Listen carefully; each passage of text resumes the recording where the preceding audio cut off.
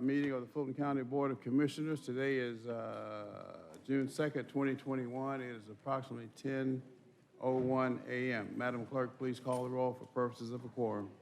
Chairman Rob Pitts. Present. Commissioner Liz Hausman. Present. Commissioner Bob Ellis.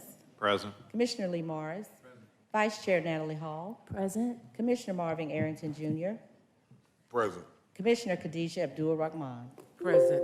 Mr. Chairman, you have a quorum. Thank you. Please rise for the invocation followed by the Pledge of Allegiance.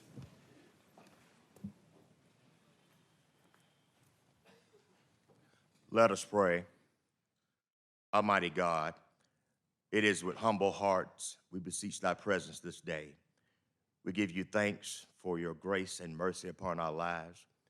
We pray now your peace and your power upon those who are gathered. Continue now, O God, to give our leaders wisdom and direction. We pray now for your peace. It is in your name that we humbly pray. Amen. Amen. I pledge allegiance to the flag of the United States of America, to the republic for which it stands, one nation under God, indivisible, with liberty and justice for all. Thank you. Continue, Madam Clerk. On page 2, consent agenda. 21-0388, adoption of the consent agenda. All matters listed on the consent agenda are considered routine by the County Commission and will be enacted by one motion. No separate discussion will take place on these items. If discussion of any consent agenda item is desired, the item will be moved to the regular meeting agenda for separate consideration. Mr. Chairman and members of the board, we have 2 amendments to today's consent agenda. On page 2, 21-0389, proclamations for spreading, recognizing Chris Nelson Appreciation Day and the Drake House Appreciation Day, sponsored by Commissioner Hausman, also will be co-sponsored by Commissioner Ellis. On page 3, 21-0393, Development Authority of Fulton County, Commissioner Morris has requested to hold his nomination of Bob Shaw to replace Thomas G. Tidwell for an unexpired district appointment to a term ending May 31st, 2023. That's it? That's it. All right, Commissioners, anything on the consent agenda? If not, I'll entertain a motion to approve the consent agenda as amended. So moved. So Second. here we have. Oh, it's already in there. Yeah, motion to approve by Commissioner Ellis, seconded by Commissioner Morris. Let's vote, please. Where's the vote? And the vote is open.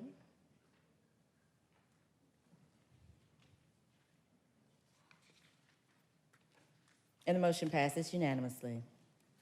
On the bottom of page 3, 21-0396, adoption of the regular meeting agenda.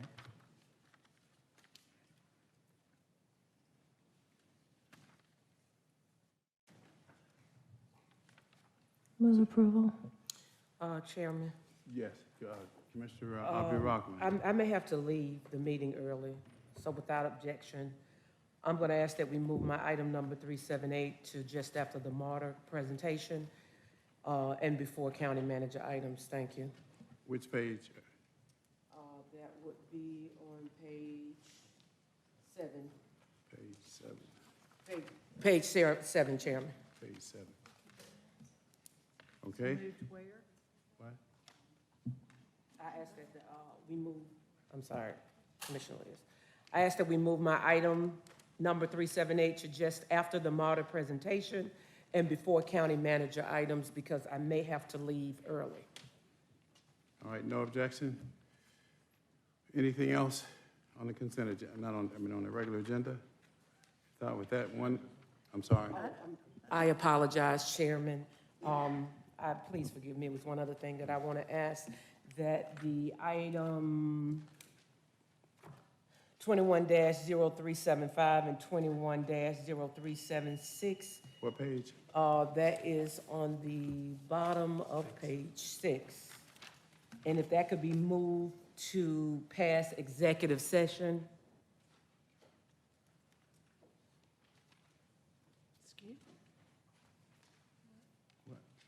I'm sorry. Because I believe we're going to, I could be wrong, but I thought we would be in executive. It's information pertaining to this that may be presented during the executive session. And so if that could be moved past the executive session, so we'll have all the information. Item 21-0375 and 21-0376. Oh, okay, I understand what you're saying. So those two items would relate to matters that we'll be discussing in executive session. So her request is that we take those up after executive session. Yes, sir. No objection. I don't have an objection to that, but I don't see a MARTA item on the agenda, and that's where I was confused as to when this was happening, the first item she asked to move.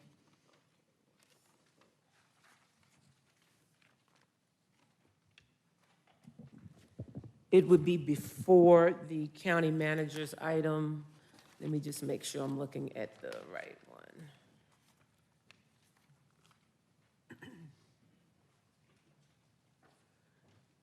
one. It would be it's before 21-0400. You're correct, Commissioner Houseman. Could we have it after the COVID update because they're relevant instead of before? What page is the COVID update on? That is the item, the county manager, 0400. That's fine, no problem. Thank you. All right, you get that, Madam Clerk? Yes, so noted. All right, any other changes? Mr. Chair, Commissioner Ellis? with approval from Commissioner Arrington, we'd like for items 210412 and 210413 to be held, so we could have further discussion related to those, which we didn't have last week. Okay, what page? These are on page 7 of 10.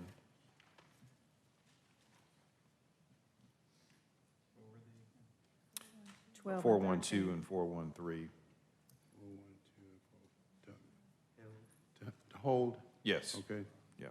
Just removed till to the next meeting, so okay, if needed. all right. Any other additions, corrections, changes? If not, I'll entertain a motion to approve the regular agenda as amended. Commissioner Hall has moved approval, seconded by Commissioner Morris. Cast your votes, please. And the vote is open.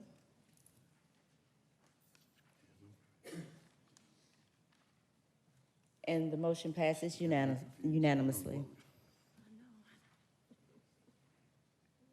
On page 4, 21-0397, ratification of minutes, regular meeting minutes, May 5th, recess meeting post-agenda minutes, May 19th, special call meeting post-agenda minutes, May 27th, 2021. Move approval. All right, motion is to approve by Commissioner Hall, seconded by Commissioner Houseman. Cast your vote, please. And the vote is open.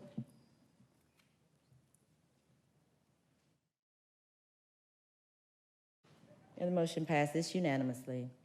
21-0398, presentation of proclamations and certificates.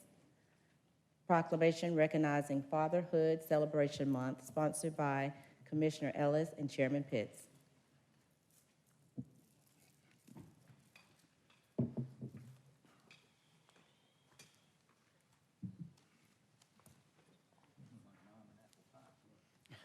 Yeah, why do we have Motherhood Appreciation Month?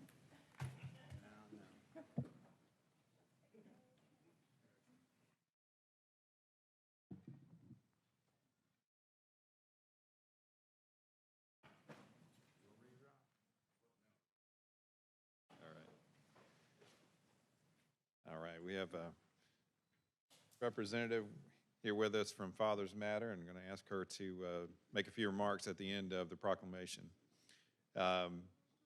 Whereas the Morehouse School of Medicine Prevention Research Center, in partnership with state agencies and various community stakeholders, have teamed up to mobilize fatherhood in Georgia. And whereas research demonstrates that children who have an involved father are more likely to be emotionally secure, physically healthy, have success in social skills, academic performance, adult careers, and employment goals. and involvement of fathers in the lives of their partners decreases maternal stress and reduces maternal morbidity and mortality. And whereas with fathers actively engaged, children are less vulnerable to the risk of childhood poverty, abuse and neglect, mental illness, juvenile delinquency, youth sexual activity, teenage pregnancy, substance abuse, incarceration, violence, and failure to complete high school.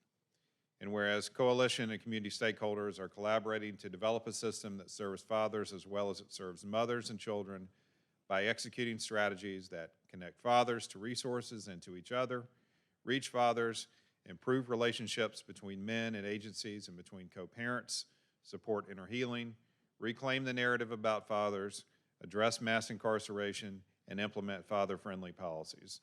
Now, therefore, be it resolved that the Fulton County Board of Commissioners recognizes the positive impact of all active and present fathers and commends their contributions to their children and families, and does hereby proclaim the month of June 2021 as Fatherhood Celebration Month in Fulton County, Georgia.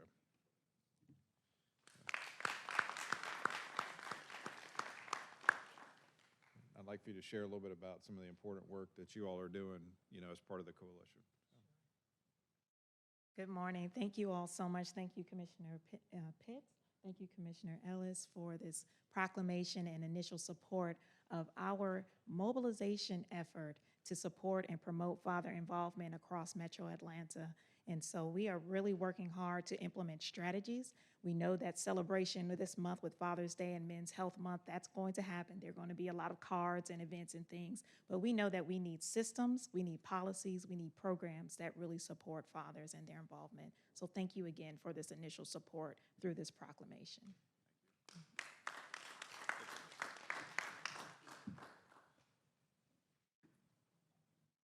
I'm sorry, I'm new to this.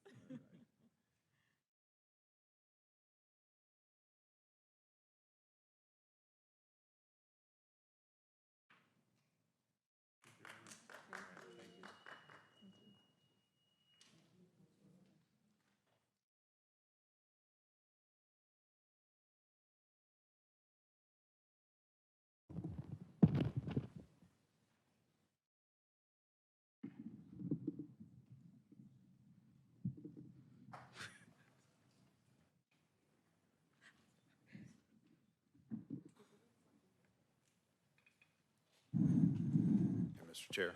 Yes, sir. Just a point of privilege where everybody's coming back to their seats.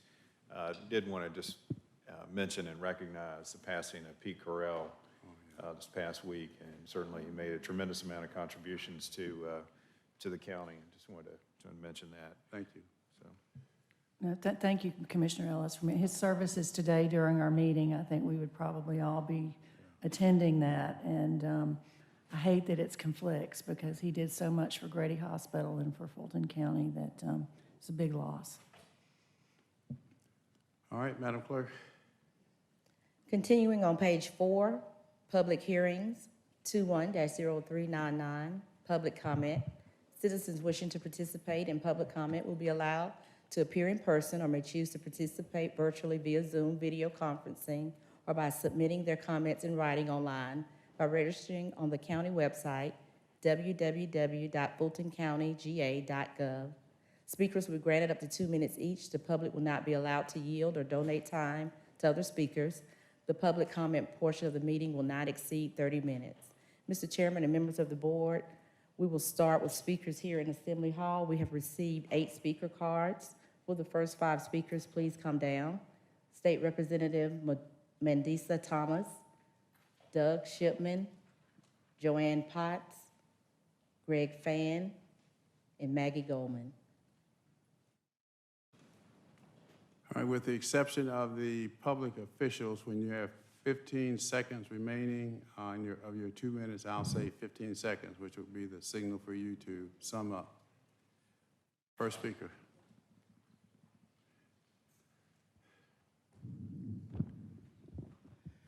Good morning. Greetings. I'm State Representative Mandisha Thomas, and I am here in support of Commissioner Khadijah's American Rescue Plan Act. I represent the 65th District, which includes 5 of the 8 cities in Fulton or South Fulton County. which Commissioner Khadijah represents as well, so we share the same constituents. $32 million in mortgage and rental assistance. At least 60% of residents in the 65th District are homeowners, and at least 20% of those are homeowners that are struggling to keep their homes because of variables of the pandemic. $10 million for grants to small businesses. Georgia has been dubbed the entrepreneur state and the #1 state to do business in. How can we hold this title if we don't adopt Commissioner Khadijah's plan? There are over 5,000 small business owners in South Fulton that seek resources and equipment. We need Commissioner Khadijah's plan. Thank you.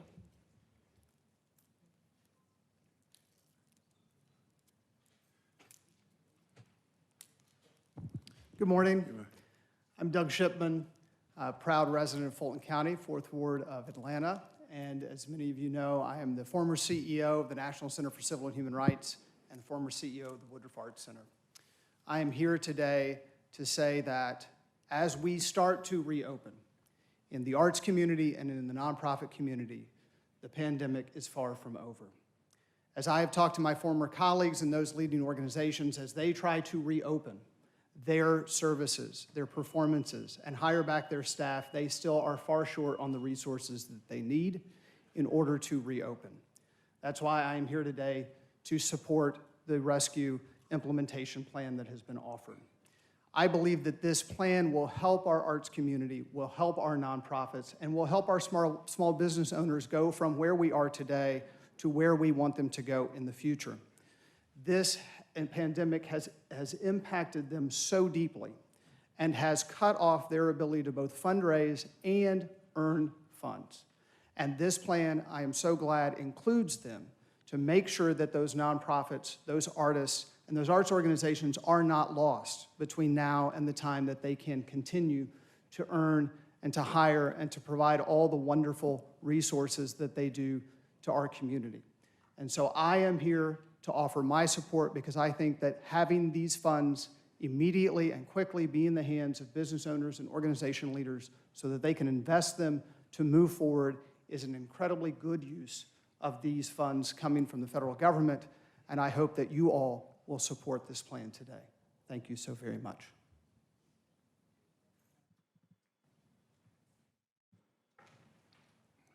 Good morning, Commissioners. I am Joanna Potts. I am a lifelong resident of Fulton County and a constituent of the mighty 6th District.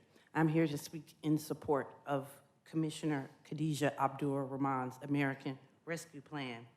This plan addresses small business rescue. We have had some distributions of funds in our state, in our city, in our county for rental assistance, but this plan brings assistance and rescue for mortgages that have been behind during the pandemic and brings relief there. This plan rescues jobs, and most importantly, this plan includes a one-time $3,000 payment for every single Fulton County employee who stood in their jobs as essential employees and kept this county and this state moving. I am 100% in support, and I ask all of you commissioners to please support Commissioner Khadijah Abdul-Rahman's American Rescue Plan. Thank you.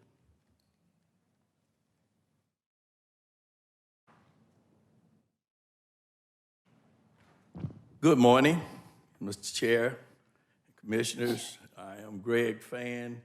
I am the president of the South Fulton Ministerial Alliance. I am also the chairman of the board of the Voter Empowerment Collaborative, founded by the late Reverend Albert E. Love. And I have with me today the executive director of the Atlanta North Georgia Labor Council, Ms. Sandra Williams. We're here in support of the resolution that I talked about last time that Commissioner Khadijah Abdul-Rahman is proposing.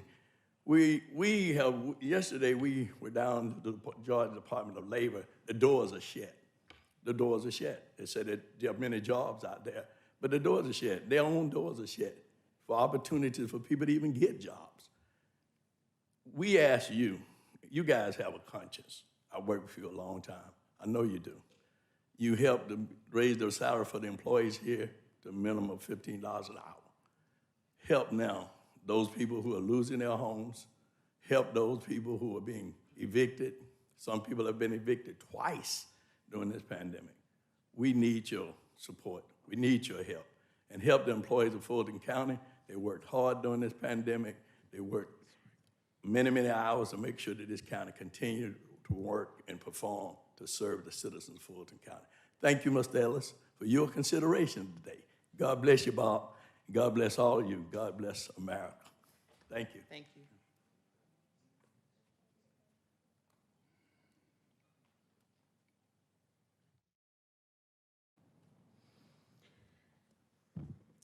My name is Maggie Goldman. I'm a resident in Johns Creek in District 1. I'm offering my support for the resolution today that will begin implementation of the resolution that provides Fulton citizens with a piece of the American Rescue Plan dollars coming to Fulton County. I heard at the last meeting when a staff member of the Tax Commissioner's Office explained how hard they had to work during COVID and the risks they had to take and how long they did not qualify for the bonus allotted to public safety personnel. We need to honor our Fulton County staff who put themselves at risk last year by offering the countywide bonuses of $3,000 as Commissioner Abdurrahman has proposed in her American Rescue Plan. In fact, the DeKalb County Commission has introduced and will pass similar bonuses of $2,000 to $3,000 for all of their staff. Fulton usually leads the way in Metro Atlanta, and we should at least be able to match or exceed DeKalb's policies. We also need to make sure we are keeping competitive with DeKalb to retain our personnel. In April, the Commission passed a resolution against SB 202 where there was a report from the county attorney due back in 30 days detailing any legal action the Commission can take against SB 202 to protect Fulton voters. Please make this report available to the public.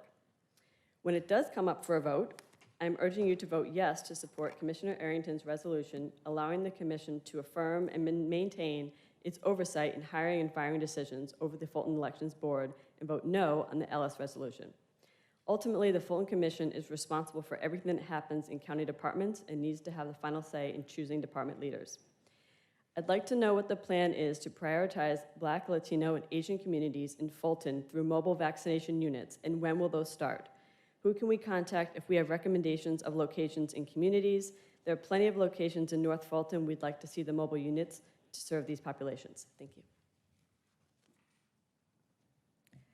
Last three speakers, please come down in Assembly Hall. Julian Benet, Malika Rahman, and Stella Mora. Good morning, Mr. Chair and Commissioners. My name's Julian Benet. I expect you're all aware of the information request that I spearheaded with a number of fellow public-minded activists to find out what Development Authority of Fulton County does with all the fees that they earn from the tax breaks that they unnecessarily give at the cost of Atlanta schools and Atlanta City and your funds. I'm here partly because on your agenda you had an item to put former board chair Shaw back onto the board. That's inappropriate in view of what we discovered of how he was using the per diems to pad his bank account. I'm here also to ask you, though, that it goes much deeper than that. There's a huge conflict of interest when board members are able to pay themselves in the way that the newspaper and the Channel 2 have revealed yesterday evening. Huge conflict of interest. In addition, these board members have now voted themselves slush funds, $25,000 apiece, to spend, which is again an inducement to rubber stamp, as they do pretty much every tax break that developers bring to them. Now, I know some of you think that that's just great. 15 seconds. But we don't. The public is outraged. There are 11 things that we think this board should do, and I'd like to leave a list with you. Thank you very much.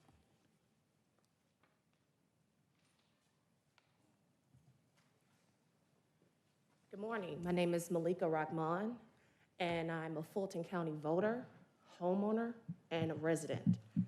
And I'm not very happy right now because there is money to help my community, to help me. You all are dragging it and delaying it for whatever reason, I don't know. Commissioner Arrington, will you be leaving early again today? Because people in your community who look just like you are waiting for help. Small business owners are waiting for help. Homeowners are waiting for help. And it don't go just for him, it goes for everybody sitting on this board. Your community needs help. There are people who have been ravaged by this pandemic.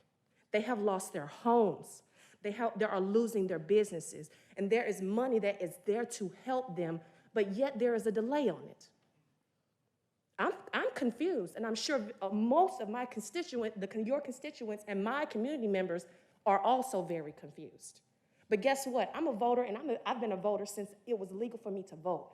So I will make sure that I remember who helped and who did not help this community that is being torn apart by a pandemic. Thank you very much.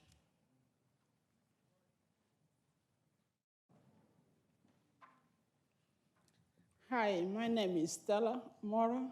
I work for the Tax Commissioner's Office. I'm here on behalf of the Tax Commissioner employees. On March of last year, 13th of last year, the county was closed. 3 weeks after that, we were called back to come back to work because we are essential employees. When we come back, we were all collecting almost 80% of Fulton County's revenues, and every one of you know that. While we were back, my co-workers, some of us, we were here, we didn't know how serious the pandemic was, but we all catch the disease. I personally catch the disease in this office while working, while some employees were at home. When I catch that disease, I almost died. But luckily, I survived. And we were promised that they're going to give us the money, but we have not seen anything. Please, commissioners, look at the tax commissioner's office. I don't know the relationship you all have with the tax commissioner himself, which over the years was not bad, but the employees need you all. We need to be paid. We know how much we collected. I personally know how much Fulton County collected the past 1 year. And you know how I know? Because I'm the one that writes it down. Before the money goes to the bank, I know how much is going back. This morning, I know how much we are collecting. I know how much going to the bank. That money needs to be paid to the tax commissioner's office. 15 seconds. Here. 15 seconds. Thank you very much. No further speakers in Assembly Hall. Next set of speakers are virtual. Madam, where? North or south? Can you hear me out there?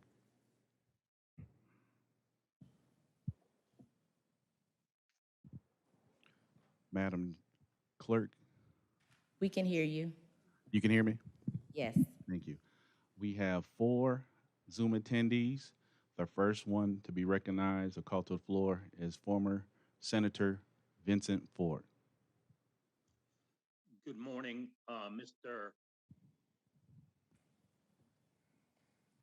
Good morning, Mr. Chair, members of the commission. I'm sorry, can you hear me? We Yes. can hear you. Yes, sir, Senator. Okay. All right, thank you. Mr. Chair, members of the commission, I want to talk this morning about the Fulton County Development Authority. There are 2 issues I think that are relevant, most relevant when we're talking about the authority. One is the tax breaks, which produce gentrification in our community. And the second element, which is related, is the conflicts of interest that abound at the Development Authority. Several board members and the CEO have been putting money in their own pockets for rubber stamping almost every break that developers request. Board members' per diems are running as high as $56,000 a year. Lucrative contracts with firms where a board member works. An extraordinarily high salary for the head of a 5-person rubber stamp outfit. These are serious conflicts of interest. We can see why the board and CEO would okay almost all developer breaks that come to them. I am glad to see that Mr. Shaw's reappointment was put on hold.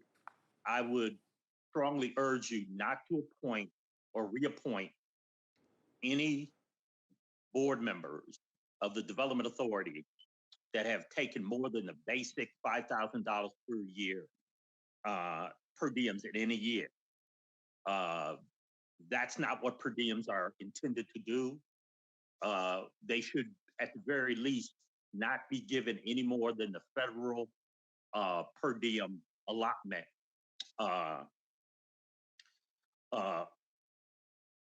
The Fulton County Development Authority CEO and staff should file, and this is very important, file financial disclosures at least as rigorous as, for example, MPU members in the city of Atlanta have to file. That's very important in order to identify conflicts of interest. And I will just end by saying that there is no other local development authority that pays per diem to its board members. Instruct the authority to stop paying these per diems, or if they do pay them, they should be at the federal level or limited to the $5,000 that was discussed before. Thank you, Mr. Chair, members of the commission. Thank you, Senator. Mr. Chair, the floor recognizes Mr. Benjamin Howard. Thank you. Greetings, commissioners and staff, and special greetings to you citizens and voters of Fulton County who are watching and are listening to your county government in action. Ben Howard, Senior Advocate, Public Policy Analyst. The Commission on Elder Affairs, COEA, meets again a week from Friday, June 11th at 12:30 p.m.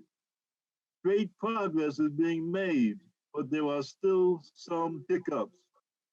The accepted definition of legal notification of COEA meetings misses thousands of senior citizens and is too narrow for us to ever reach an acceptable plateau of citizen participation in elder affairs.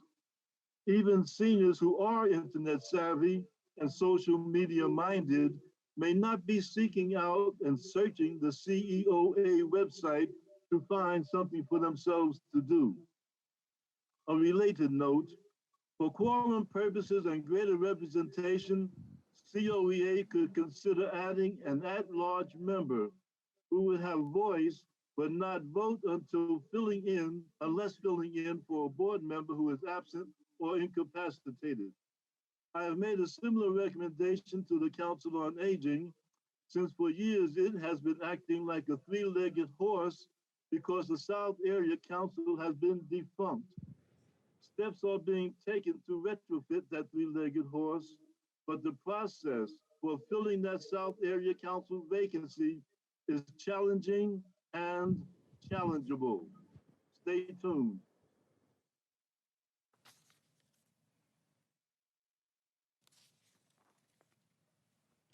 Mr. Chair, the floor recognizes Bridget Thorne. Hello, Commissioners. This is Bridget. Commissioner Arrington, I'm not a Trumpican. I resent your attacking comments at the last meeting. Commissioner Abdurrahman, I'm not against Happy Faces Temp Agency because they're a minority-owned firm. I am actually a minority. I'm simply a citizen who wants voter integrity. If you support strangers running our elections, then sure, renew that Happy Faces contract. If you don't want election integrity, then sure, renew Happy Faces. Go ahead and go against SOS Auditor's report and keep having strangers working our elections. Happy Faces employees were used in all areas of our elections. They're used for 100% early voting, signature verification, absentee ballot processing and adjudication, drop box pickup, warehousing. They are not stakeholders in our community. They don't care. Based on my experience, they are unqualified and poor workers. Right now, just a very small percentage of civil-minded citizens are involved in our elections on election day only, and only in our precincts. A normal person can't contact Happy Faces and get to work our elections. They won't return your call. You have to contact Megan or Lindsay. They are screened. So who is deciding who handles our precious ballots? Our ballots are our votes. I understand Nadine Williams used to be in charge of early voting. She would simply call Happy Faces and request how many workers she needs. Easy. Now she's been promoted to elections director, and of course she is taking the easy route. Well, the easy route is not the best route. We need people who live in our community and want to engage in our community running our elections. It is time Fulton County Elections had their own staffing hiring department. It would save the county millions of dollars every year. It would engage the community, and it will bring trust in our elections. If this cannot be done, you need to support the BRE's decision to fire Richard Barron. We need new leadership. And by the way, Ms. Hall, I'm still waiting on that proof that you have to support your decision to overrule the board's decision. Thank you. Mr. Chair, Madam Clerk, our last attendee is Fuluk Nunn, and I apologize if I mispronounced the first name. Good morning. My name is Faluke Nunn. I'm a community organizer and a resident of East Point in District 5. I would like to also comment on the report that recently came out exposing how Development Authority board members have been giving themselves generous compensation while granting wealthy development firms millions in unnecessary tax breaks. This is clear and obvious corruption, and it's hurting the people of Fulton County. I'm concerned about this not only as a Fulton County resident, but also as someone who works with individuals who are at risk of losing their housing. Less tax money often means less money for housing subsidies, and right now, tens of thousands of Fulton County residents are still struggling to catch up on rent that they owe as a result of losing work during the pandemic. So I asked that the commission take charge of the $8 million that the Development Authority currently has in its bank account and use that money, which again was earned from hundreds of millions in tax giveaways that they've been granting to developers, and put them toward a fund to eliminate rent debt in Fulton County. And finally, I would also like to ask the commission to not reappoint Robert Shaw, who presided over this corruption as the Development Authority board chair from 2002 to last fall, and who has received over $90,000 in payments since the beginning of 2019. Thank you. Mr. Chairman and members of the board, we have one more virtual public comment. This will be from the Honorable Ambassador Andrew Young, former mayor of Atlanta.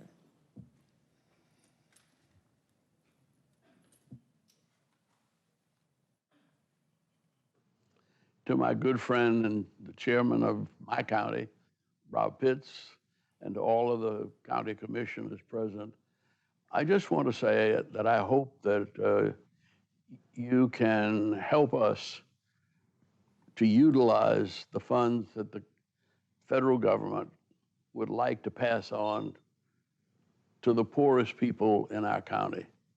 And I think that when we find out who has the need for home mortgage and rental assistance, when we find out who is it that has small businesses where they've had to close them down and haven't been able to find enough employees, that this will give them the kind of jump start that they need to get back into business. There's a payment of about $3,000 for all eligible county employees. And I know you know how to make use of that. But the grants and job training that goes through the nonprofit agencies in the county, we've got some good nonprofit agencies.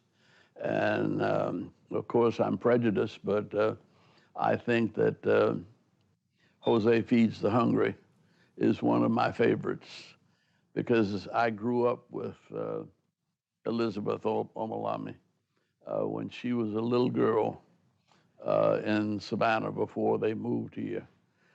But the fact that they have kept feeding the hungry throughout these years and have done the work that they've done to keep people in a somewhat civil condition is a blessing to all of us. And so I hope that you will recognize the importance of this legislation and give it a positive vote. And God bless you. In fact, God will bless you if you keep blessing others with his blessing.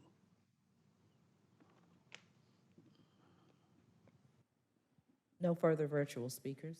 Okay. So I've been informed that we have 175 written comments. If you do the math, it's about 350 minutes. Assuming everybody takes 2 minutes, that'll be about 5 or 6 hours. Now, at the last meeting, I suggested that until such time as we come up with how we want to handle written comments, that we would hear from everyone. But I think today, speaks to the fact that we do need to come up with a some way of handling, because this all came about because of COVID. And no one wants to deny the public the opportunity to be heard. And I'd ask Commissioner Arrington to give some thought to how we should proceed. And I've had my staff look at it. We've got about 4 or 5 options, but we've not had an opportunity to discuss how we want to proceed. But I think that at some point, we're going to have to make a decision. And again, I want to make it crystal clear, no one wants to deny the public an opportunity to be heard, but to sit here and listen to 5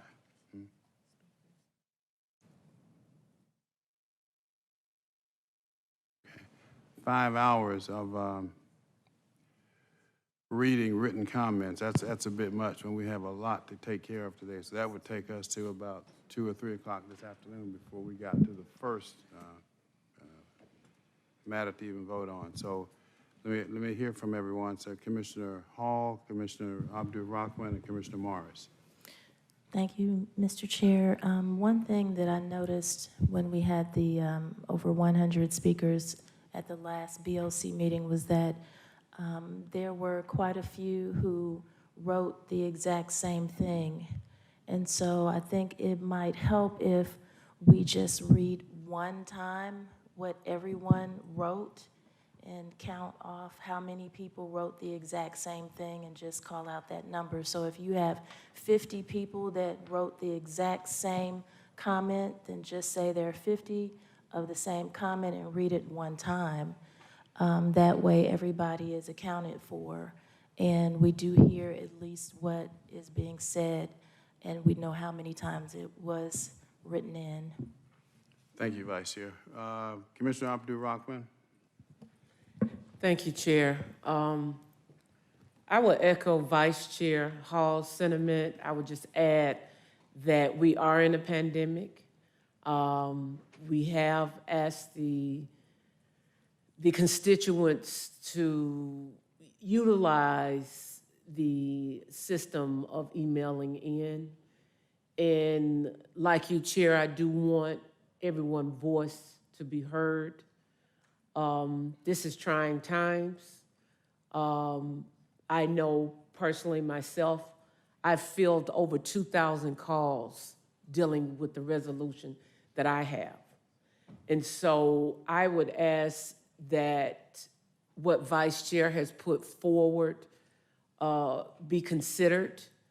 But at the end of the day, we have a very pressing and very important issues that the constituents of Fulton County need to know that we respect their voice, because ultimately they are our bosses. That's who we answer to, the constituents. And so whatever we need to do to work it out, this is trying times. I know that is a lot of public comments, but I also know we're in the middle of a pandemic. We may not be at the height, but some people just cannot come in. So I would hope we would try to find, as a body, a happy medium to make sure that the constituents of Fulton County are heard. Thank you, Chair. Commissioner Morris, followed by Commissioner Arrington. Yeah, I don't want to belabor the point. I agree with the Vice Chair and with Commissioner Abdur-Rahman. I think today we haven't changed the rules, and we probably need to hear from folks, but certainly when people send out suggested text for emails, which happens an awful lot, it would make a lot of sense today for it to be read one time with the names of those who've sent it mentioned as well. And in the future, I serve on a number, like all of us, I serve on a number of boards and requiring public comment, and when they're emailed in, they are simply posted on the website of that board and made public that way, and so the public comment is shared and made public. But I don't think the email comments will stop when the pandemic is over. I think people are used to that now, and they're going to continue to send them. So it's not something that's going to go away. We're going to have to adopt some new rules about it. And my suggestion would be that we just post them on our website when they come in and do it that way. Commissioner Arrington.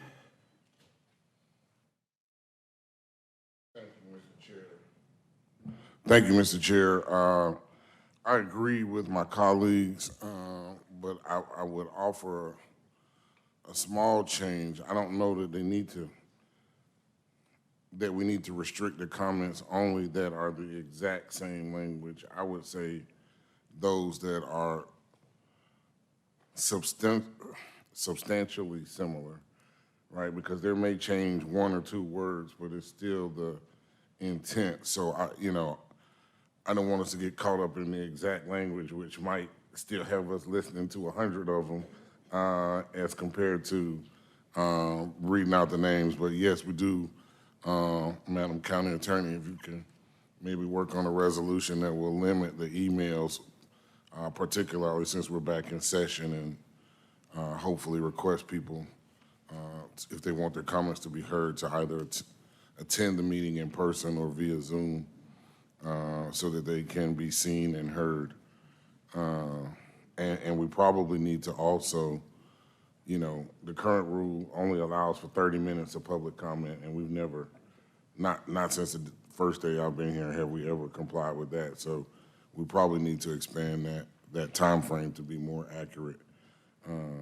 At least 2 hours probably is what we need in there, or up to 2 hours.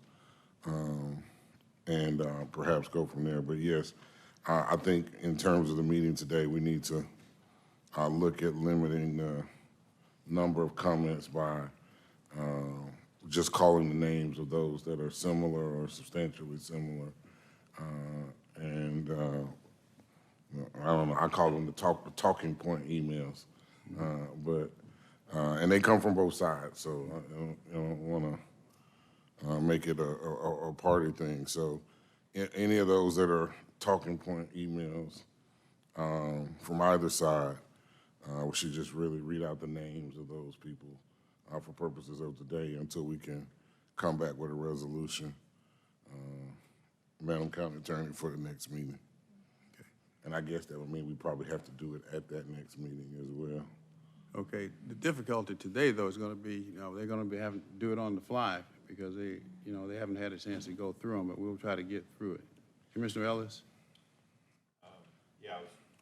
I was just going to indicate that we'd not had anything set before this, and the expectation from the folks is that they were going to be heard. So I would, not really, might not like the time, but I would sort of just say, let it be read. That's kind of where I stand today.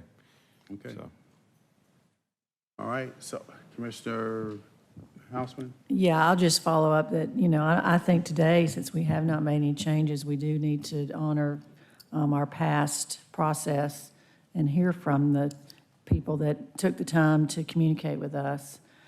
But we can't continue to spend 4 hours during our business meetings in this area and get anything done up for the citizens that we serve. We can't allocate resources to help folks in need if we don't have the time to do so. And so, while I agree that we have to do it today because we have not made proper changes, we must address this before the next meeting in order to have clear communication to the public about what we can do with our limited time that we have to meet every month so that we can do the job we need to do to help folks in our community. Anyone else? All right, Mr. Carver? I'm sorry, Mr. Ellis? Commissioner Ellis? I do think that there are, the use of paraphrase and that sort of stuff, is acceptable. And I mean, one thing I'd just point that we do have people, when people have come down and speak at the podium, many times they are repeating the same thing as well. So it's kind of, which one are you going to say?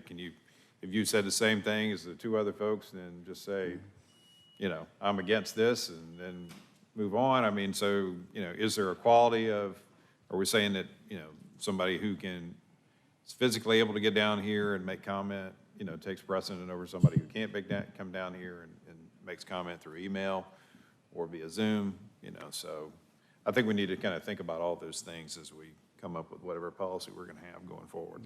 Ms. Corbett, do you want to be heard? Oh, thank you, Mr. Chairman. I just want to make sure we're giving clear direction to my team that is reading the comments. So what I think I heard is that you do wish to at least hear the name of every person who has submitted a comment. If the person's comments are substantially the same, would you like us to simply summarize that or to read the entire comment? Well, I think today, since we haven't made a change, just read the. Okay, thank you. They are prepared to do that. Ms. Waller and Mr. Carver will alternate the comments and read them verbatim. Thank you. Yes.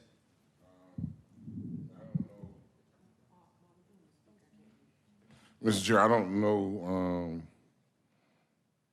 I guess what's proper or not, but I just heard 4 commissioners say one thing, so I guess I need to make a motion that we limit the comments today so that only the names of the people, so that the comments that are similar or substantially similar, we can only hear the names of those people so that we can get on with the business of the people. And so I guess I'll make that motion. Well, I don't think there's any objection to the extent that they can determine, And I don't know, it might be worth 5 or 10 minutes to give them the opportunity to go through it rather than the 6 hours.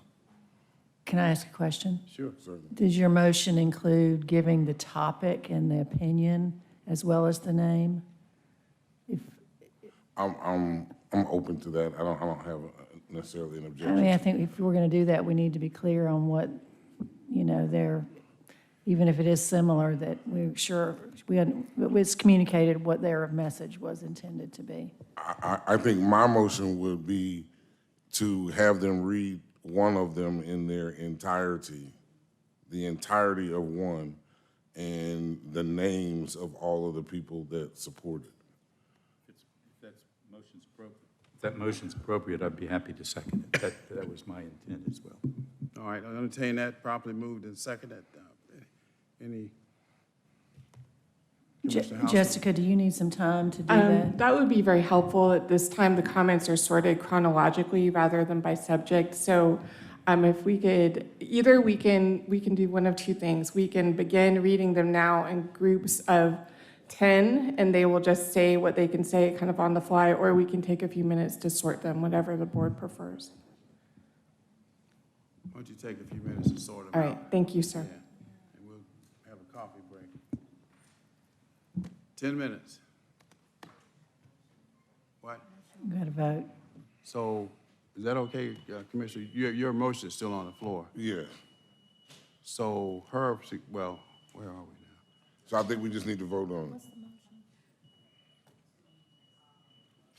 Substantially, those that are substantially similar, just read one in its entirety and list how many, and call the names of those who who were saying the same, Yes. same thing, okay? Yeah. And they're gonna try to sort that out now.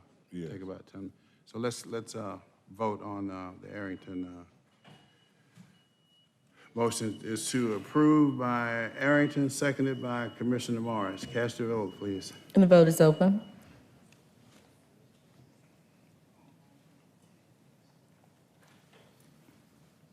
And the motion passes, 6 yeas, 1 nay. All right, 10 minutes. We take a recess for 10 minutes while they are sort through.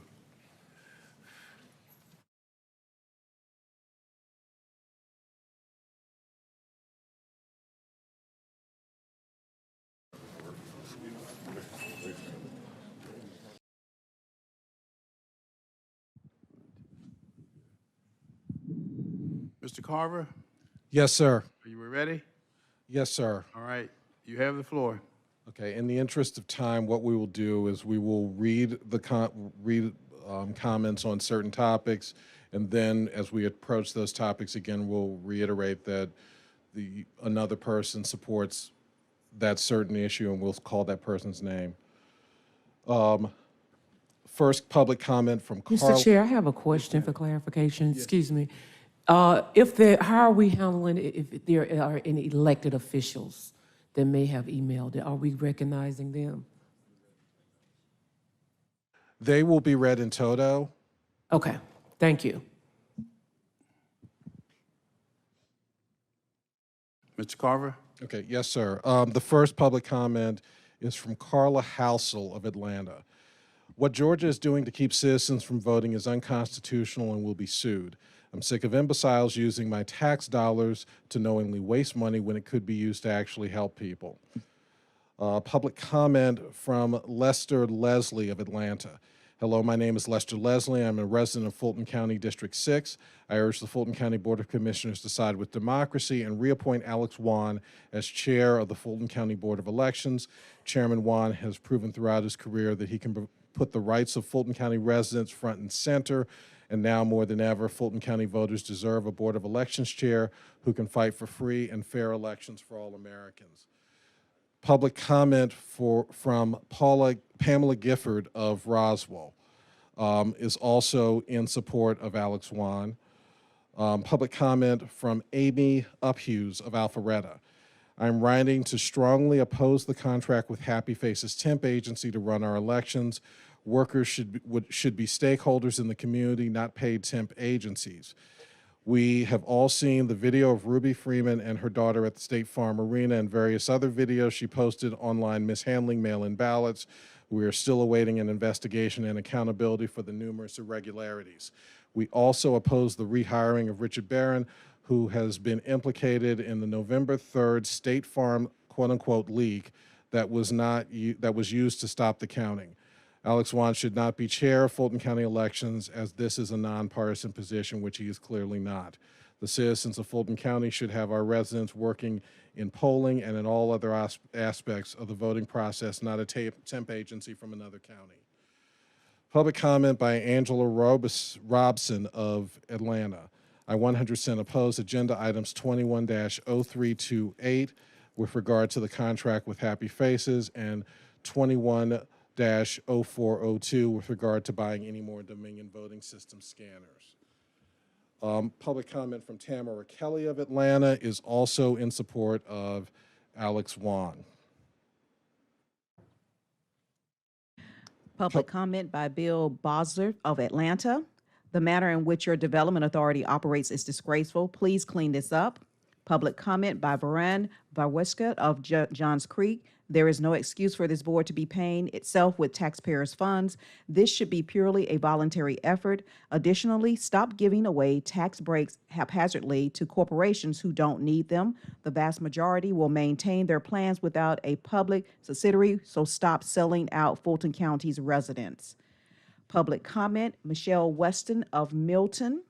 Ms. Weston is in support of Alex Wan being reappointed to the Board of Registration and Elections.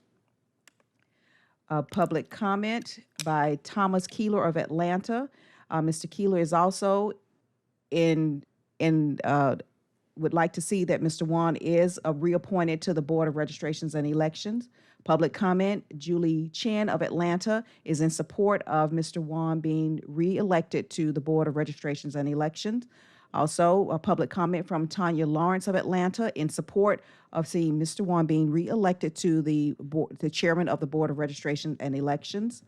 A public comment from Matt Rawinski, Fulton County BOC meeting. There are two items that should not be adopted. Item 21-0328 regarding the statewide contract with Happy Faces Personnel Group should absolutely be denied. This is not an appropriate or responsible use of taxpayers' dollars. Anyone familiar with these temporary workers understand they're lacking in quality work. Many aren't from Georgia, and they are grossly undereducated in an election process in Georgia, not to mention why we are willing to grant them a contract of almost $8 million when it's not even a major election year. This would be,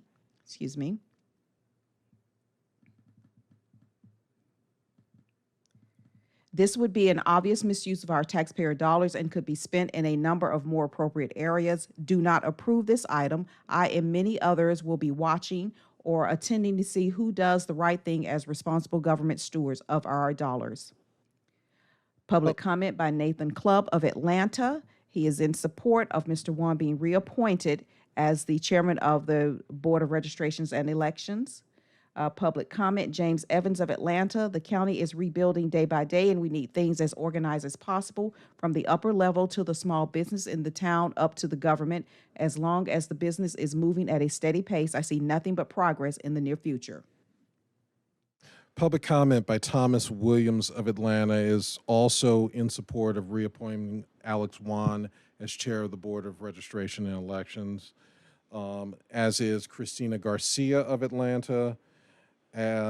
Public comment by Grant Gandy of Atlanta. I'm deeply concerned about excessive per diems and fees for signing documents given to Fulton Development Authority board members for their job of rubber stamping giveaways to real estate developers with questionable benefits.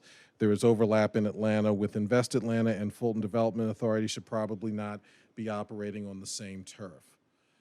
Another public comment in support of Alex Wan is from Lauren Dye of Atlanta, as is Valerie Vantwerp of Atlanta. Public comment by Louisa Offit of Atlanta is also regarding the Fulton County Development Authority. Public comment from Meredith Randall of Milton is in support of Alex Wan as well.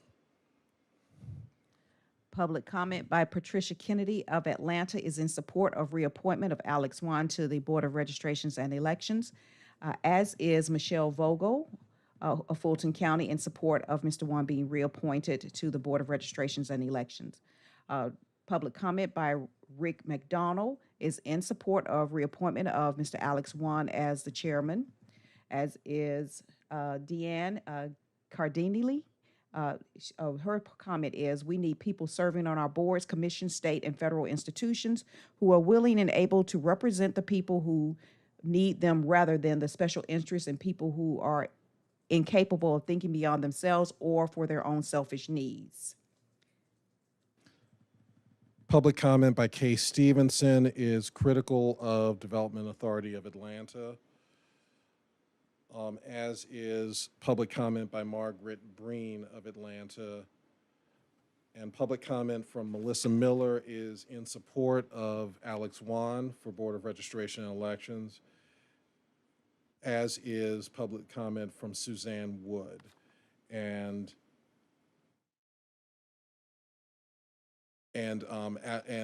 Shoban Gilchrist. I apologize for the pronunciation. Public comment by Stephanie Coffin. I am outraged about the spending of government money for the projects in Atlanta that don't need the millions that are throwing their way. Please stop. Further horrified that you, Commissioner, and your supporters are making a big buck off the deals. Please stop. We will vote you out. This is shameless profiteering off the people's back with money when there are so many needs to really help our people in Atlanta who really need it. So now we have your names and the amounts of money that are being placed out there. Public comment by John Martin.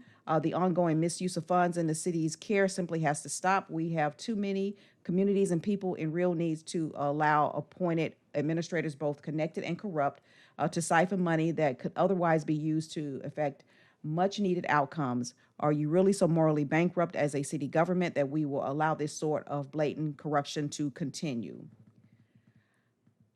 Public comment by John Wolfinger. Please do not reappoint Bob Shaw of the DAFC board. The giveaways to the well-heeled developers must stop now in the city of Atlanta, especially in hot areas such as Midtown, Old Fourth Ward, and Summer Hill. In this time of COVID-affected budgets for the city of Atlanta and APS dollars that are going into developers' pockets need to be directed back to our local governments.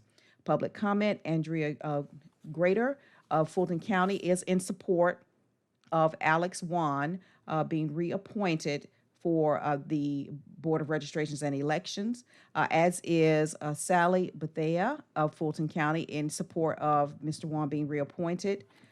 Also, Paul Bloister. It is time for elected commissioners to get some control over the DAFC. Replacing current board members is the most efficient way you can do that. Public comment by Will Pollack is also in support of Alex Wan's reappointment, as is Molly Silverman. Public comment by Lori Carbone of Johns Creek. Local people should be working our elections. I do not want anyone outside my area working the polls. Do not use happy faces. Local people will ensure election integrity. Public comment by Sharon Ferguson is also critical of DAFC.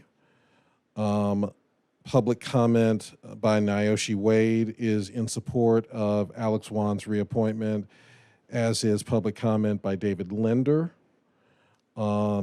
as is Angela Edmond and Gary Reynolds. Dr. Henry Kahn would like to express his feelings about the Development Authority of Fulton County. It says over many years he has lived and paid taxes, and he gradually realizes that much of the intense development in Fulton County came through tax abatements. These benefits and related incentives went from public budget into the pockets of private investors, and he is in favor of developments which ease the burdens of many less fortunate neighborhoods. Public comment, Gail Schoister from Fulton County is in support of reappointment of Alex Wan, as is Ellen Gable is in support of Alex Wan being reappointed to the Board of Registrations and Elections. Public comment by John Martin is critical of the Development Authority of Fulton County Board.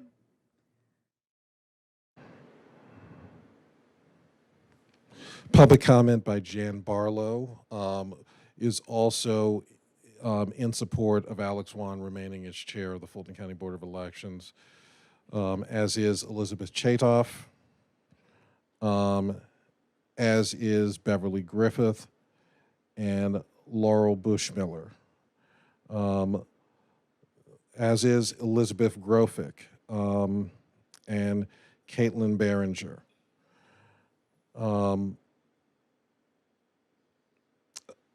Public comment by Lynn Sinclair is also in support of Alex Wan's reappointment to the Elections Board. Public comment by Andrea McCavitt is regarding happy faces not being retained by the county. Public comment by Lori Walker is in support of Alex Wan's reappointment. Public comment by Carol Nemo. My family and I have lived in Fulton County over 50 years and is distressed that the commission is considering not reappointing Mr. Wan. She is in support of his reappointment to the Board of Registration and Elections. Public comment, Jody Manbash is also in support of the reappointment of Mr. Alex Wan, as is Mr. Howard Kaplan of Fulton County, and Mr. Jason Edgecombe, also in support of Mr. Wan's reappointment, as is Ms. Ashley Fields of Fulton County, and Ms. Jenna Mobley, also in support of Mr. Wan's reappointment, as is Ms. Emma McMullen of Fulton County, and Jenna Seagraves, all in support of Mr. Wan's reappointment, as is Ms. Odessa Hooker, who is also in support of the reappointment of Mr. Wan, as is Tess Bismal of Fulton County. And public comment from Lee Campbell Taylor, also in support of Mr. Wan's reappointment to the Board of Registrations and Election as the chair, as is Elizabeth Stapleton and Candace Chan, as well as Laurie Felder and Gwen Kaminsky. Public comment by Amanda Mickelson is also in support of reappointing Alex Wan as chair of the Board of Elections, as is Patricia Flum of Atlanta and Ryan Oliver of Atlanta, also in support of Alex Wan, as is Damian Denson and Patty Nathan. Public comment from Blake McGee is in support of Alex Wan's reappointment, as is Sandra Gaines Wood. Public comment, Robert Iswell, also in support of reappointing Mr. Wan to the Board of Registrations and Elections, as is Geraldine Jordan of Fulton County, and Corey Bryant Habib, also in support of the reappointment of Mr. Wan. Public comment from Walton Harrison Reeves. Blows my mind that we have to say this Democratic that touts itself the free of the land. We must have free and fair elections so that we have a responsive government. Public comment by Keith Berman is in support of Mr. Wan's reelection to the Board of Registrations and Election, as is Marjorie Offersoff, as is Pamela Powell in support of Mr. Wan's reappointment, as is Rebecca Good of Fulton County, and Gloria Fanfare, also of Fulton County, in support of Mr. Wan's reappointment to the Board of Registration and Election, as is Robert Hahn, as well as Laurel McKee, and Lisa Habib, as well as Jenny Streeter, all in support of Mr. Wan's reappointment. Public comment from Lane Barr is also in support of the reappointment of Alex Wan to the Board of Elections, as is Milton Walker, as is Emily Hearn. Public comment from Elizabeth Merchant is also another one in support of Alex Wan to be reappointed to the Elections Board, as is Andrew Fialco, as is Laura Broyles. Public comment, Misty Bochi, also in support of Mr. Wan's reappointment, as is Scott Grisendanner in support of Mr. Wan's reappointment to the Board of Registrations and Elections, as is Tiffany Joel and Robert Steenberg, as well as Kristen Lindsay and Ms. Karen Jones of Fulton County. Public comment from Marcy King. My name is Marcy King. I live in Georgia since 1987 and Fulton County since 1993. I am approved monitored designee for the risk limiting audit conducted at GWCC. I signed in as a monitor on the Georgia GOP November 14, 2020. I provided an affidavit detailing my experience. We were dismissed early on the 14th. I drove home to Alpharetta and was extremely disturbed by the manner the audit was organized and the behaviors of those counting, reviewing ballots. I was so upset, I got back in my car and drove back. I entered GWCC around 4-ish. I asked a young man, where did all these ballot counters come from? He said, Happy Faces temp agency. He also said that most of them, not all of them, are members of the Democratic Party. I wouldn't let a Happy Face employee work a primary or emergency election. Thank you for listening.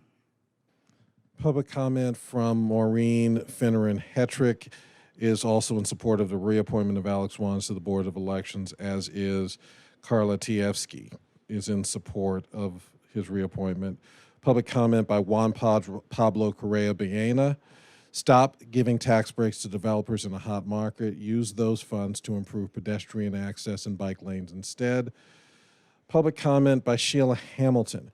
Greetings, Commissioners. I have several concerns, but standing out with me today are the following. Number one, reparations for African Americans in Georgia, but throughout the United States. As I watched TV this past weekend, getting the history of the Tulsa Race Massacre, better known as the Black Wall Street Massacre, I am forced to realize Commissioner Rockman is on point to request reparations.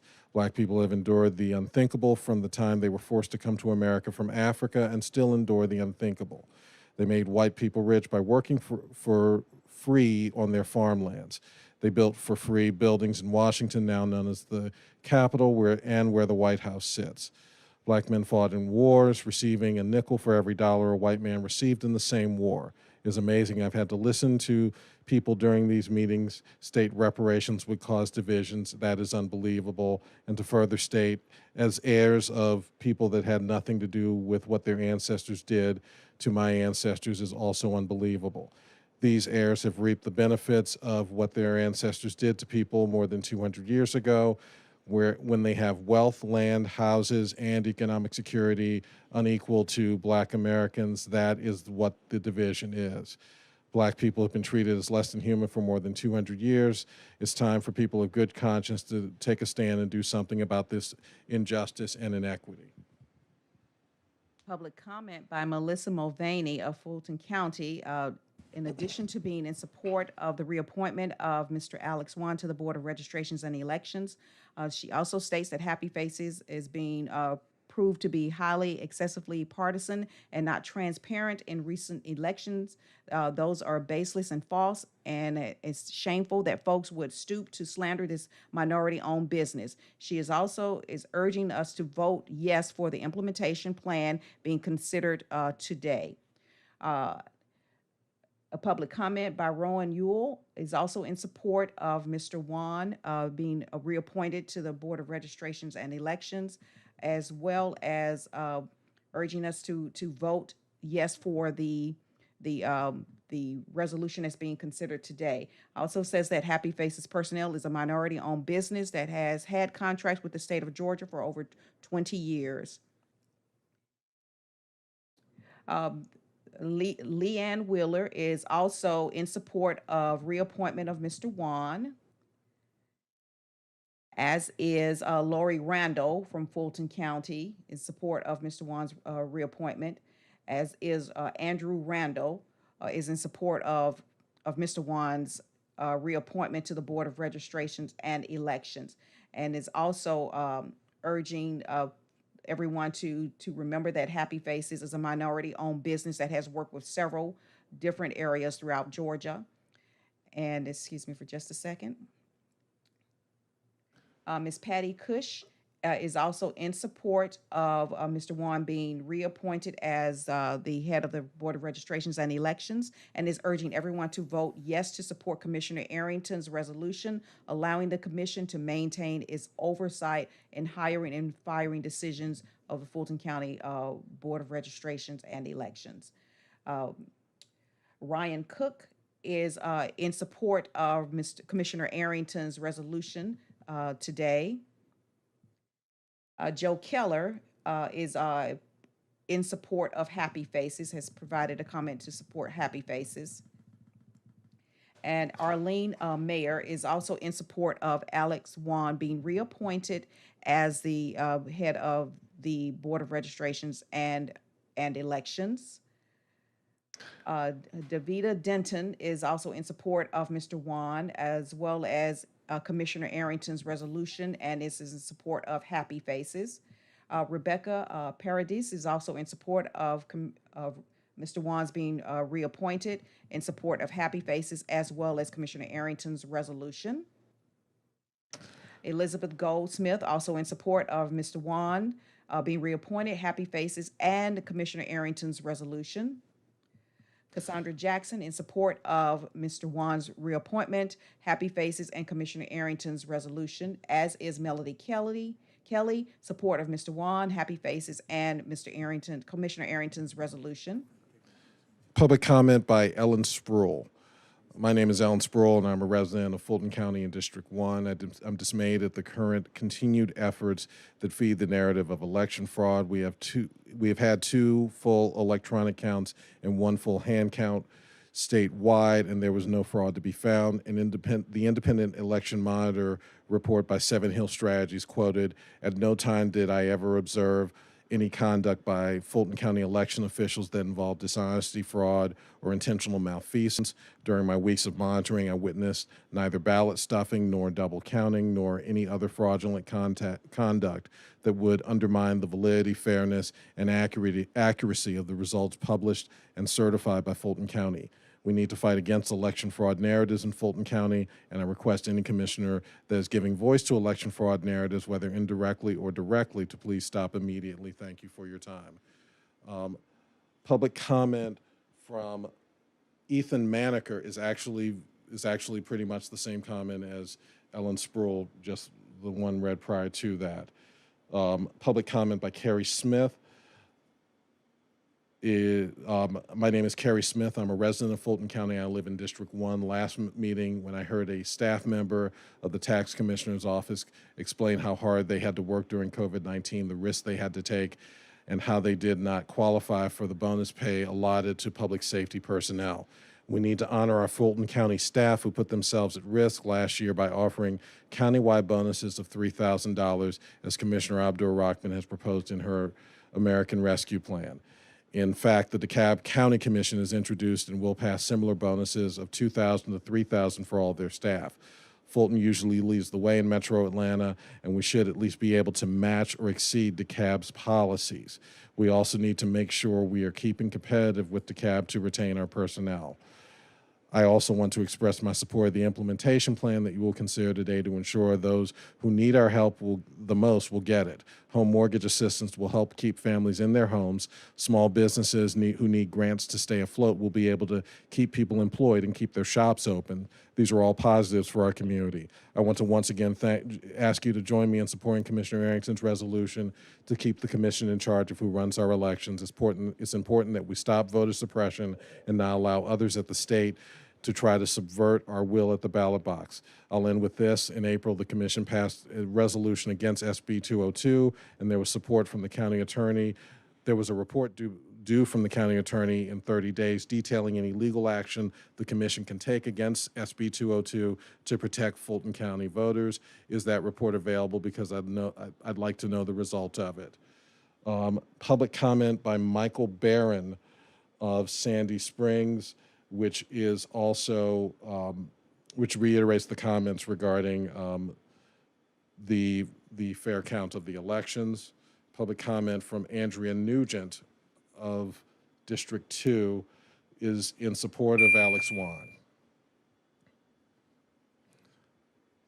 Public comment by Kate Herndon of Roswell is in support of Happy Faces personnel being retained and in support of the implementation of the American Rescue Plan. Public comment by April Shepperson of District 1 is also in support of those same 2 issues. Public comment by James Hervey of District 1 is in support of the reappointment of Alex Wan as chairman of the Board of Registration and Elections. Public comment by Susan Lynn Mahalik of Roswell. My name is Susan Lynn Mahalik. I am a resident and a small business owner in Roswell's District 2. I would like to begin by first asking that the report required in the resolution against SB 202 be made public, and she reiterates the comments heard earlier regarding the election reports and SB 202.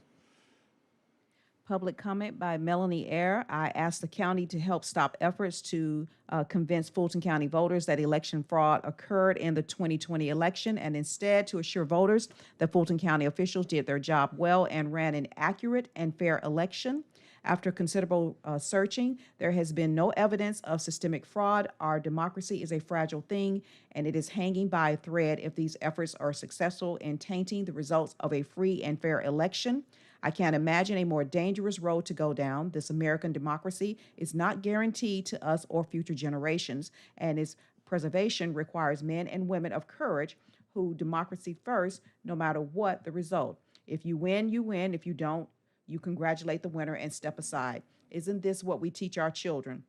I hope each commissioner will take this opportunity to be the leader and elect him or her to speak the truth, even if unpopular, and uphold our democratic system.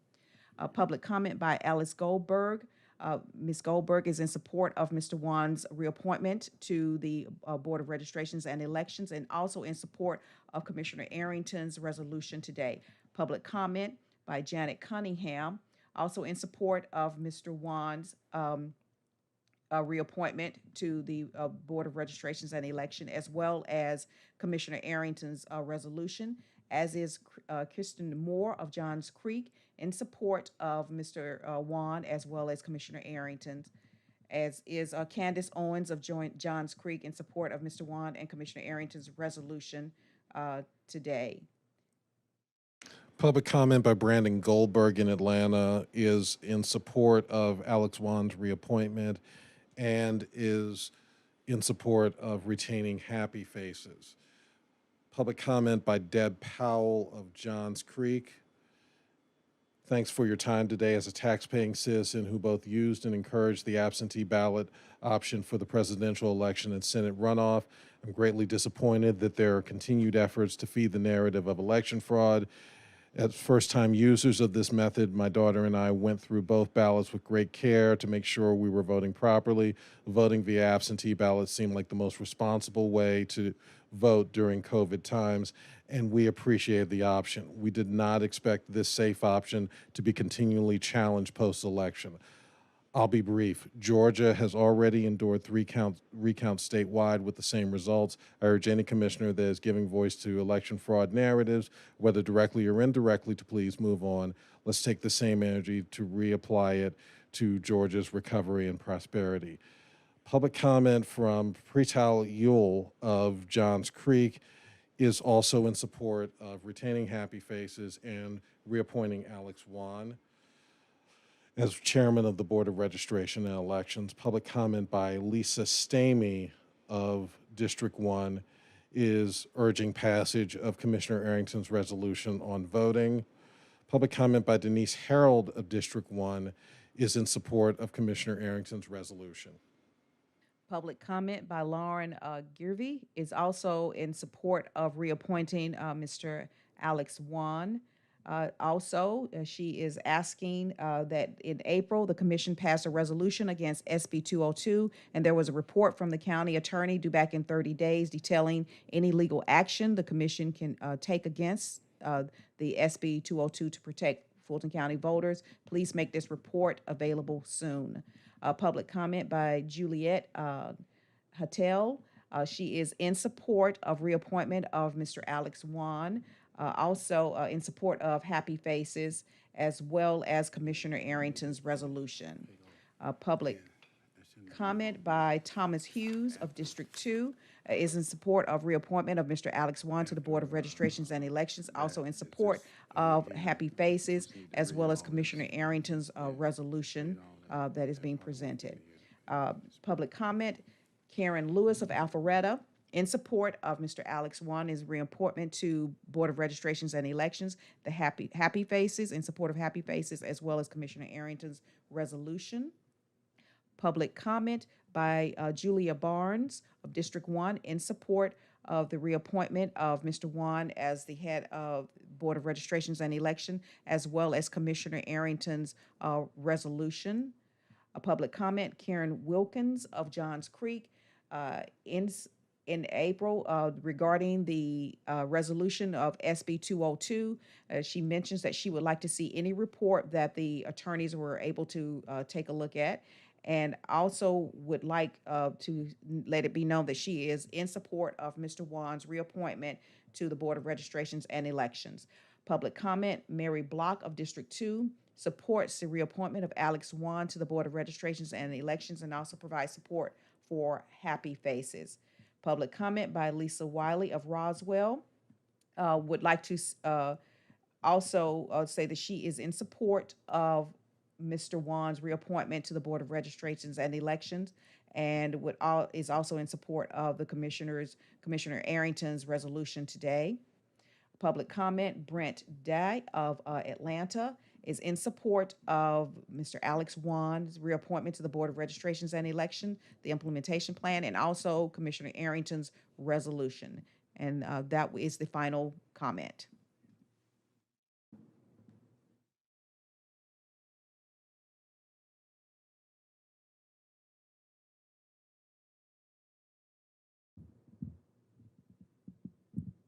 And the comments that were submitted will be sent to the county clerk to be submitted into the record in toto.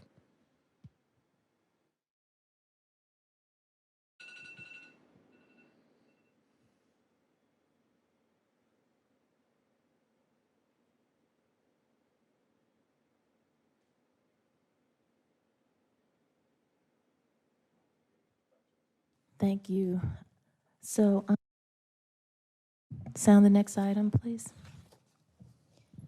Yes, on page 4, under public hearings, 21-0362, public hearing in connection with the proposed issuance by the Industrial Development Authority of the County of La Paz, Arizona, of one or more series of its charter school lease revenue bonds, Series 2021, pursuant to a plan of finance in order to finance costs for a project within Fulton County, Georgia, in aggregate principal amount not to exceed $17 million.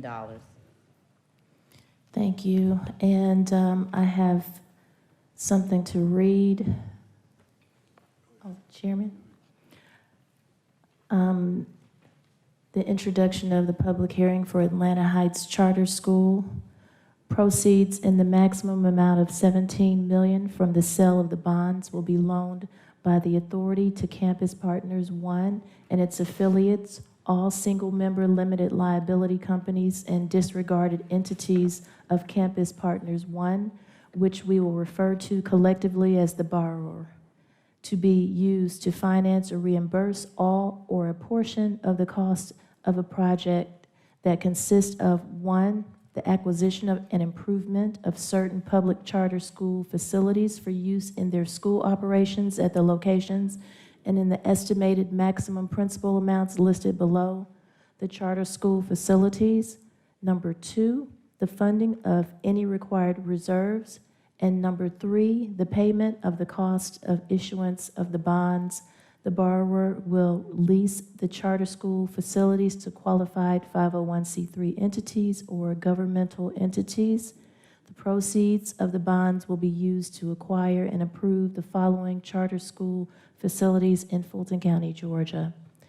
Atlanta Heights Charter School, located at 3712 Martin Luther King Jr. Drive, Southwest Atlanta, Georgia, 30331-3674. Are there any persons who wish to speak regarding the bonds or the project? Is there anyone on the call that wishes to speak on this matter? Anyone present to speak? Okay, hearing none, the public hearing is hereby closed.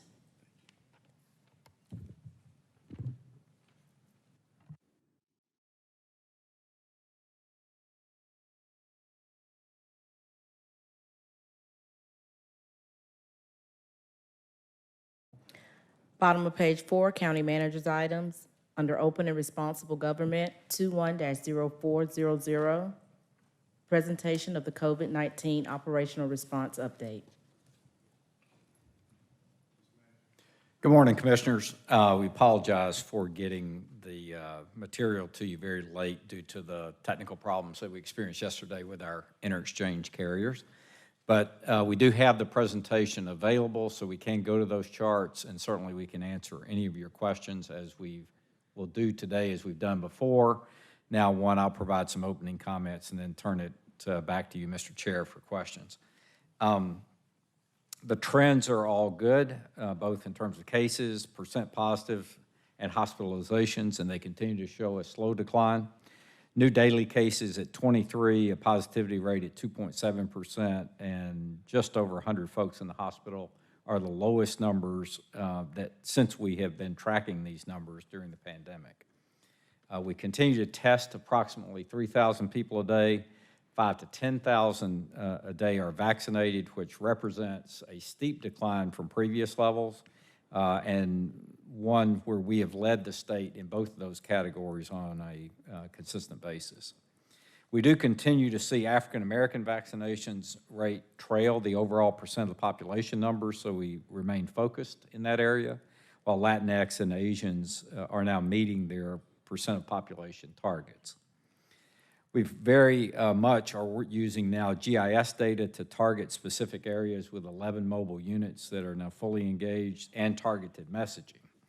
Last week I visited Adams Park, College Park, and Dogwood libraries along with a couple of you to visit and see firsthand how those sites are working as mobile units where people normally would congregate in advance of the libraries fully reopening. I was encouraged by the response that we're seeing, but not at the scale that we need to address the number of folks that need to be vaccinated in Fulton County to reach herd immunity. We believe we need a big idea and a major push to drive demand, as we still have over 400,000 folks or so to be vaccinated. And that would bring us to a target level of vaccination of 750,000. So expect us to come back with proposals to meet challenge given to us by the chairman this week. And I'm also, I think I can confirm that it doesn't appear that the state or DPH plan to do anything of significance as other states have done, such as a lottery or other thing of that nature. So I do believe it will either fall to us or in working with our cities and perhaps other counties to develop a plan that will drive demand. We continue to struggle with the distribution of ERAP, or the Emergency Rental Assistance funds. We do have quite a bit of information in the deck that's been provided to you, so I suggest that if you have questions about that, both Anna Roach and Dr. Rochelle can speak to those efforts and the number of things that we're doing to ensure that we can expedite that process. Our reopening plans continue with libraries opening this week, so we're very excited about seeing that happen as a return to normal, and then mid-July for modified reopening of our senior centers. We've summarized in this deck that's been provided to you the COVID response plan financials with what I'll call a base case view, meaning the one that was originally presented by management, and an incremental case view, which is offered in the resolution. I'd prefer to think of these as complementary, not in opposition to one another. Essentially, what the risk is that you'll see in the analysis when we looked at cash flows over this period of time, since it does run through 2024, it's the ability to predict the FEMA reimbursement rate, which if at 100% provides some level of reserve. However, if that reimbursement rate goes down to 50%, so pick a number between 50 and 100, and you do everything in the incremental case, then you really do eliminate the $68 million reserve that was proposed. Sharon Whitmore can speak to this analysis, as well as the work we continue to do with the outside firm, as well as internal legal counsel to ensure compliance. And the one that we're still working hard on and hope to have an answer in short order is the court backlog program. As well, you'll see in this document a recalculation of the city funds that were anticipated, and quite frankly, a number of those went down substantially based on previous projections, as well as some of the comments that have been made in the press by some of our cities. I'm not sure that they're going to have as robust a plans that we might have anticipated, but we certainly look forward to hearing their plans in Friday's meetings with the mayors and any opportunity for collaboration.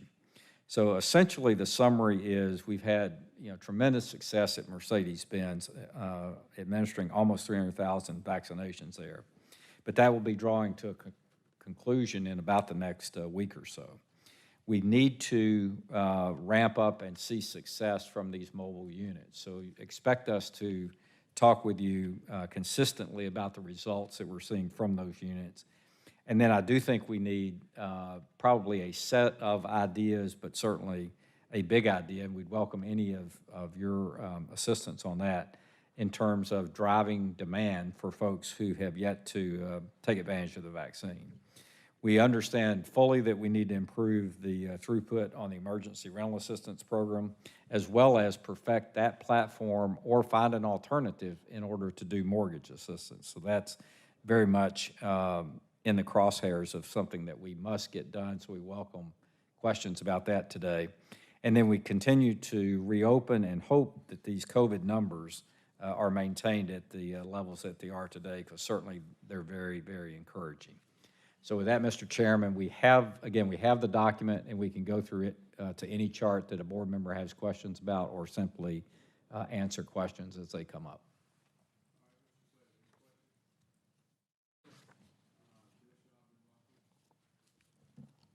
County Manager, thank you for being so accommodating. I know we've met several times. I just would like you all to know that I am concerned with the Black and brown community. I think this is the time that I would consider it to be crunch time, because one, we're breaking down, or should I say building up the trust, and we know that is a factor, but we are going to have a really concerted, hard effort of taking it to them. And the reason I say this, out and about, in just visiting different businesses, visiting grocery stores, visiting apartments, me and my team kept hearing the same thing over and over again. I want to get the vaccination. I don't want to make an appointment, but the hours that you all have are not accessible to me. And it's more of a, I would really like it to be convenient. Whereas before, I was hearing hesitation about the Johnson. That hesitation, from what I see, is going away. That's a good thing. The problem that I'm seeing and my team is seeing as we're out and about is the ability to get it quickly and to get it where they are.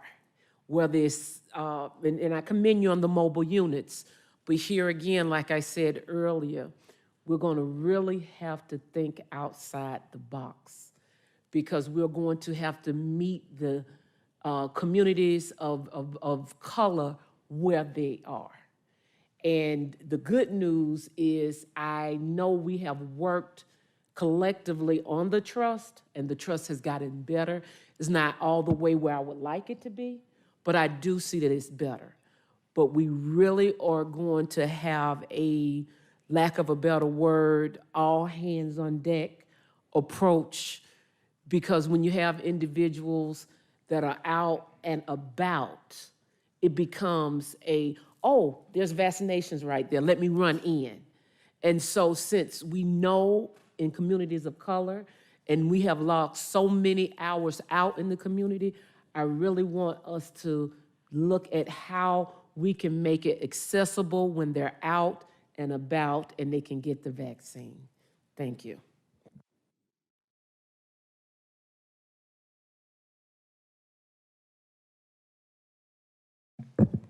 Thank you, Mr. Chair.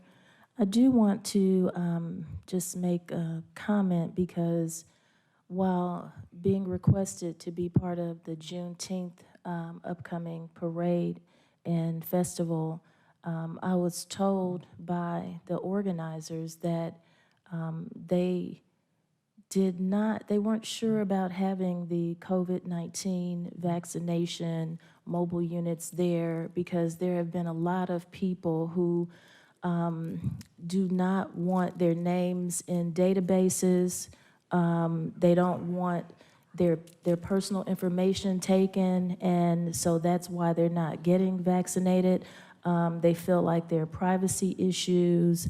They mention HIPAA and religious beliefs. And so I do want to mention that publicly, because these are some of the issues that we are dealing with the public. Thank you. Commissioner Ellis? Yeah, just a few comments and questions. I want sure which slide this is. You know, I think certainly the efforts around the vaccine are critical. I think we've done a great job in a lot of respects. You know, and at some point, there is a point where it's readily available. People got to choose to go and get it done. But, you know, one area that's most probably in our greatest span of control is our ability to influence our own employee population base. And I want to look at slide 19, and if I remember correctly, if the numbers were accurate from our prior meeting, our vaccination percentage, I guess, of ones that were approved was 41%, and so we only went up a point over that, you know, since our last reporting period. Is that accurate? That is accurate, Commissioner Ellis, and we certainly did notice that when the application portal for the incentive opened, we received a rush of applications from all of those employees that were previously vaccinated. And so the slowing that we're seeing is probably attributed to the fact that we have sort of covered all of the employees who have already been vaccinated, and now we're really at the true pace of folks who are adopting at the stage of adoption. And I just also want to say, if there are employees that have been vaccinated but choose not to participate in our incentive programs, we do not have information on those employees. So this only reflects those who have participated in our program. We've been advised by both the Chief Human Resource Officer as well as legal that there are limitations to how much we can either encourage or we certainly can't compel employees to be vaccinated. So we do encourage through our directors' meetings and things like that, but we've been cautioned by Niger as well not to over-prompt employees to get vaccinated. Well, it's just sort of a, you know, it's an interesting barometer to look at. I mean, if the state reporting's right, you know, our Fulton County as a whole is 34% fully vaccinated and 42% have received one dose. This is a little bit better than that, I guess, if you assume that there are some people out there that maybe haven't gotten a second dose, but not considerably better. And, you know, we've got a group that's had pretty ready access to these vaccines, right? You know, take time off from work, or it's available in your workplace, you know, et cetera. So, you know, you know, there's a piece where, you know, we're all sort of bumping up against, right? You know, and, you know, is there an idea that's going to substantively really move the needle much more than where it's at? So I just think this is something we need to kind of look at. And I'll say this, you know, I'm not necessarily advocating this, but, you know, in all due respect to the folks on the HR side, you know, there have been a lot more folks and a lot more employers are looking at mandating it. And it is permissible, and you have to do it along certain lines. You know, there are some complications to it, but, you know, there are a lot of folks that are, you know, considering that, or considering it within certain subsets of their employee population. So I think it's something that we need to continue to watch and monitor and have on the table and, you know, and consider. You know, and also I think that, you know, it'd be great to really get, you know, a sense that we really truly know that these numbers we're looking at on slide 19 are good numbers, you know. So, you know, whatever that is, if we need to, you know, circulate through these employee groups and have some people, you know, with iPads that could take their information and, you know, get it if indeed they have it, or try to get some sort of sense of, you know, why they aren't necessarily reporting.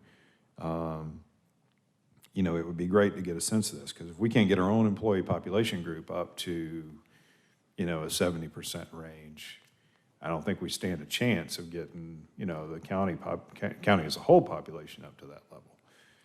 And we may learn something from that in those discussions, that we could take and extrapolate out further to the county population as a whole. So, so I want to bring that up. On the, you mentioned that, I don't know how you phrased it, Mr. Manager, about the court-specific plan. Maybe you said you expect we'll have something to discuss and share with us the next meeting, or kind of where's the status of that? And Kay, I might ask you to comment on that, but we discussed it in our meeting yesterday, and Kay has outside counsel seeking pre-clearance, but let me defer to her to tell you what the expected result of that is.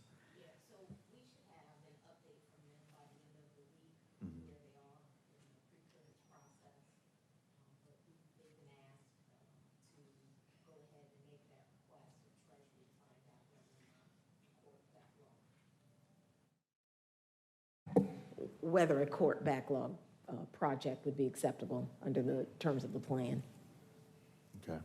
And portions of that, I guess good portions of that money relate to compensation, right? For additional employees as well as? Yeah, substantially. That's what it Okay. relates to. Okay. I know that was, and I don't know if they got any clearance on anything, but I noticed in the cab stuff, it was really explicitly, weighted towards public safety. Now I realize they've got a larger police force and all that sort of stuff because they're an incorporated area. So I don't know if they've gotten any direct guidance, that we might could learn from them on or not. No, but we are seeing others around the country that Alton could comment on that are undertaking this exact backlog reduction and seemingly doing it with these funds. Now, maybe they're planning it just like we are and don't have pre-clearance or don't know what the impact would be if not approved, but there are several that we have identified. Okay. The $8 million that we had set aside to go to to our various nonprofit partners, have we begun disseminating that, providing guidance around that? What's the status of that? On the emergency rental assistance? No, I'm speaking specifically to Yeah, the CSP? Yeah. I'll let Dr. Rochelle comment on that. We have moved forward with the board's directive to expand to the approved agencies. Pamela Rochelle, Deputy Chief Operating Officer. Commissioner Ellis, we are looking at pages 30 through 35 of the guidance to ensure that all of the scope of work that we need in the contracts for the 164 agencies will be in compliance. And so we are working through that, in reaching out to agencies and ensuring that all of them can meet the scope of work required by the American Rescue Plan. Once those contracts are in place, we will issue those payments to each of those organizations, and we are diligently working through that to have that completed in the next couple of weeks. Okay. Thank you. So hopefully by that, do you have an estimate of when you think you would begin to supply that to them?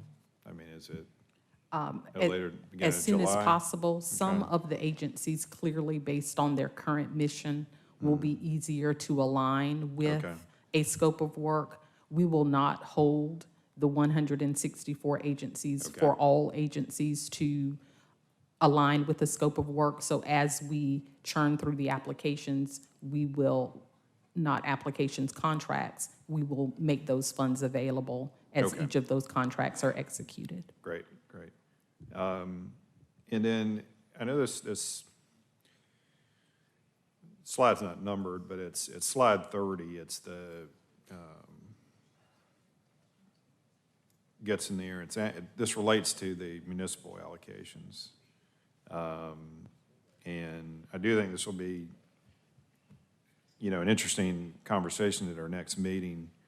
Of course, we didn't have all the mayoral representatives present in our prior one, but it's a pretty substantive haircut versus what was originally anticipated, 56 million and change.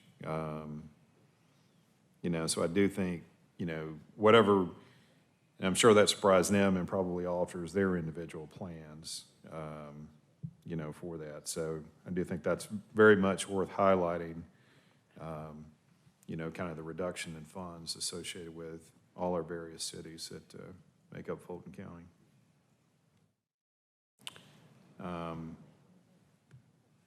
That's all I had for now. On the, I want to make sure I heard you right. On the, when you were talking about the demographic data on the vaccines, I don't think we had a slide on it, but did you say that in terms of population percentage for Latino and Asian communities, it has roughly reached a proportional amount? It has, and I'm not sure I've got the, from yesterday now, a latest update, but the last one was we have increased African-American participation up to 27% was the last data point, but it needs to get to 41%. But Latinx and Asian are about at the population number that they should be. Okay, thank you. Commissioner Hausman.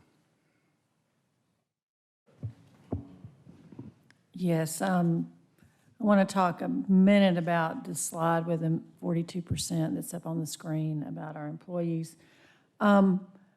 You know, I think our efforts to date to reward employees that have chosen to do it have been admirable.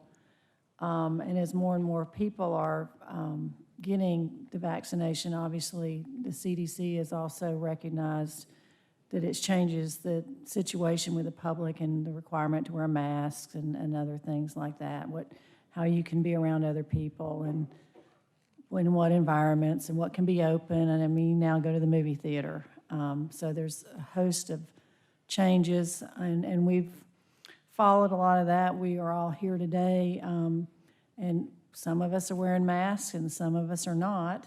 I would assume that everyone that is not wearing one has been vaccinated. And according to the CDC, you know, you're allowed and it's accepted, and you're not risking your health to be around other folks without a mask if you've been vaccinated.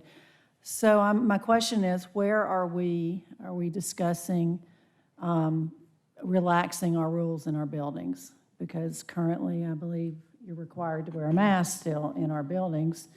And perhaps that would be a reward for employees to not have to wear a mask to work as well. So have we started that conversation yet? Yeah, so we've been in that conversation. I think the biggest challenge is enforcement. And we're going to have to some degree rely on people to be honest about their vaccination status in order to make this work, because it's going to be nearly impossible to enforce it. So to answer your question, yes, we've begun those conversations. We have not made the switch yet, either for employees or the public visiting our building. I think for the public visiting our building, we'll always maintain some level of mask requirement because, again, of the enforcement challenge. But you're correct, Commissioner. We should be thinking about ways in which we can relax those rules for employees as an additional incentive to our payment. Well, I appreciate that, and I'm just going to say that the businesses that have stated it's optional, everyone understands the risks. If you have chosen to not get a vaccine, then you still go out in the public, you need to take precautions. I think adults recognize that. So those that have gotten the vaccine are not at high risk, and it is the honor system. If you go in Publix, you see pretty much half and half now when you go anywhere. So I don't think we should be trying to verify to the public. If someone's taking a risk, they're taking a risk. Now, our employees are a different matter. I do think that, yes, there's an honor system, but again, in a few weeks when most of our buildings are open and most of the folks out in the community are not wearing a mask, for us to be the only ones that require it of the public might not be reasonable. So I would like for us to take a serious look at this. We don't meet again for another month. I think in a month, a lot is going to change with how people are conducting themselves in public. But I do think that for our employees, that it would be another reward if they've gotten vaccinated, that they do not have to wear a mask to work. I'm not going to make a motion. I considered that. I just think someone else may. I would support it being implemented now. But I just think it's important for us to have that conversation. And we all want employees to feel safe at work and the public. So I just think it's another thing we need to consider. I also would like to know, we have received money at this point. I know last time we met, we had not received money. Can we get an update on where we are with the finances? Yes, Commissioner Hausman. We have received the first tranche of resources to be paid from the local fiscal recovery funds. We received those, in fact, at the end of the week of the last board meeting. We have also received notification of an additional allocation of ERAP resources, a high need allocation bucket. That was a total of, I believe, $10.7 million that we received notification of, and we also received a 40% upfront payment of that $10.7 million. So we have now increased the total amount of resources available to us for the emergency rental assistance program by that $10.7 million. So what's the total we now have in that category?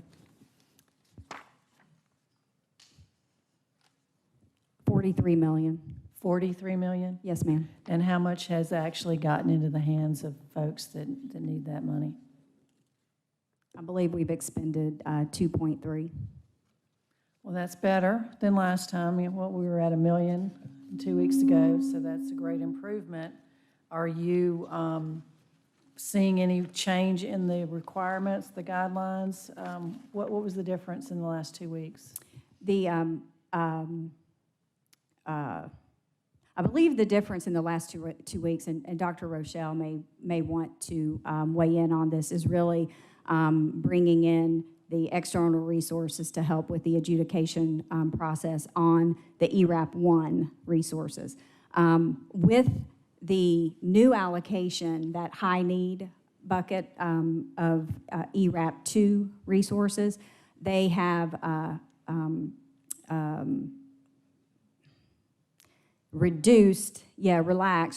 relaxed the requirements on the use of those funds, which will allow us to be able to put those resources or some portion of those resources directly into the hands of the tenant versus having to work along with and get information from the landlord. So that does help with expediting the process. And I believe that Dr. Rochelle is now beginning to transition to the implementation phase for those high need allocation resources that we've just received. I'm not sure if she wants to add anything to that. Thank you, Sharon. So actually, with the ERAP 2, the eligibility requirements are primarily the same, as Sharon indicated. We do have the ability now to directly pay a tenant if the landlord is uncooperative. The outreach has been shortened significantly as it relates to the requirement over a 14-day period to wait until we can do that. We also have the ability to use other proxies for income verification and are looking at resources and tools to do that. And so the ERAP 2 guidance has recognized that there was a significant administrative burden, and the guidance issued on May 7th has worked to relieve some of that. And so we're hopeful that that will continue to improve our adjudication process. Well, that's good news. I mean, the last thing we want is to sit on, tens of millions of dollars and not be able to help folks that need it. And again, that's a prime example of how difficult sometimes it is to understand and utilize money that comes with a lot of federal requirements. So, and I see your list of things to do. There's a lot of unknowns still here as we move forward. And just as a reminder, we have till the end of 2024, I believe, to use this money. I think the public should be fully aware of that as well. Someone mentioned the city allocation. Yes, it's significant that it's been reduced, and I know a lot of these cities are shifting their focus. I've heard Johns Creek, for example, 100% of their allocation is going to go to stormwater mitigation.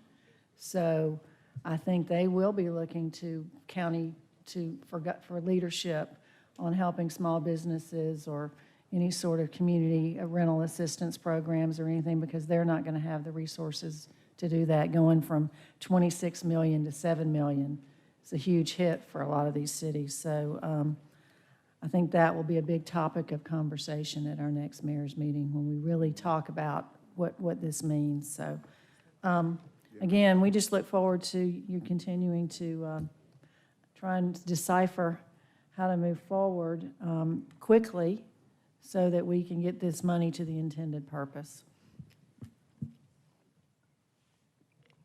Commissioner Morris? Yeah, I was going to ask a lot of questions about the rental assistance and how that was progressing, so thank you, Commissioner Hausman, for shortcutting that for me. It is interesting that this city-county question, where one city may decide to use the money for stormwater mitigation and others want to use it for rental and mortgage assistance, and how we cooperate and work with to make some equitable arrangements. Are we really going to then focus some of our money to that city that has chosen not to do rental and mortgage assistance? So it'll be an interesting discussion Friday, and I'm looking forward to that and making sure that we do everything as equitably and fair as we can.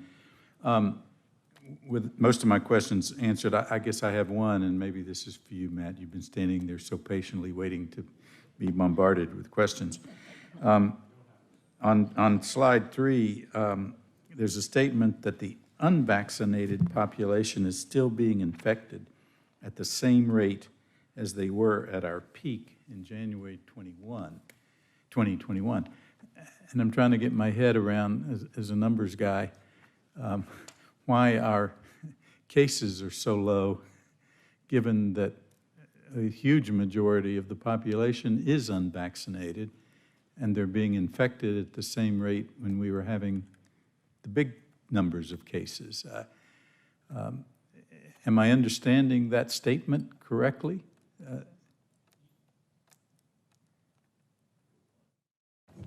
Thank you, sorry. You are correct with that. It does not make intuitive sense, but it is what we're seeing at this point. We'd be more than happy to provide your office the supporting documentation to that end. In Metro Atlanta, we're looking at reduction in numbers. As you'll see the scorecard, you'll see inside there for hospitalization, ICUs, but we are seeing an increase of individuals over the age of 50 right outside of Metro Atlanta that are actually being infected, that are actually having mortality rates due to COVID. So we're tracking those, working with the Board of Health. We'll work with Dr. Paxton to get a little bit more information to your question, but all the documentation and the statistics that we're getting from DPH at the state level is leading us to that bullet point that you see up there today, sir. Does that bullet point address the county or the state? We're looking at Metro Atlanta as well as Fulton County, where we're talking about some of the things that we're showing with you, but specifically the bullet point that you see up there is looking at Fulton County, sir. It's fascinating to me, and again, highlights the need for folks to get vaccinated. If the unvaccinated population is being infected at the kind of rates we saw at the peak, that's just staggering to me. But thank you for that clarification. Commissioner Vice Chair Hall. Thank you, Mr. Chair. My first question is, why are people not getting the second dose? Do we know the reason behind that?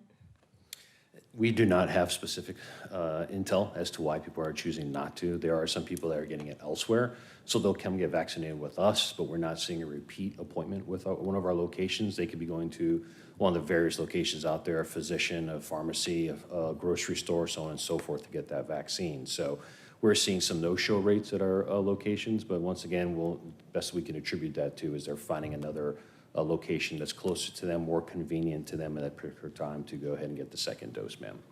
All right, so do we consider them vaccinated when they have not received the second dose? When No. they've only received the first? No, great question. Actually, if you see the first dose, we showcase that in some of our data points, that they've only received one dose. Fully vaccinated is what you'll see, another data point that we'll showcase as well. Those individuals were having to pull data from GRITs. Regretfully, I know the comment you made earlier that some people do not want their information into a database. Based upon the way that we're receiving these vaccines from the federal government, we have to make sure that they're in the GRIT system that the state of Georgia manages for immunization. That's where we're going ahead and looking up to see if Ms. Hall actually was able to get her first and second dose. Then she's considered fully vaccinated. We're not seeing those specific names. What DPH is sending to us is more of how many people in your jurisdiction have received the fully vaccinated status. All right, and I was reading an article the other day saying that the U.S. Equal Employment Opportunity Commission was saying that employers who require their employees to get vaccinated will see workers' comp claims because employees can file a workers' comp claim if they experience adverse reactions as they get the vaccination if they're required to. Also, just want to make it clear because I've heard so many people say, well, I'm vaccinated, I can't get COVID. You can still get COVID. We know that just from the recent story of the New York Yankees, who 9 of them got COVID and they were all fully vaccinated, and 8 of the 9 were asymptomatic, but 1 was symptomatic. And so we need to still be very careful. And even though you're vaccinated, and I'm glad to hear we received the first round of the funding. That's a plus. I want to make sure, because we had so many speakers, that people really understand that we are receiving the funding slowly. It's not like we have the funding already and we're not spending it. That is not the case.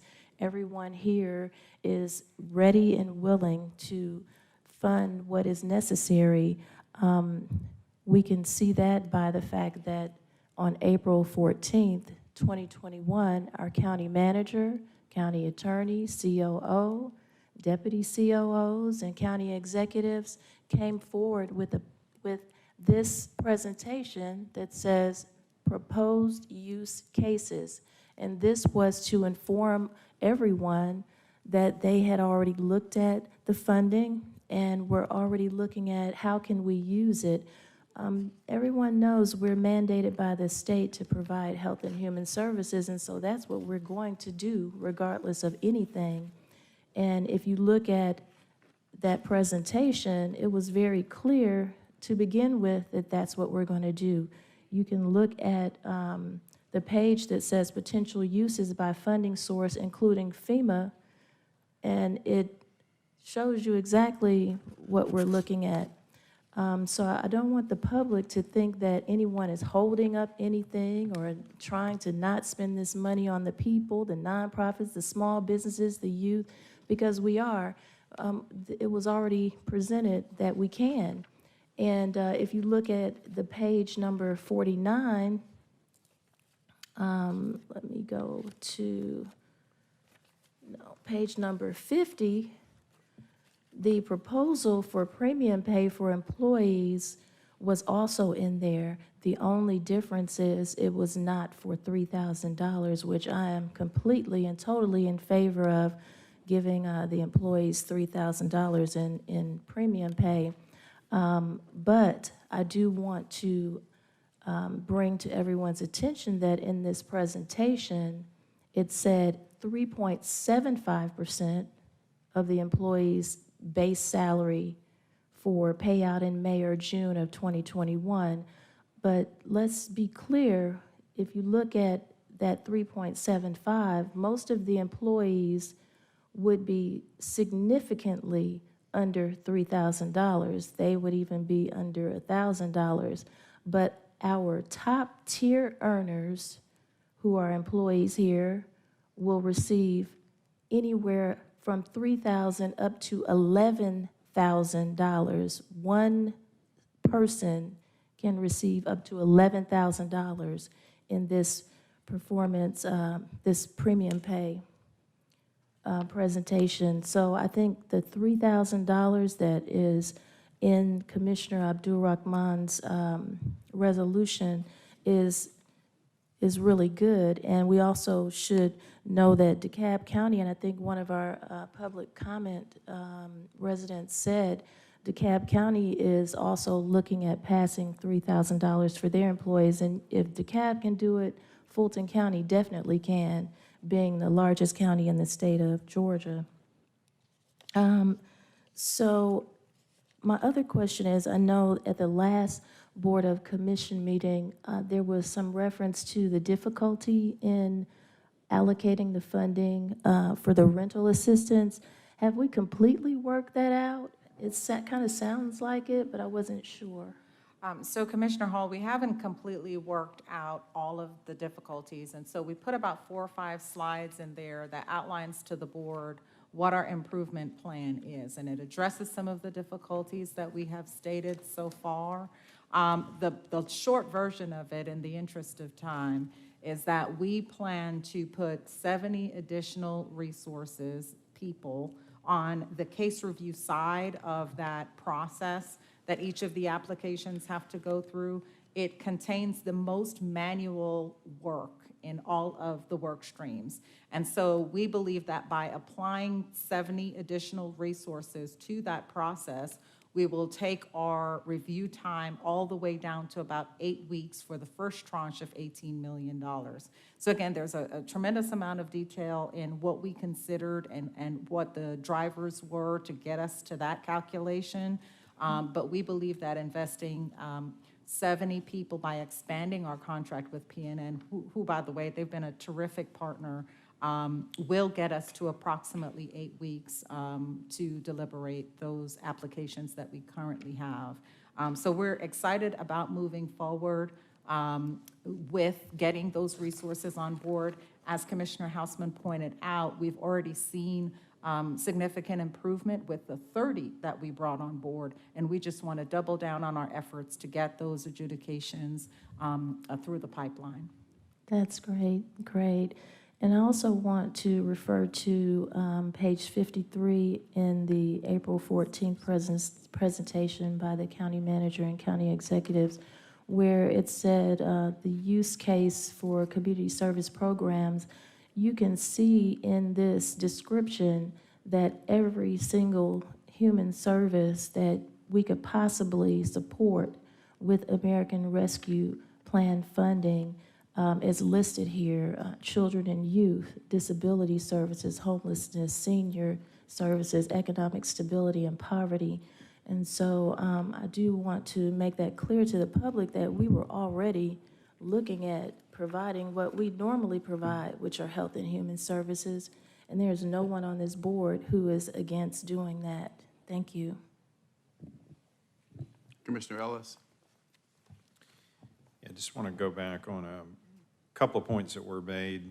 And I think Commissioner Hausman's remarks around kind of mass requirements, if you will, were good ones. And I do think we should be consistent with whatever the CDC guidance is on the topic and not be differing from it. So I would urge us to adopt it now and have that be our policy and be consistent with the CDC. I don't know why we would presume that we would have some sort of better means to have a different set of guidance than what they have and encourage people to operate under. And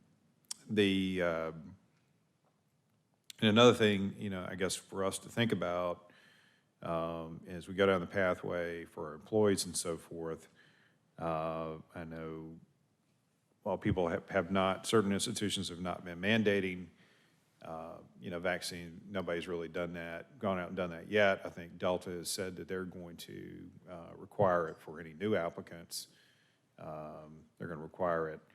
But one thing that several places are doing, and particularly schools, or some of the universities have said they're going to do this, while they aren't going to mandate incoming students be vaccinated, they are going to require those that don't show proof of vaccinations to submit to frequent testing.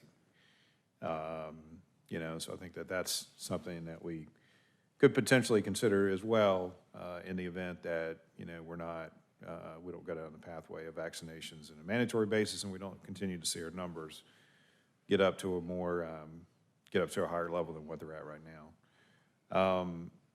And I wanted to, I think that measurement we were looking at on that slide 19, is a fairly important one. And I'd like for us to request that we get, if they would voluntarily supply us with their own internal data from Grady, the 2 school systems, and all of our cities, to the extent that they've captured it. And certainly from Grady, given the amount of money we give them and how closely we're aligned with them, I think that would be good to have from a public transparency standpoint, and it would make the request from those other entities as well, so we can kind of get a sense of what that looks like. I think it would breed a lot of confidence, and also potentially might breed a little bit of encouragement, from those folks too, if they were looking at numbers. Measurements and metrics do help. I saw a report on, I won't mention the city, but it was a public safety person who got COVID and his family got it, and he had an opportunity to have gotten the vaccine really early, and his basic message was, yeah, I screwed up. I didn't go get it, right? And me and my family are paying the price on it right now. Certainly want to have very little opportunity for those kind of stories to recur. But I think if we could make that request from them, maybe that's something we could request in the mayor's meeting for the cities, show them our chart, and ask them to see what they're doing in terms of tracking it for their own employee basis. I think it'd be an important measurement to have. Commissioner Ellis, we'll work on that and Okay. see if we can get it for the next And then meeting. specifically from Grady, I know I'd asked months back about, asking Grady about their own vaccine data, and we've not gotten that. So I would like to get that and have that be sort of a standing request from them. On the expenditure slide, just on the question on the, I know there's multiple billions that are coming in for mortgage assistance, and that's a specific component of this ARAP. Do we know whether or not that's specifically going to, when it comes in, when that funding is transmitted, is it going to the state for sure? Have we verified that? That's the information we have so far. Okay. Is that mortgage assistance allocation is going to go to state entities. Okay, so it's going to go to the state entities, and they're to administer it, as far as we know, or we're 100% certain on that. As far as we know, so far. Okay.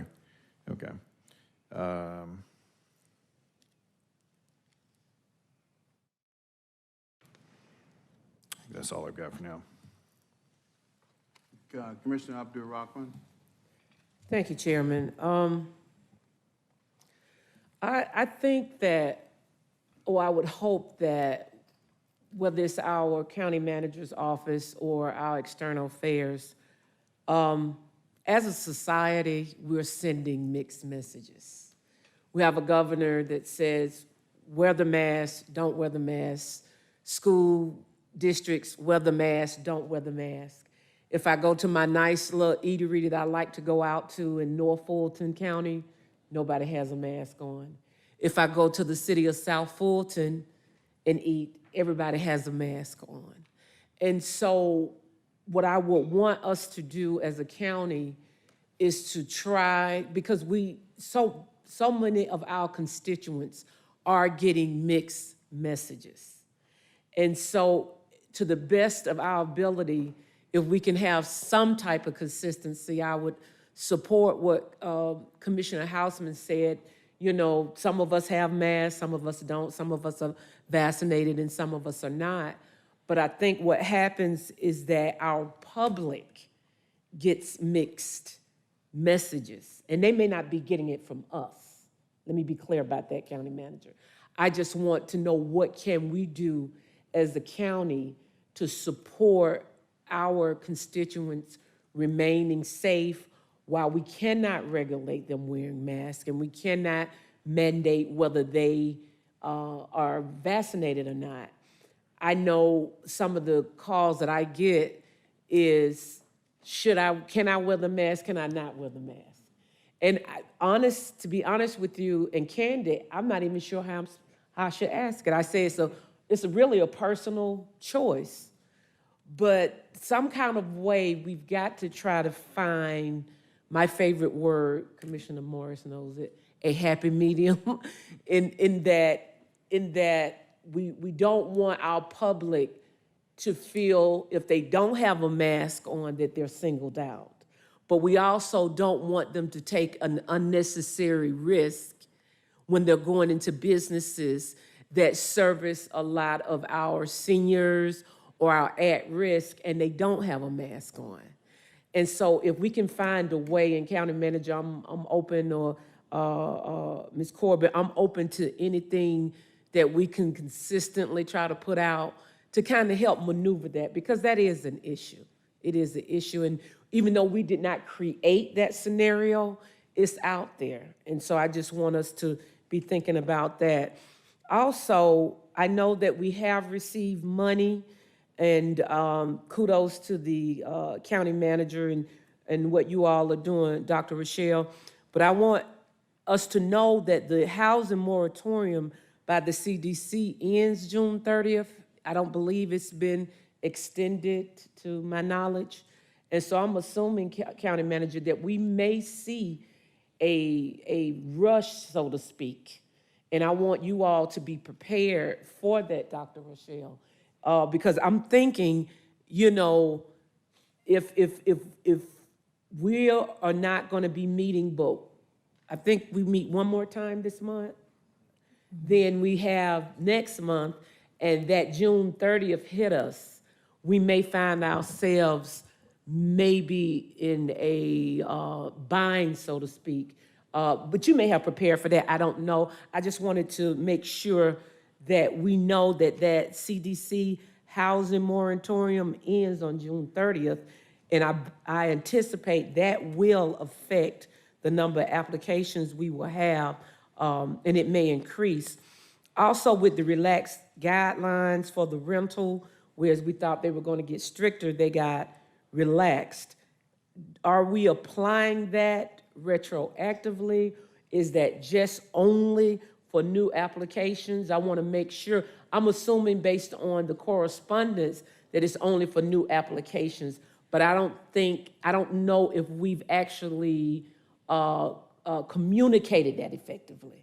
Because I've had some people to call my office and say, you know, I've been waiting on a status, and I don't know if their status was they were waiting on the landlord or if they need to apply all over again, County Manager. So I just want to make sure, given the relaxed guidelines, that we have something in place consistently, so we, as the county commissioners, can let our constituents know, okay, you can reapply. It will not be retroactive if you were in a holding pattern or whatever. I just want to make sure that the communication is clear. And here again, the consistency of what we're saying and doing sometimes may change. And the reason I say that, I've actually looked at the good thing about my resolution is that it made me cross T's and dot I's. And Fulton County, what I can say about us, when it comes to the money that came here, we know what it can and can't be used for. We can't say that as a blanket statement across the state and for other counties. Because some of the stuff that I've looked at for other counties, the American Rescue money can't be used for some of the things that they have. So I would caution that if we look at some of the things that the other counties or the cities are doing, they have not been as thorough as we have in making sure that they're within the guidelines. I know that to be true based on my own investigation. And so I commend having to go as far as dealing with the outside counsel. And even Commissioner Ellis, I want to go on record saying thank you for making sure that we were in guidelines and not in opposition with what the federal government put in as Treasury guidelines. But it's other municipalities and it's other counties that have not vetted it like we have. And so I just wanted to put that out there. Thank you. Commissioner Houseman? Yes, thank you, Mr. Chairman.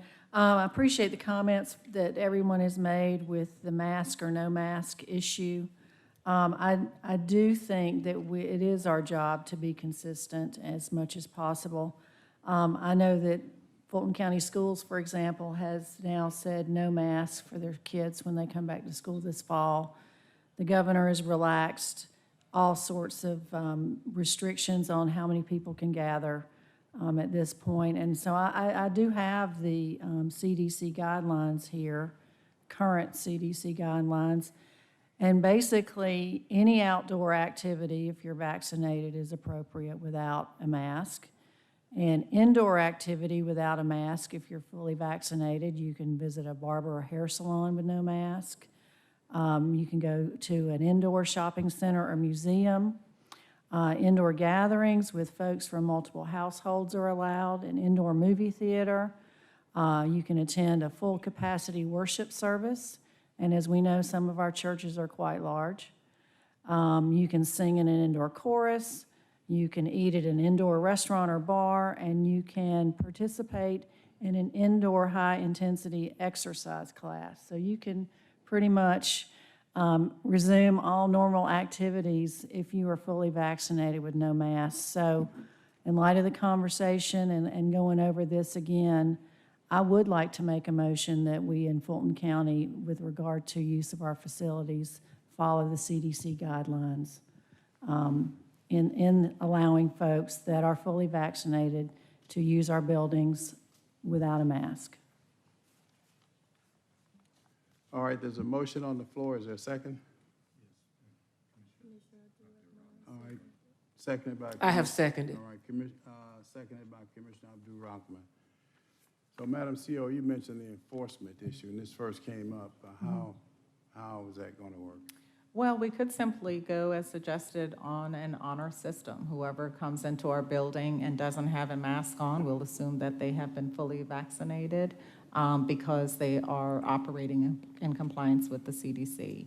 The board can give us this direction today. What I was sitting here thinking about is the fact that we do have a resolution on the record that was passed last fall that outlined what the board had in mind for when we were going to reopen around masking, temperature taking, et cetera. And I thought maybe the better way for us to do this is to bring that resolution back forward now with the board's guidance around masking, but then updating some things such as temperature taking, et cetera, and have that be passed again as we move forward with our reopening plan.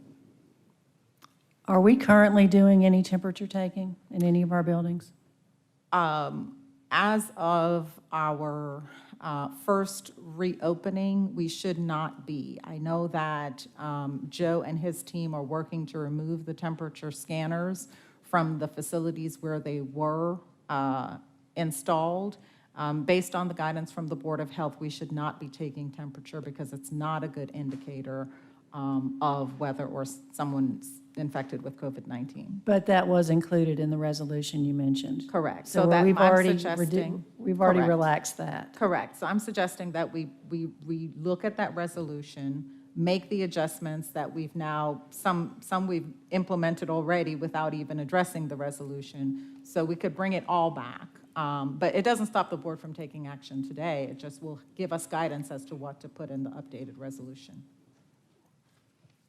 But I hear you saying, though, there is no real enforcement. It's a sort of an honor system. That's correct, Mr. Chairman. Anything else? Please.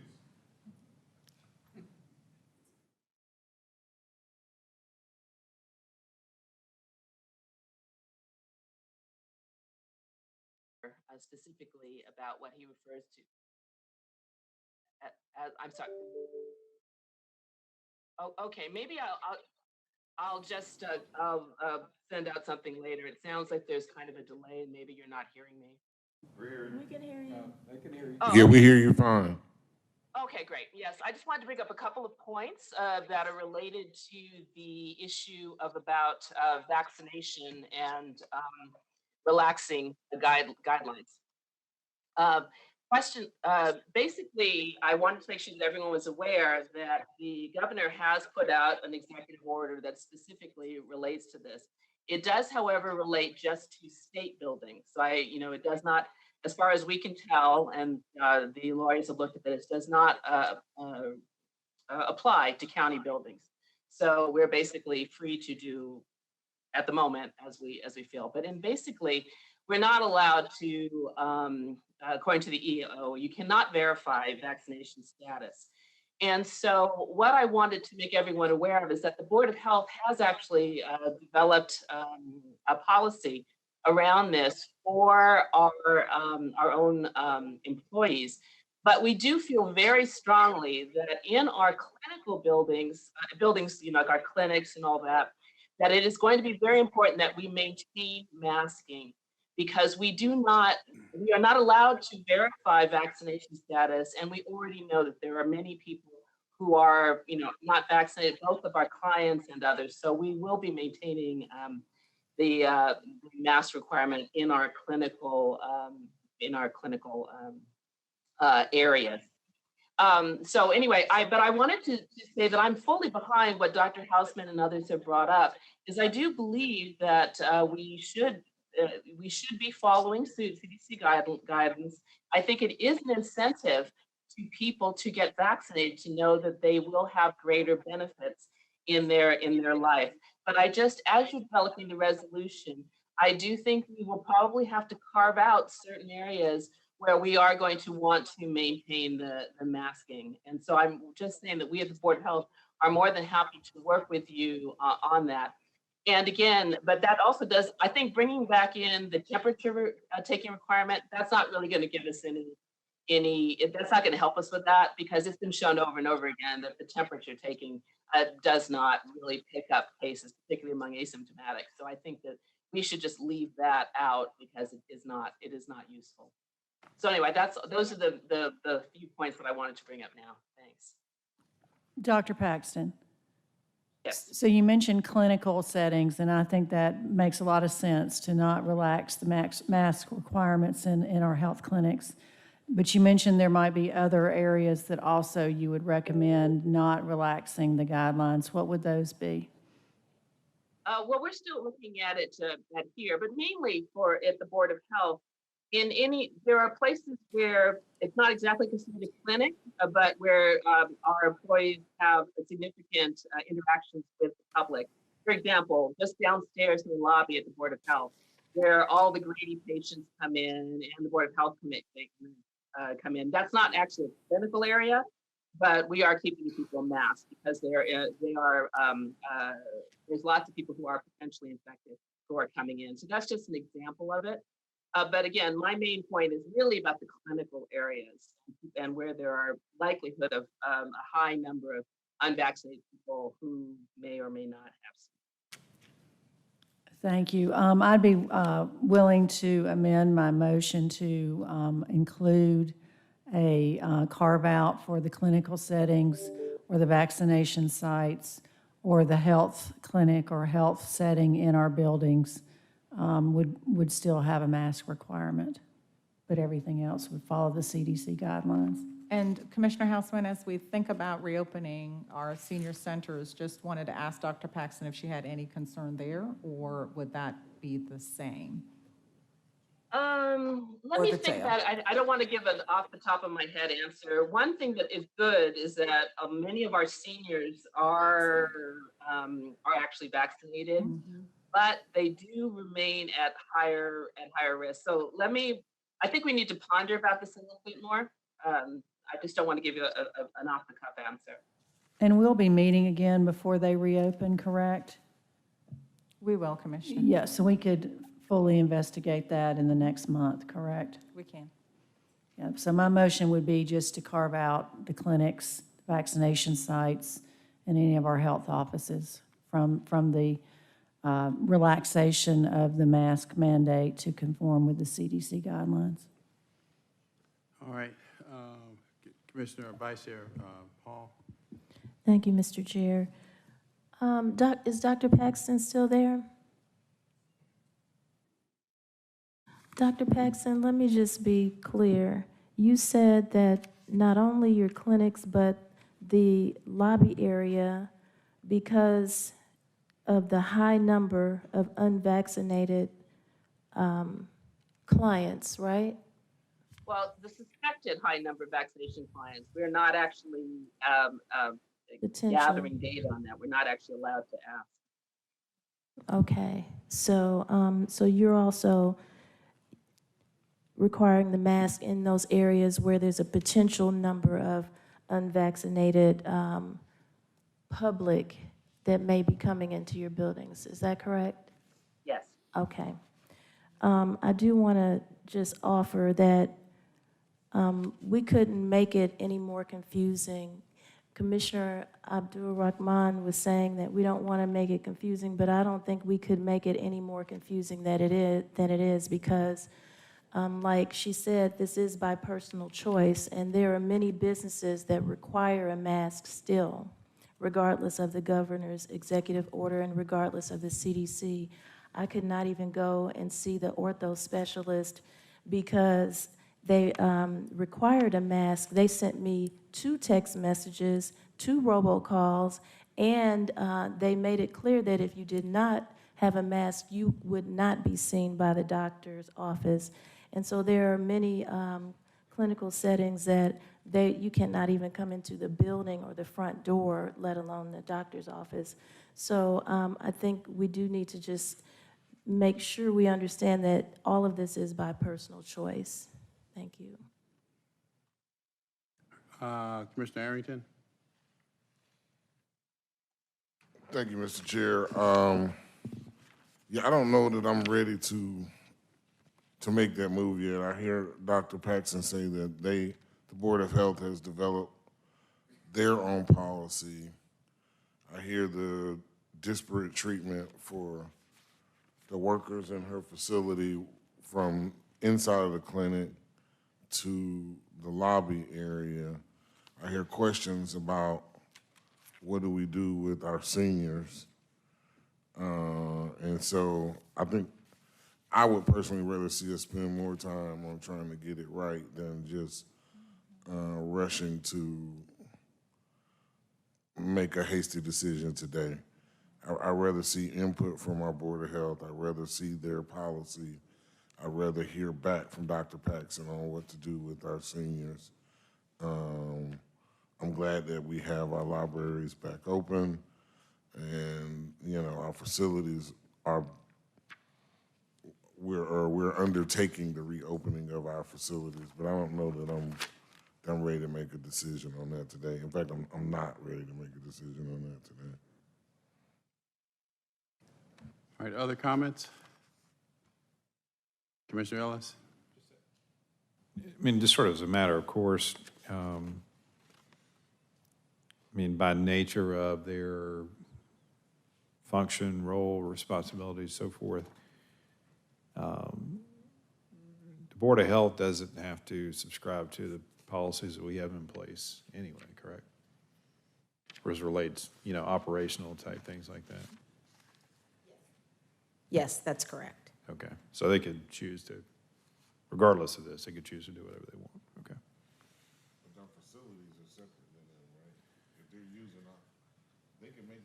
Turn your, I'm trying to understand the difference between the Board of Health making their own decisions and their own policies versus us ruling that our facilities are one way. So if they're operating out of one of our facilities and we make a rule that is in conflict with their rule,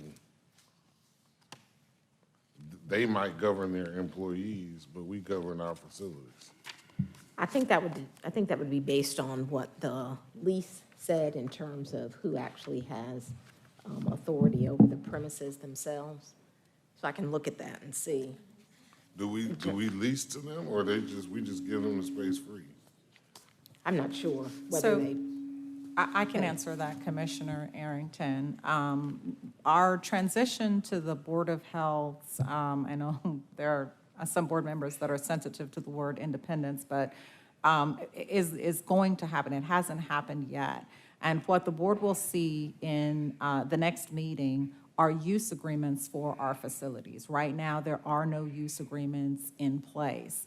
The spirit of those use agreements is that those are Fulton County facilities that we manage and the Board of Health uses. To one of your comments or questions, we are seeing this play out as we speak because the Board of Health is sometimes co-located with other county functions. And so behavioral health is one. And behavioral health, they ask the question, okay, the Board of Health put out this policy. My employees are wondering why this doesn't apply to me. So we are seeing a little bit of that confusion now. We do need to work through and address that question that you raised, which is a valid one. But as of now, the Board of Health occupies Fulton County facilities, and those will be in the future governed by use agreements. So then, with that said, we could, if we adopt this today, then it could be in direct contradiction with their policy and their employees, and that just seems to add further to the confusion, and so I'm not gonna be able to go forward. Commissioner Ellis? No, well, I mean, I think the motion as it was amended has a carve-out for the health facilities anyway, so it wouldn't be applicable to them. So I guess it's really a distinction without a difference. But in terms of being in conflict, since we carved them out, if indeed this was adopted. But, you know, the nature of the discussion around the use agreements and being in concert and all that sort of stuff, I guess we do need to get some consistency around that at some point. All right, can you restate the motion with the amendment? The motion was to follow the CDC guidelines, carving out the clinical settings. Motion made by Commissioner Hausman, seconded by Abdul Rahman. Mr. Chairman, The vaccination sites and our health department site here in the building. To carve them exclude out, them to as well. exclude them. It's still, whether it's mandated, it's still optional. People are free to wear a mask anytime, anywhere they choose to.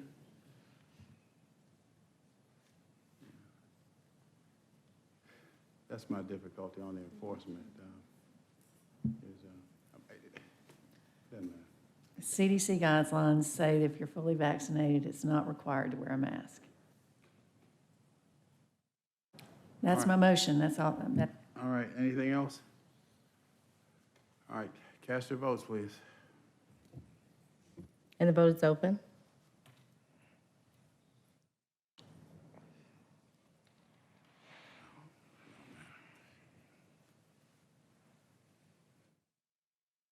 And the motion passes, 5 yeas, 1 nay. All right, what else? Well, where is Mr. Herman? Where are you? We have a hard stop at 1:30 for the, we have the, what's it called? Search firms that are coming up. Right after we take up on page 7, 21-0378, right after. Yes, the, yes, Chairman. Right after the So I entertain a motion to recess for lunch and executive session, issues of real estate litigation and personnel. Yes. Yes, once again, I may have to leave, and it's something that I cannot not excuse myself from. So that's why I said at the beginning, if we could take this up. I mean, we've had quite a bit of conversation about it, but I may have to leave, and so it's going to put me, with all due respect, Chairman, I may not be able to stay for the vote, and I need to be here for the vote for my resolution.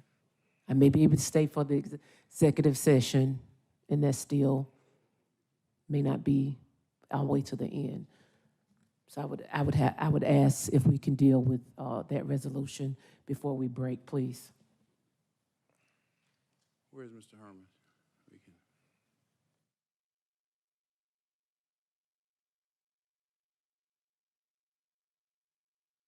I'll go find him. All right, we can start, but. So we amended the agenda to take up on page 721-0378, following the COVID presentation, which is where we are now. Yes. Hold on. Mr. Chair. Yes. You got a motion and a second on the floor about adjourning for executive session.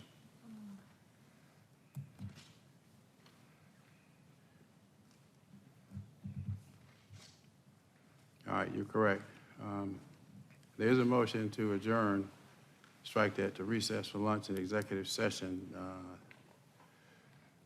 Motion to do so was made by Commissioner Morris, seconded by Commissioner Houseman, so we need to deal with that. In the meantime, we have a request by Commissioner Abdul Rahman, who informed us early on that she may have to leave. May I remove my motion or repeal my motion? Is that appropriate under Robert's rules? No, you can't. The seconder would have to, No, the seconder has to, no. Okay, you remove your second. I'll entertain it. You're done now, mister. You remove yours. I'll be happy to remove mine. It's courtesy to the commissioner. Right. Madam Clerk, so sound the. On page 7, on the Commissioner's Excuse action me a items. second. Ms. Whitmore, we still need, where is it?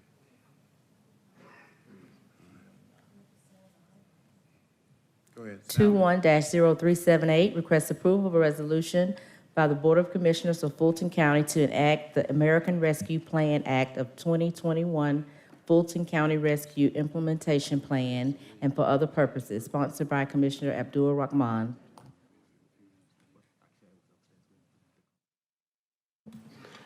Mr. Chairman, without objection, I move approval by unanimous consent.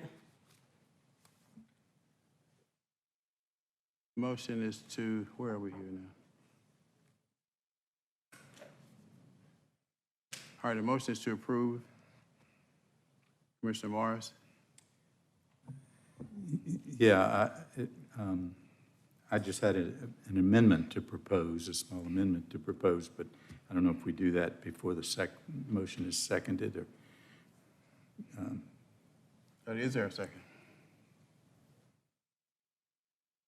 Is there a second? I'll second. All right, Commissioner Arrington, second for discussion. All right.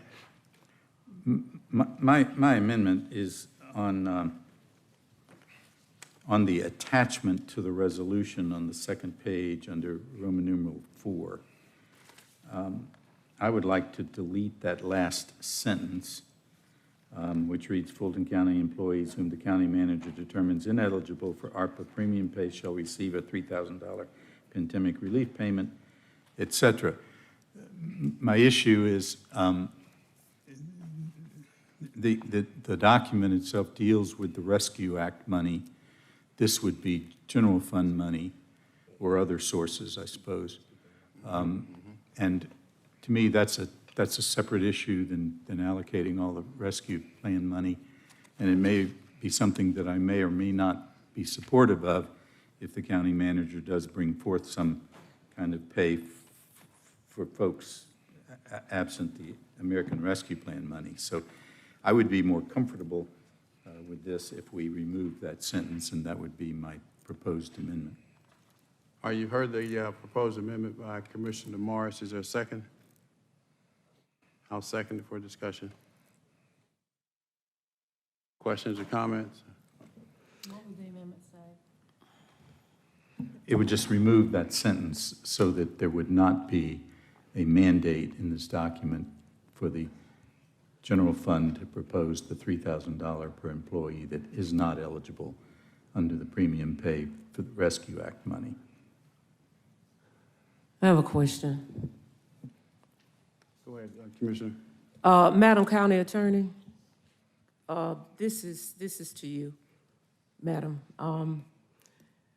The outside legal counsel of McGuire Woods LLP and my staff met for, I think it was almost 6 hours, making sure that we got this plan to comply with Treasury rules and the Act.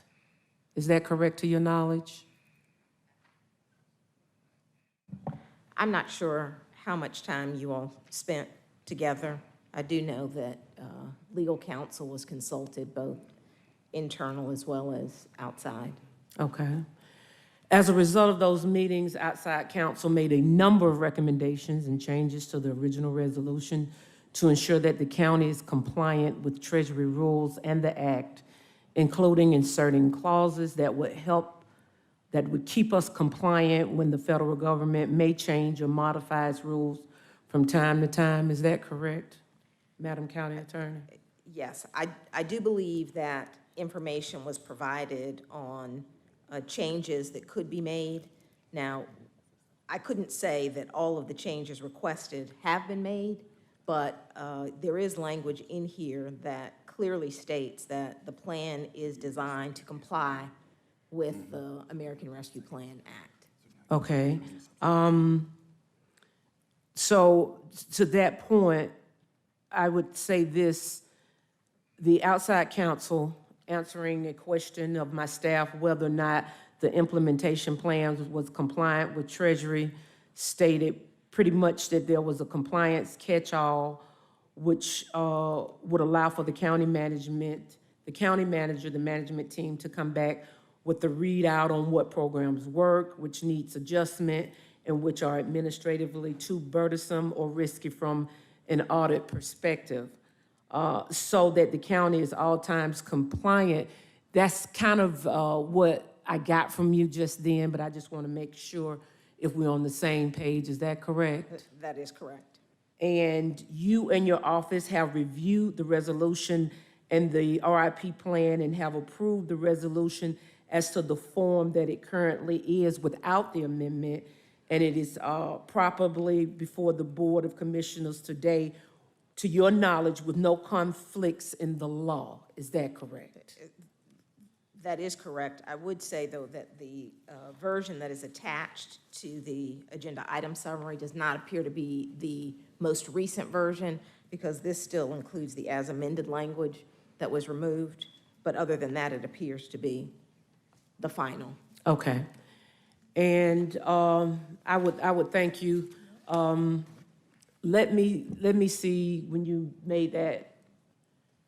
What is it that's in front of us today that's different? I want to make sure we're on the same page. It's just it has some as amended by language on every page, and that in the last version was not included. It's at the bottom of the resolution, the first 3 pages of the resolution, and at the top of the implementation plan.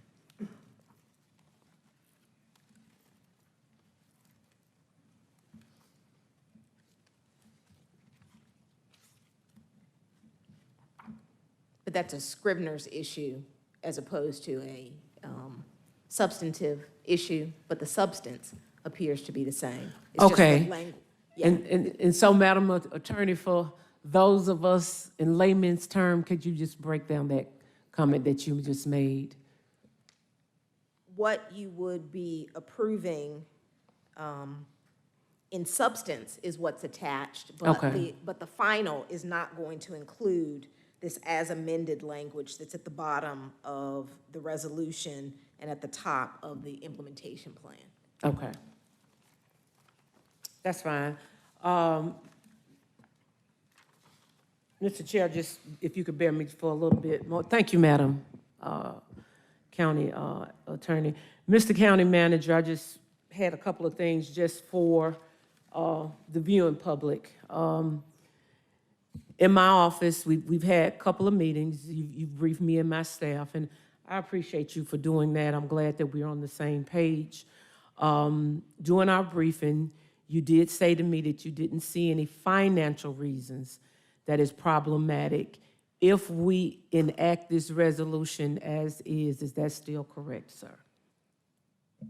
Yes, ma'am. What I said was, and what I said this morning too, we looked at the cash flow analysis of this, and this does not create a problem with us being able to have the funds to execute across the course of this plan. The only caveat, which I also mentioned to you and also mentioned this morning, is the FEMA reimbursement. If it goes low, 50%, then at the end of this program, you've eliminated any of the reserve and maybe, in fact, have to dip into the general fund. But that's not a constraint in the current year, for sure. Okay, thank you. And this resolution in the RIP plan gives you and your team the policy directive you need to put together a mortgage. You've already had the rental, but also a utility assistance program of which we could possibly share the administration costs with other cities who are willing to collaborate with us. Is that correct? Yes, ma'am. Okay. And during my briefing that I had with you, you told me that we have approximately 2,500 essential workers who are eligible to receive premium pay under the federal guidelines. And during our briefing, you and I had a conversation as to what we both thought was fair and equal to all employees. Is that correct? Yeah, I'm not sure I understand the intent of that question, but Well, you and I were trying to hash out what we thought, because you had a concern that if one set of employees got something versus the other, yes, you wanted to be fair. And so this was kind of what I would say, for the lack of a better word, a happy medium, knowing that I've been very clear and concise that this is one time, this will not happen again, this is because of the pandemic. And we've had so many employees such as IT, and even today with the tax commissioners. So what my understanding with you in the meeting we had, in the sense of fairness, you wanted to be fair to all employees while staying within the guidelines. yes, ma'am. Okay. And that's where I think a payment to all employees is warranted, not only out of fairness, but also on the basis of, in the end, I believe all of our employees, whether they were in a library and reassigned to elections or whether they were on the front lines in the Board of Health, contributed to what the county's response was to the COVID-19 pandemic. So since you said that, County Manager, is it true that you and I both agree on that same statement that you just made? I think we're in violent agreement. Thank you, sir. And so just to be clear, this is a one-time payment. It may have to come from other resources. We are clear about that. And your team would have to locate that. We're clear about that. But here again, just to be clear, because I want to be clear after our several meetings, it is your recommendation and understanding that the resolution only provides this pandemic employee payment as a one-time relief payment, and it is not in any way related to any other performance-type raises now or in the future. Is that correct? Yes, ma'am, that's what we discussed. Okay.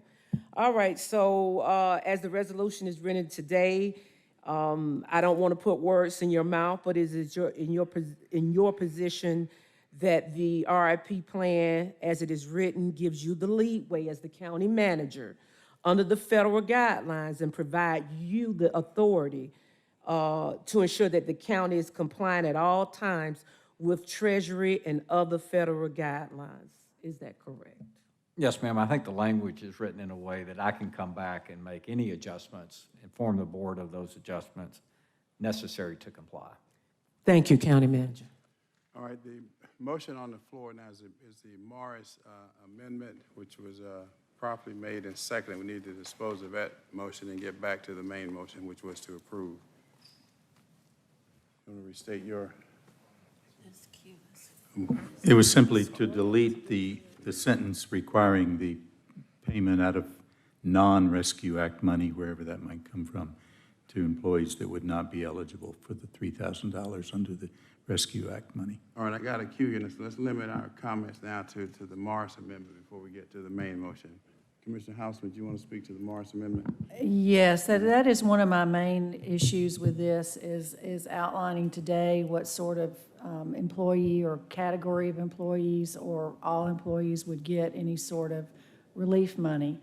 I'm just going to tell you that when we discussed this a few weeks ago, and my comments, I have had a lot of feedback in the community from people that really have struggled without having a job, have lost their benefits, that still have to pay their property taxes. And, you know, the fact that our employees would get a blanket payment when they've been able to keep their jobs and their situations is something that does not seem fair to folks out there that have not had that same situation. And so that piece alone gives me great pause to make that determination today, when we don't really know what the future lies, and this is money that's supposed to go through 2024.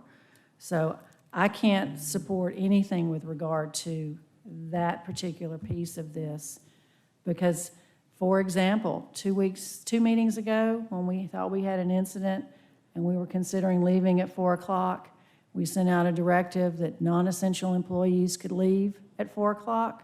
I don't know how many left, but if they're considered non-essential to leave early to avoid some sort of incident in the street, I'm not sure that I could justify that they deserve any sort of relief money. So I think this is a big discussion for us to have. We've got a lot of employees that have been on the front lines and that have put themselves at risk, that I support 100% that they deserve some compensation for those efforts and the risks that they took. But I cannot support this with anything that decides today how we're going to handle what we're going to do for our employees. Okay, so Commissioner Ellis, your comments on the Morris amendment? Well, I don't understand procedurally how we're voting to amend something versus where we got a motion and a second one, when it'd be a request versus it not being a request to, as a friendly amendment to the original motion. I mean, there's a motion to approve this on the floor. Correct. Right, as it's written, why wouldn't this be a request for a friendly amendment to the document, to what we're then going to vote on? Well, I don't think it's a friendly amendment that would be accepted, so it's a substitute motion to amend. And then if this fails, we'll take up the primary motion. Go back to the main If motion. it's approved, then we will take up the primary motion with the amendment on it. Okay. But even with your amendment, you're agreeing to a $3,000 across the board for every employee, just not out of the general fund? No, it would, as written with that sentence removed, it would provide the money for the, whatever they're called, the eligible, under the Rescue Act money, they would get it. But the other employees would not, unless something comes forth again as a separate paper later on in the year. Thank you. Which I might not support, depending on, but I agree with you on the question of the taxpayers who don't have a job, don't have any money, and they're yet having to pay for folks who have continued their jobs and continued their benefits. So it's an equity issue for me, is from taxpayers to employees. Okay, Vice Chair, your comments are on the Morris. Okay. Yes, sir. Thank you, Mr. Chair. First of all, I want to just make it clear that all employees are essential. I know this is a term that has been adopted from COVID-19 pandemic, but all of our employees are essential. And let's make sure everybody understands that many of our non-essential employees were reassigned to jobs that made them essential. Is that not correct, Mr. County Manager? Yes, ma'am. In the end, all employees were reassigned. Thank you. All employees were reassigned to be essential employees. So I think that kind of clears up that entire discussion. Now, I did hear you say that about 2,500 employees qualify. I think that's referencing what if you recall, the board authorized hazardous pay in the last round last year. So we had, and Ken can correct me if that's not exactly the right number, but in that range of folks, we went through department by department and qualified them for that payment. Now, I think also, in retrospect now, as we move forward, things like the tax commissioner's office, like IT, I don't think we could do the same analysis and not include additional employees Exactly. in that. But we have not done that as of yet, waiting to see direction from this policy decision. Thank you for that. So my question would be, which employees do not qualify? Do we know a number? We do not know a number, and I would hesitate to say, because again, I think if we went through that process again, we would find that it's more than what it was last year. But, Right. but looking at the federal Right. guidelines, there might be some argument made that there are some that are ineligible for payment under the way it's written currently today. So we'd have to do that analysis to determine it. I would like to request that you do that analysis, because I think it is very important that we do this bonus for the employees. As we just discussed, many of the non-essential employees, all, were reassigned, and that made them essential employees. So I think it's important. Also, do we know an average of how much of general fund dollars would be necessary to provide the pay for the employees that would not be eligible, would not qualify under? No. No, we'll have to do that analysis. You have to do that too? Okay, Yes. well, I'd like to request that as well. I think information is power, and you can't make an adequate decision without the information. That's all, Mr. Chairman. All Thank right, you. anything else on the Morris Amendment? Commissioner Abdul Rahman? Yeah, I just want to say that, thank you, County Manager. Thank you, your office. We looked at all the scenarios that are coming up today, and I was directed by this body to make sure that we were very thorough. While we're waiting on analysis, we've got Fulton County employees that are helping us maintain a very high customer service rating. We have Fulton County employees who had to use their internet, who had to do other challenges while they contracted COVID, while they came into work. We have IT professionals that came in and made sure Fulton County stayed working and was doing above and beyond. Yes, I understand people have jobs, but we also need to make sure that everybody on this body knows that we are in a pandemic, and we asked our employees to step to the plate. I have the full confidence in our county manager's leadership that once he does his analysis, if he feels that it needs to be tweaked, if he feels that it's something that he needs to change, that this legislation gives him the power to do so, that it would not be burdensome, while being fair to our Fulton County employees who we are on their backs. They were the ones that had to make sure our customers were taken care of while they were suffering from COVID. The tax commissioner's office was hit heavy, and they worked through it. And so I understand we all have a lens that we're looking through, but let's be fair. Our employees are the staple. Our employees is what make Fulton County great. Our employees are more important than a very expensive glass of cognac or a Cuban cigar. Our employees are the reason that we are number one when it comes to operational wise, when it comes to human resources, when it comes to us setting the bar. So I believe this body should, based on this legislation, allow the county manager to make a determination as to if eligible, they will all receive it. If not, those that are eligible will, but this was a very fair compromise to make sure that all of our employees,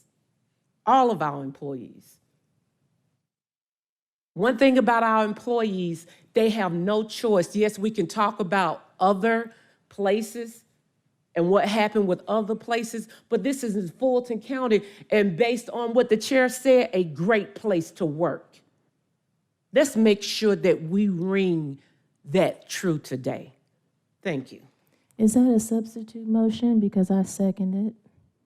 Commissioner Abdul-Rahman, was that a substitute motion to have the county manager have the authority to go ahead and do the pay for those that qualify? Yes. And, okay, well, I second it.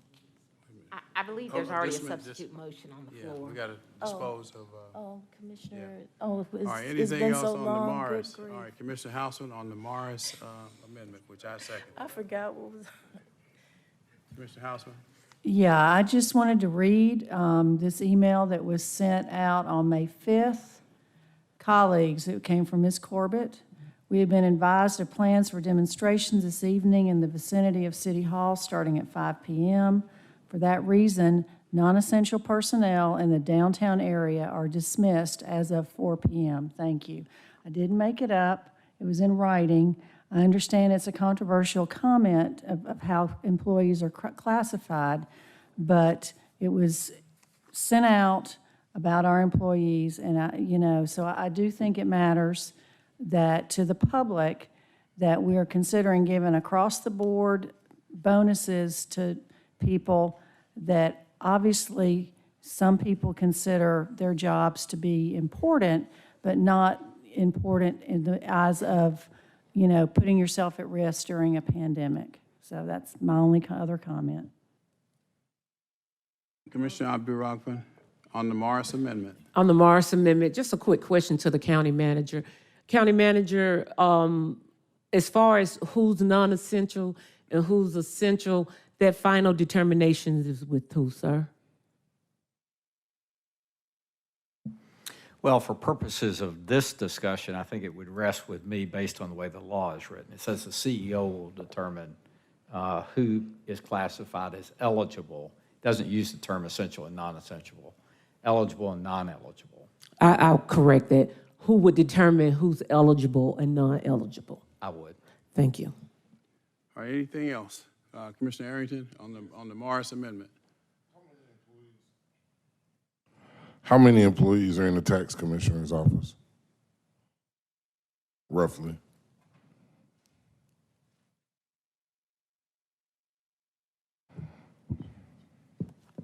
Good afternoon, Commissioner.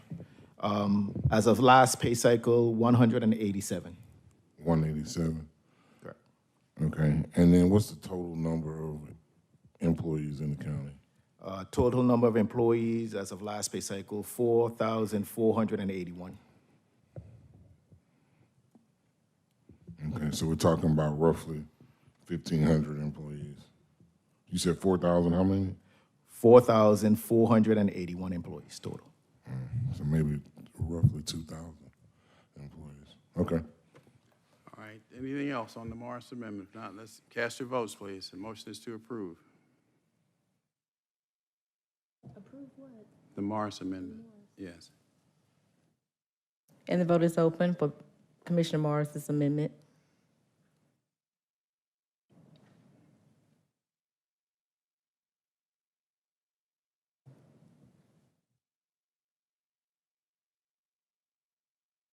What? Okay. And the motion failed, 3 yeas, 3 nays. All right, motion fails. Now back to the main motion, which was to approve. Any comments, further comments? All right, I'm sorry. Go ahead, Commissioner Ellis. Yeah, I just want to make just some brief remarks on it. Number one, I think we fully demonstrated in the past cycle of funding that came to us for CARES that we know how to administer these programs. We had a good process in place, and we did need to handle it via a very prescriptive resolution. And I think we need to continue that practice going forward today. And I'm not comfortable approving a resolution which has prescriptions in it for things which, as they're worded, arguably don't comply with, the act, or questionably about it. So in addition to that, there's language in here that I think potentially puts at odds, being prescriptive around something and then handing over to staff and potentially pressuring them to try to fit something in that sort of pushes the envelope when it comes to compliance. I'd rather see our staff come to us with recommendations around the program that they know is compliant, that we can get to work on. We've demonstrated the ability to do that in the past. And I think that, this resolution ultimately is just not needed. We can have individual programs come before us. We discuss them individually, what we want to do with pay. I'm in favor of doing something with pay. I think we ought to take it up, come up with a plan, discuss that, approve it. Similar with other elements. Having something that just says, your requirement is you got a business license, a tax return, and you have an affidavit of need and evidence of a negative impact, and then saying we're going to administer that. I worry that we're going to be in a situation where it comes back in audit and we look like the city of Stonecrest. I just don't think we ought to put our staff in that position. We ought to come forward with individual programs we all agree upon and how they're going to be administered and executed, and we vote on them and approve them, 1 over 1. We've had a good track record of doing that in the past. I think we can do it in the future. Commissioner Abdul-Rahman, followed by Vice Chair Hall.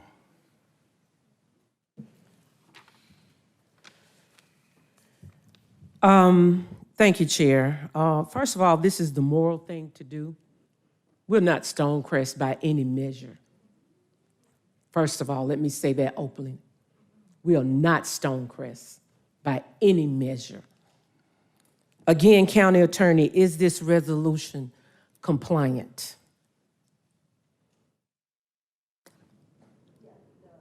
Please turn your mic on, please, Yes, County the policy, Attorney. yes, the policy that you have put forth,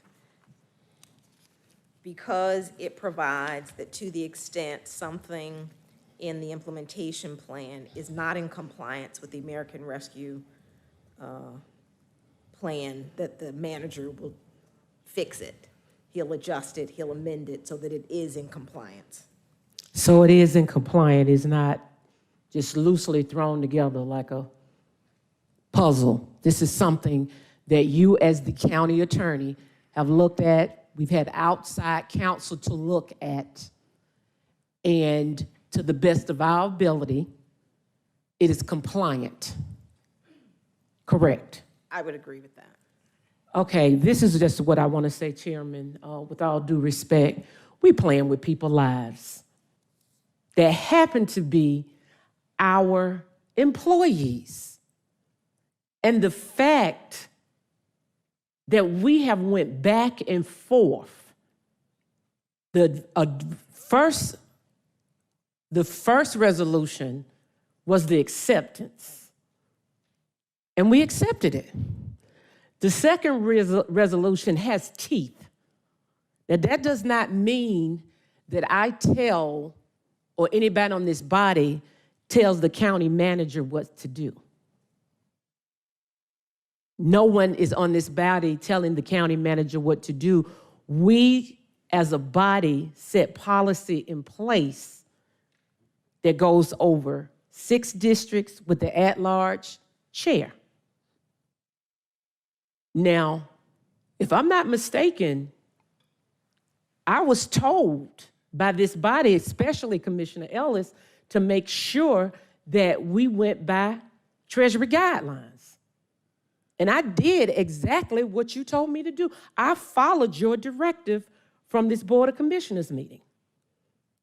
I met in good faith with the county manager's office. Thank you.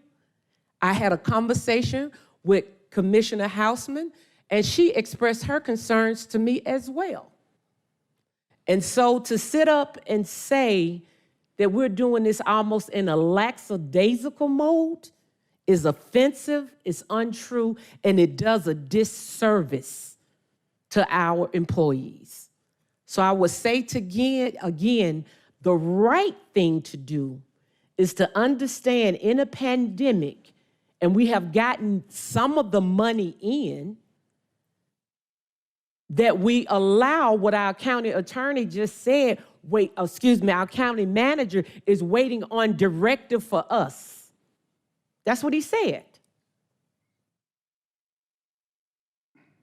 Do what's right, County Commission, because we have Fulton County employees that are watching us right now to make sure that we do what is right. And to tell by not wanting to do this, to tell our Fulton County employees that they're not important, because that's what you're doing. You're saying they're not important. And I take issue with the body that is sending to our same employees who you're telling them, wear a mask. You're telling them to make sure that they give A1 service, but when it's time for us to take care of them, then we want to hem and haw. So again, I would appeal to the employees today that County Commissioner Fulton County cares about its employees. And the sister counties of DeKalb County and others who have already moved on this, we got a moratorium ends on June 30th. And we've got money sitting in the bank. And we're sitting going back and forth as though our employees are not important. And I take issue with that. And if you get upset about it, so be it. I apologize. Use this as a running apology. Because we would not be number one when it comes to customer service. We would not be number one operational-wise. We would not have the best county management team in the state of Georgia if it was not for the execution of our employees. Here again, please support this and pass it. Vice Chair Hall. Thank you, Mr. Chair. I have to go back to Madam County Attorney. You said something that kind of, I need some clarification. You said the county manager has to fix Commissioner Abdul Rahman's resolution. What did you mean by that? To the extent that there are pieces in the implementation plan that once you actually try to put together a program, because that's when you're going to figure out whether or not all of this fits within the requirements of the plan, once you actually put together a program and all the pieces of that.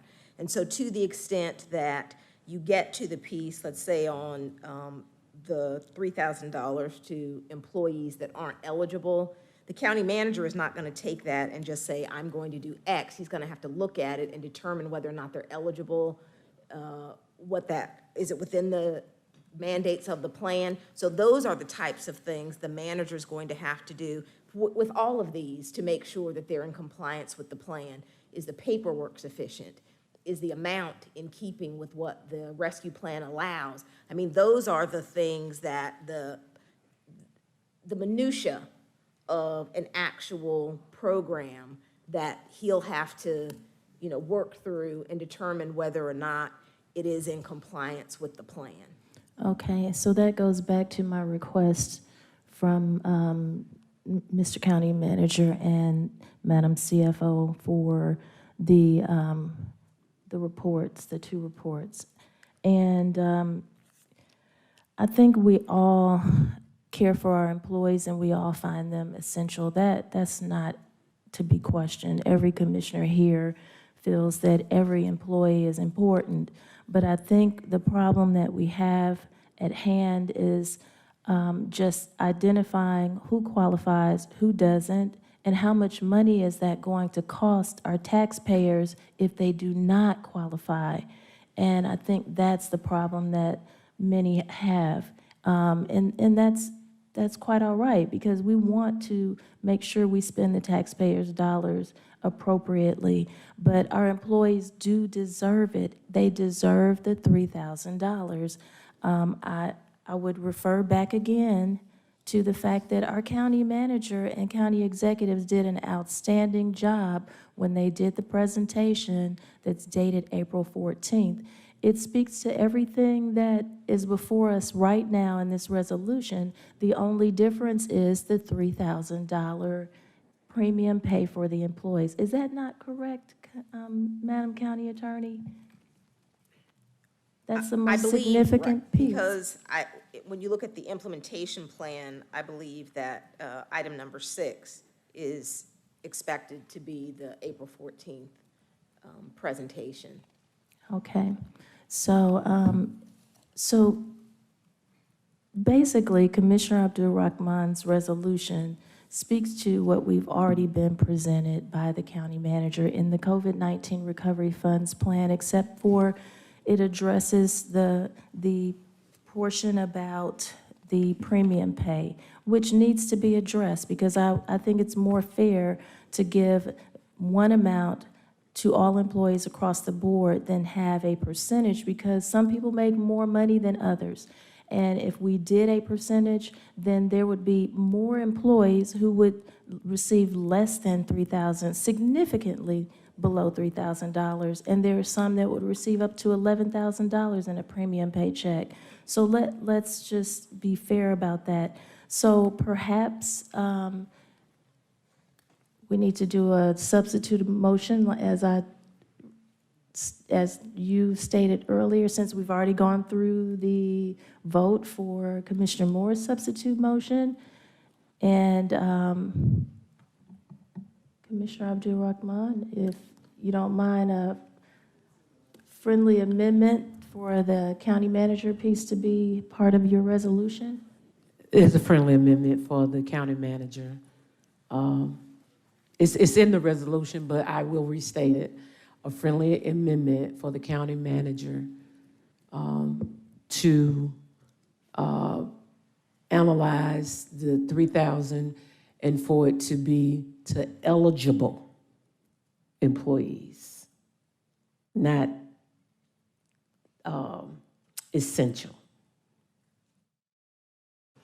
Is that what you're speaking to, Vice Chair Hall? Yes, and that he then look at the ones that are not eligible and provide his input on programming, dollar amount, and what that would take to provide the fair funding to those as well. That's in the legislation, but yes, I will put a friendly amendment to state all of that. You accept that as a friendly amendment? I accept it as a friendly amendment. All right, thank you. I second it then. Commissioner Houseman? Okay, so I appreciate your comments, Commissioner Ellis, because you're right. We did have a really good track record of evaluating programs in the first relief money that we got.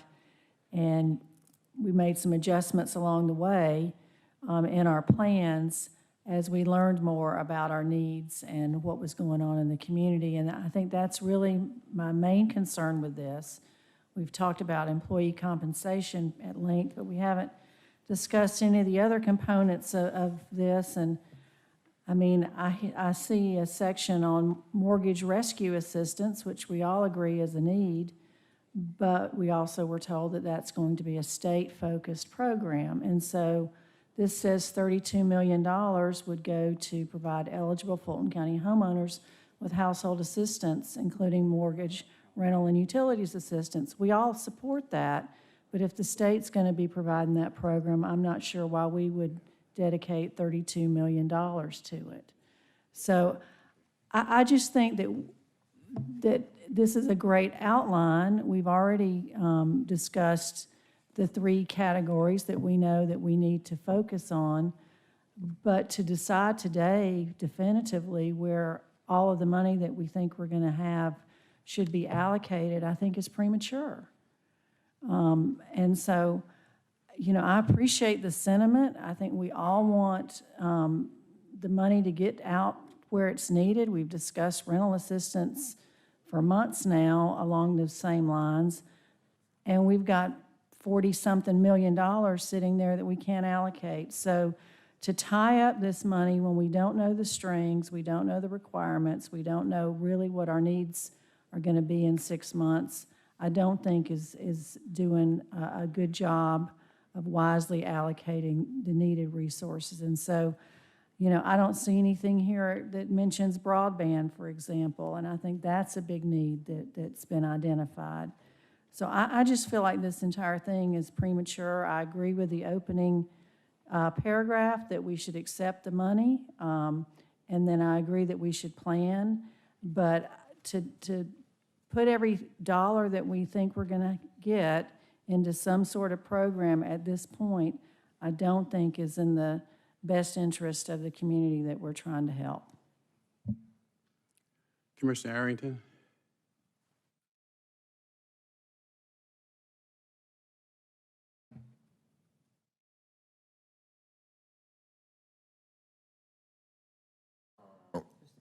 Mr. Manager, Mr. Herman, I would like to know the demographic breakdown of the employees who will be receiving the 2,500 versus the non-2,500. What is their race? What is their sex? What are the other demographic information that identifies those people? And I'd like to see that information because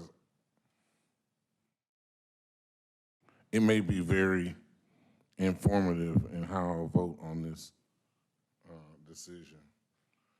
I think all of our employees deserve certainly some type of additional compensation. The government doesn't run. Fulton County doesn't run without the employees. The lights in here don't just come on. These computers don't just turn on by themselves. But it would be interesting to know the demographic information and if there is a difference between those who might be qualified as essential and those who might not. I wonder if there is a difference. I wonder what the numbers will show. And I think we need to be careful because if those numbers come back showing disparate treatment for certain classes of people, we could be walking down a very thin line.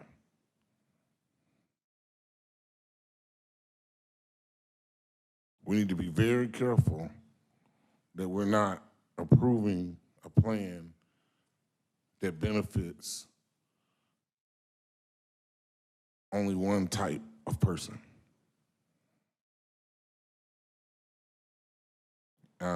So I'm supportive of giving it to all our employees, but we got to be real careful that we're not walking into a lawsuit.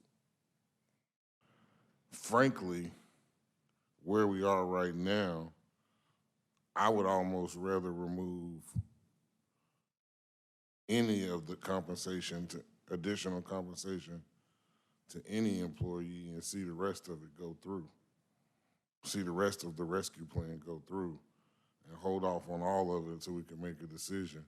Because I'm afraid that now none of the other stuff will be approved. But I would hate to go forward with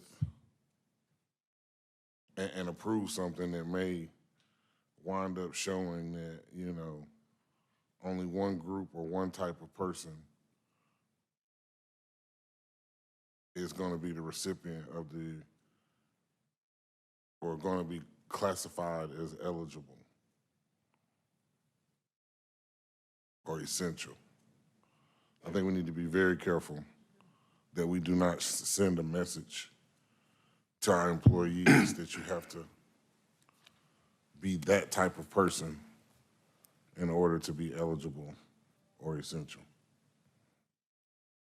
And it might not, and I doubt anyone is doing that on purpose. It might just be an unintended consequence of the way that it is designed. It might be the unintended consequence of who is deemed essential based upon, you know, our historical perspective of those that are essential or eligible based on our institutions, not based on anyone's direct or deliberate attempt to isolate or exclude. I doubt that very seriously, but it's quite possible that the unintended consequences could be that only one type of person or a majority of one type of person is eligible or essential. Thank you. Thank you. Commissioner Abdul-Rahman, you want to be heard again? If you don't mind, Chair, I'll be brief.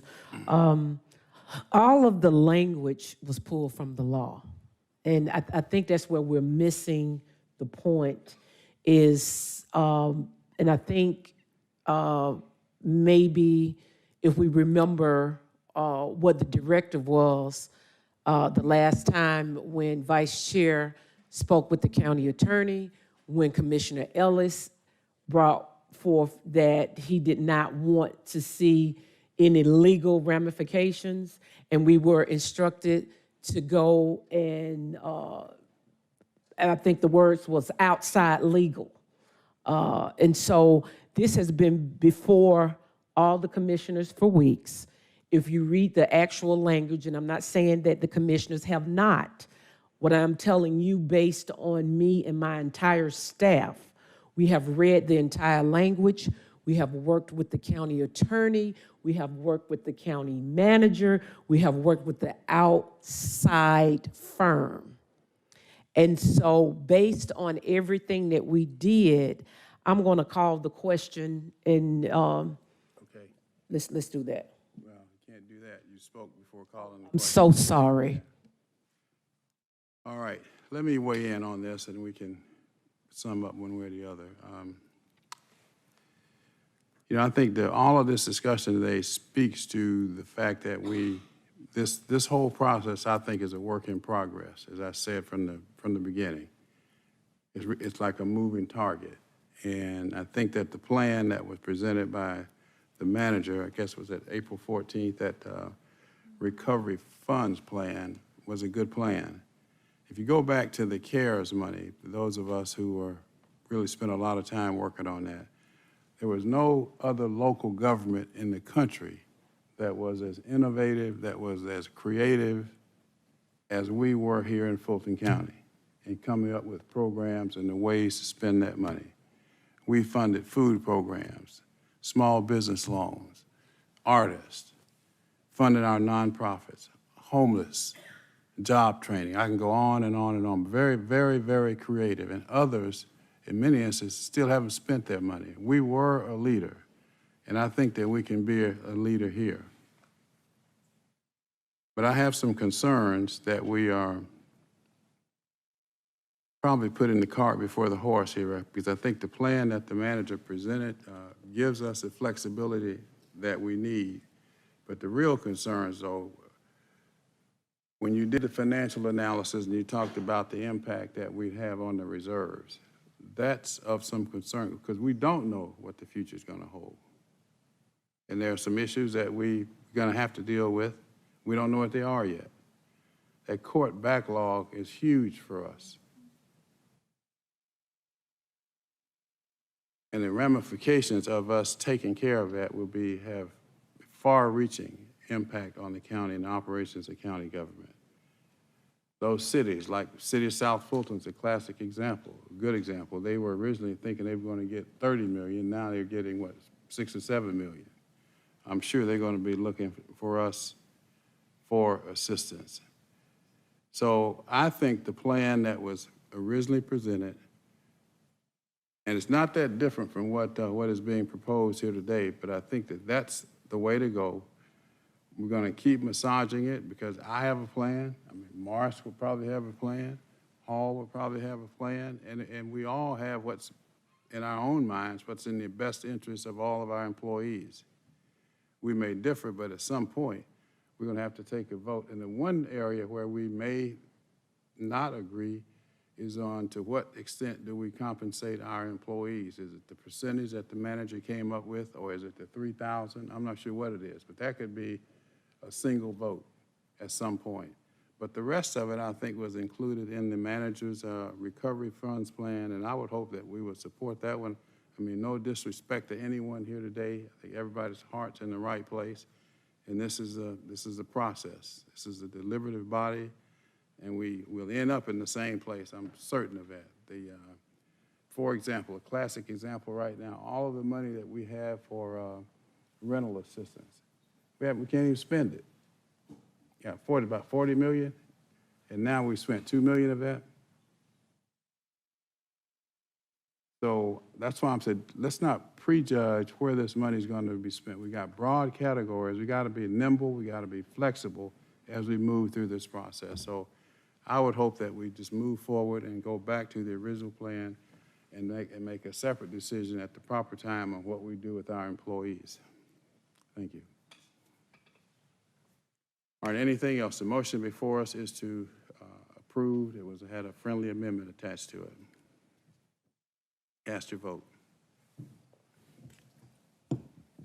And the vote is open.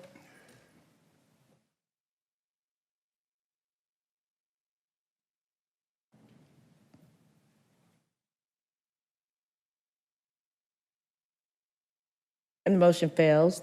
3 yeas, 3 nays, 1 abstention. All right, we already voted to recess for lunch and executive session. No. What? It was withdrawn? Okay. All right. Is there a second? Second. All right. Cast your vote, please.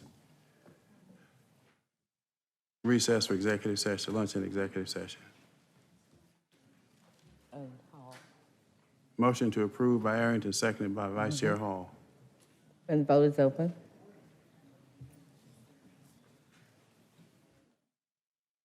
Oh, I'm sorry. Yeah. Where's, And the motion passes. Madam County Attorney?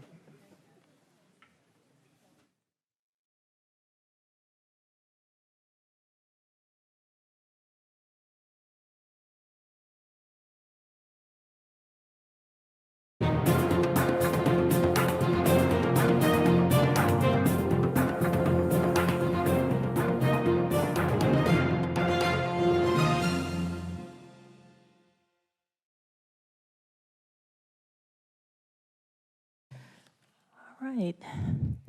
Madam Clerk, Madam County Attorney, we have items from the executive session. Yes, Vice Chair. Is there a motion to approve the request for representation set forth in the first item on the executive session agenda? So moved. And seconded by Commissioner Arrington. Please open the vote. Vote is open.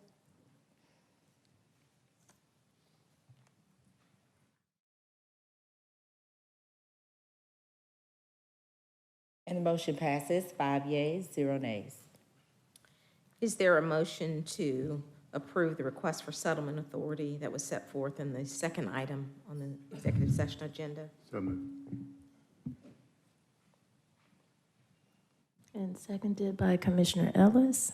Open the vote, please. And the vote is open. And the motion passes, 5 yeas, 0 nays. Is there a motion to accept the revised quitclaim deed and grant certain limited restrictions with respect to the Cedar Grove Community Center? So moved. Seconded by Commissioner Hausman. Please open the vote.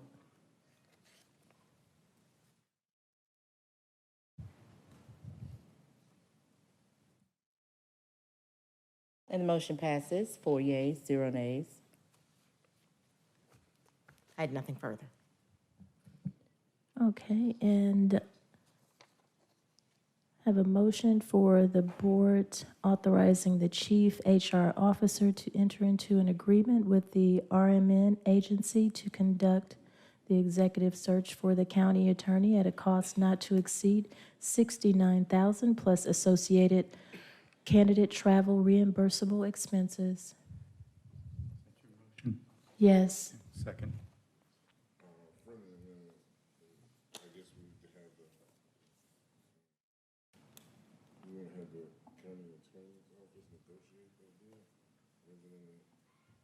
Mike.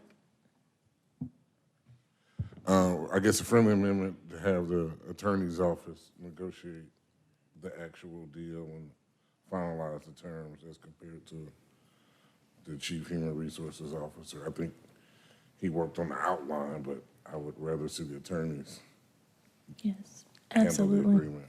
All right, absolutely.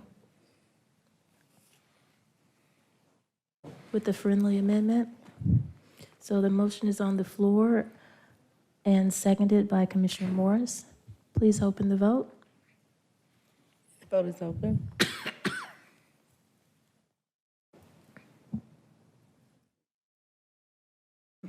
And the motion passes, 5 yeas, 0 nays. It's freezing, yeah.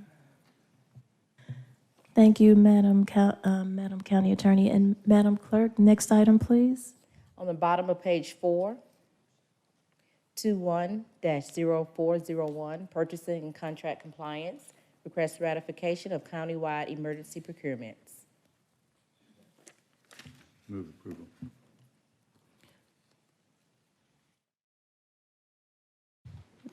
Commissioner Morris moved approval with a second by Commissioner Ellis.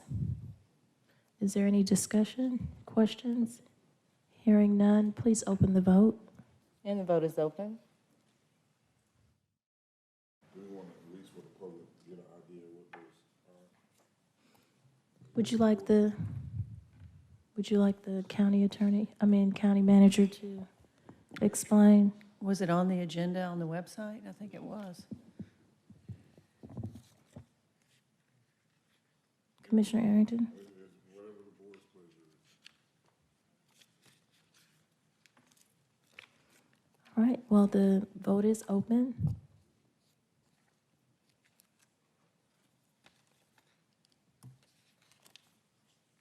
And the motion passes, 4 yeas, 0 nays. On page 5, 21-0328, registration and elections, request approval of a statewide contract to provide temporary staffing services.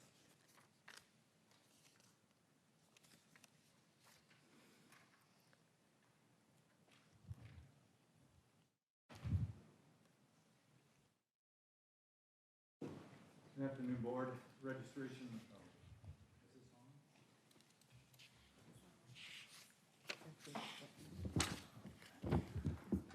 Good afternoon, Commissioners. Richard Barron, Director of Registration and Elections. I have a presentation. Before I give you the presentation, I just want to briefly introduce a new Deputy Director for the department, Patrick Eskridge. He holds 2 master's degrees. He's got an MBA and a master's in public administration. And he worked for us about 7 years ago, and he also has worked at Gwinnett County. And so we are excited to have him. I just wanted to introduce him briefly. Yep, good. Okay, next slide, please. So I watched 2 weeks ago when my election chief, Nadine Williams, was here regarding this Happy Faces item. And I wanted to briefly review why we started using a staffing agency back in 2015. A few of the reasons: we had supplemental staff that would no longer be able to work full-time because of the 29.5-hour limit under the Affordable Care Act. With overtime demands, complying with the ACA meant we'd have to either at least double our workforce, if not triple it, in big elections. We needed flexibility and efficiency in the hiring process. Early voting expansion. When I got here, there were only 6 early voting sites, or 3 depending on the election. We quickly ramped up to more than 20 in some elections. It placed many demands on human resources and finance that became burdensome for both departments. The cost of using a vendor was cost effective, and it was difficult to replace people quickly through the Fulton County processes.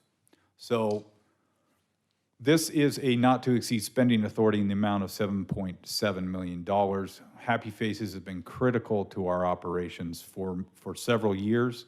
We usually get about 300 to 400 of our supplemental staff positions from Happy Faces, and that's what we would do again this year. They would be in different categories: elections, logistics, warehouse, voter registration, absentee ballot, advanced voting, voter education outreach, security, technical support, and a call center.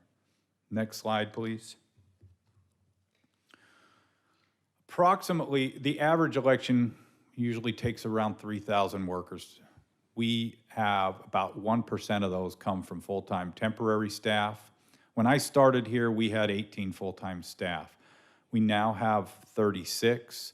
In 2019, we had 21, and I brought a proposal to increase it to 34, and then we added 2 more. I'm also planning on bringing another increase over the next 2 board meetings to get us up to 45 full-time staff. The department currently has an RFP out to evaluate all election operations and includes a review of the staffing model. We have modestly moved that needle over the years to increase staff and to decrease our dependence upon supplemental staff, but they are still vital to our operations. 86% of our staff are community citizen staff that staff the polls on election day. 13% of those are supplemental staff. Of the supplemental staff, 87% of those are Fulton County residents. And for early voting and for our warehouse, there is no requirement in the law that they be Fulton County residents. And now since SB 202 passed, we can now on election day recruit workers from other counties and bring them in on election day, which was never an option for us before. Next slide, please. So you can see about 2,600 of our positions come from either county employees that help us or community or civic-minded residents that work for us for election day poll worker positions, election night workers, logistics and warehouse, call center rep, election day security, and line monitors. Temporary positions, the 300 to 400, those cover all these other positions that I mentioned on the previous page. Next slide, please. And one thing I'd like to say, Happy Faces over time, they always have gone over and above to help us. Last year, we put many demands on them, especially in the technical arena, and out on their own, they went out, partnered with an IT firm to make sure that we were able to get technical staff when needed, and when some of our other partners, staffing partners, were unable to fill all the positions, Happy Faces always had people that they could get in here right away to fill those positions. So they are very efficient in staffing for us. They have had a State of Georgia contract for 20 years. They have been with us for 7. They started out as our partner. They have also been used in vaccine outreach, senior services, and community development. They have successfully provided assistance in staffing for us since 2015, as I mentioned earlier. They are responsible to recruit and process payroll for temporary staffing. What you'll see in a slide later as well, if we were to bring all of these people into the Fulton County fold and have human resources and finance departments each would probably have to hire 10 more staff each to handle all of these people that would have to be added to the Department of Registration and Elections. We do not place Happy Faces employees in supervisory or management positions, with the exception of those that work at the early voting locations, and they're usually a 3 to 5 week assignment. 87% of the workforce are Fulton County residents that are hired through Happy Faces. They are an equal opportunity employer. They do not make any inquiries related to political party affiliation as part of their hiring practices. They have ease and flexibility of scheduling overtime and weekend work, and poor performers can be immediately dismissed. When we used to use the model where we brought in supplemental staff through Fulton County, it would take, right now, that process would be from the time we begin to fill out the paperwork for a recruitment requisition through the time that somebody is finally on board. That is about a 50-day process. With Happy Faces, we can let someone go and have them replaced within 24 hours. So they are very efficient for us in that regard. Next slide, please. They are cost effective. They give us operational efficiency, ease of scheduling, ease for training. They have availability of staff, expedited payment to staff, and they have the ability to respond to emergency requests. And they are always engaged and send people here to deal with their staff if it's ever requested, and they are very responsive. Next slide, please. So as you can see, if you annualize the costs, if we were to bring these staff positions on, the total number of positions, 973, it would cost Fulton County approximately $25 million over a year. This is according to analysis done by Human Resources. The temporary agency is about $18.7 million. So it's more than $6 million in cost difference using Happy Faces on an annual basis. The additional cost factors I mentioned before that we would have to also add, Fulton would need to add employees into finance and human resources to deal with all those extra staff. The benefits, leave accruals, leave payouts, new hire, FMLA, unemployment insurance, workers' comp, additional management, those would all be requirements that we would have to have in order to bring all those people on. So that is a significant cost difference. Next slide, please. And then later this year, we are going to be bringing some of these items for the next, and the grant-funded items will be coming at the July 16th meeting, with the exception of one today, and that will mean that we will have spent about 98% of the grant funds that we were awarded, and that we should be able to spend almost 100% of those grant funds that we were awarded by the end of June, which is the expiration of those grants. We have some other items that we will bring in front of the BOC later as well for the BOC consideration this year, and these are listed here. And next slide, please. And then I can take any questions.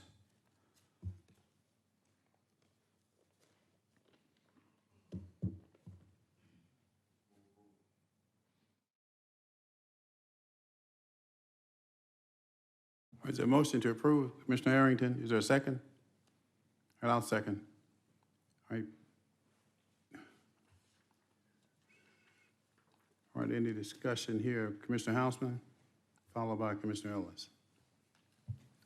Yes, thank you, Rick, for being here today. I know you've been sitting here for a while, so I appreciate that. Welcome to Fulton County. What was your role in Gwinnett, if I could ask? I was over the voter education and outreach program with Gwinnett County. How long were you with Gwinnett?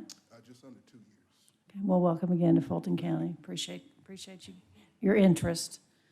All right, I'm looking at your slide where you have the graph about the number of temporary staff from the staffing agency versus community members.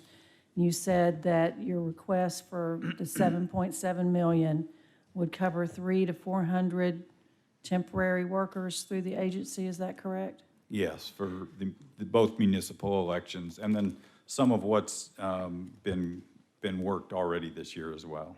So the 83% or whatever that number was of community members, 86%, how many people is that approximately? That's about 20, for the average election, that's about 2,600. So 2,600 plus the 400? Yes, well, and then you have 87% of those live in Fulton County. Right, I'm just trying to get the total number you need. So you really need about 3,000 workers. Yes. Okay, and then the cost for the 2,600 workers, how much is that for the community member type worker? For election day. I need to get that to you. Well, I mean, if you're saying for approximately 400 folks, it's 7.7 million. Most of the people that work on election day in the 2,600, that's a flat fee. And so Fulton County pays that. They're like a one-day worker. Fulton County pays all of it, okay? We pay for both. So I'm just trying to get an idea how much we spend on the 86% of the workers versus how much we're paying for the Happy Faces workers. I will have to get that figure for election day. Is the money for the 86% election day workers already in the budget? Yes. So your total budget, if I recall, was like 7.1 million for the year. Is that correct?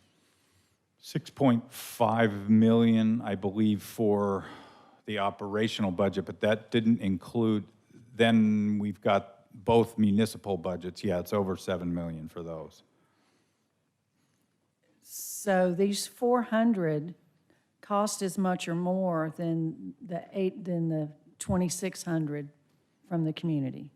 Yeah, I think for this year, the total amount of money that we will spend for Happy Faces is somewhere in the neighborhood of 4.6 million, plus what we're doing this year up until now. I thought the agenda item was spending authority up to 7.7. It's a spending authority for the whole year, yes, for 7.7 million. That includes some of what we have this year already and what we will expend for the remainder of the year as well because of the municipal elections. Okay, I'm just trying to put this into context. It looks like this item is 3 or 4 times what it costs for us to hire community members to do this work. Am I miscalculating that? Well, we have 2 different types of staff. We have people that we recruit for election day, and then we have people that work throughout our offices and through early voting. The 300 to 400 encompasses the latter.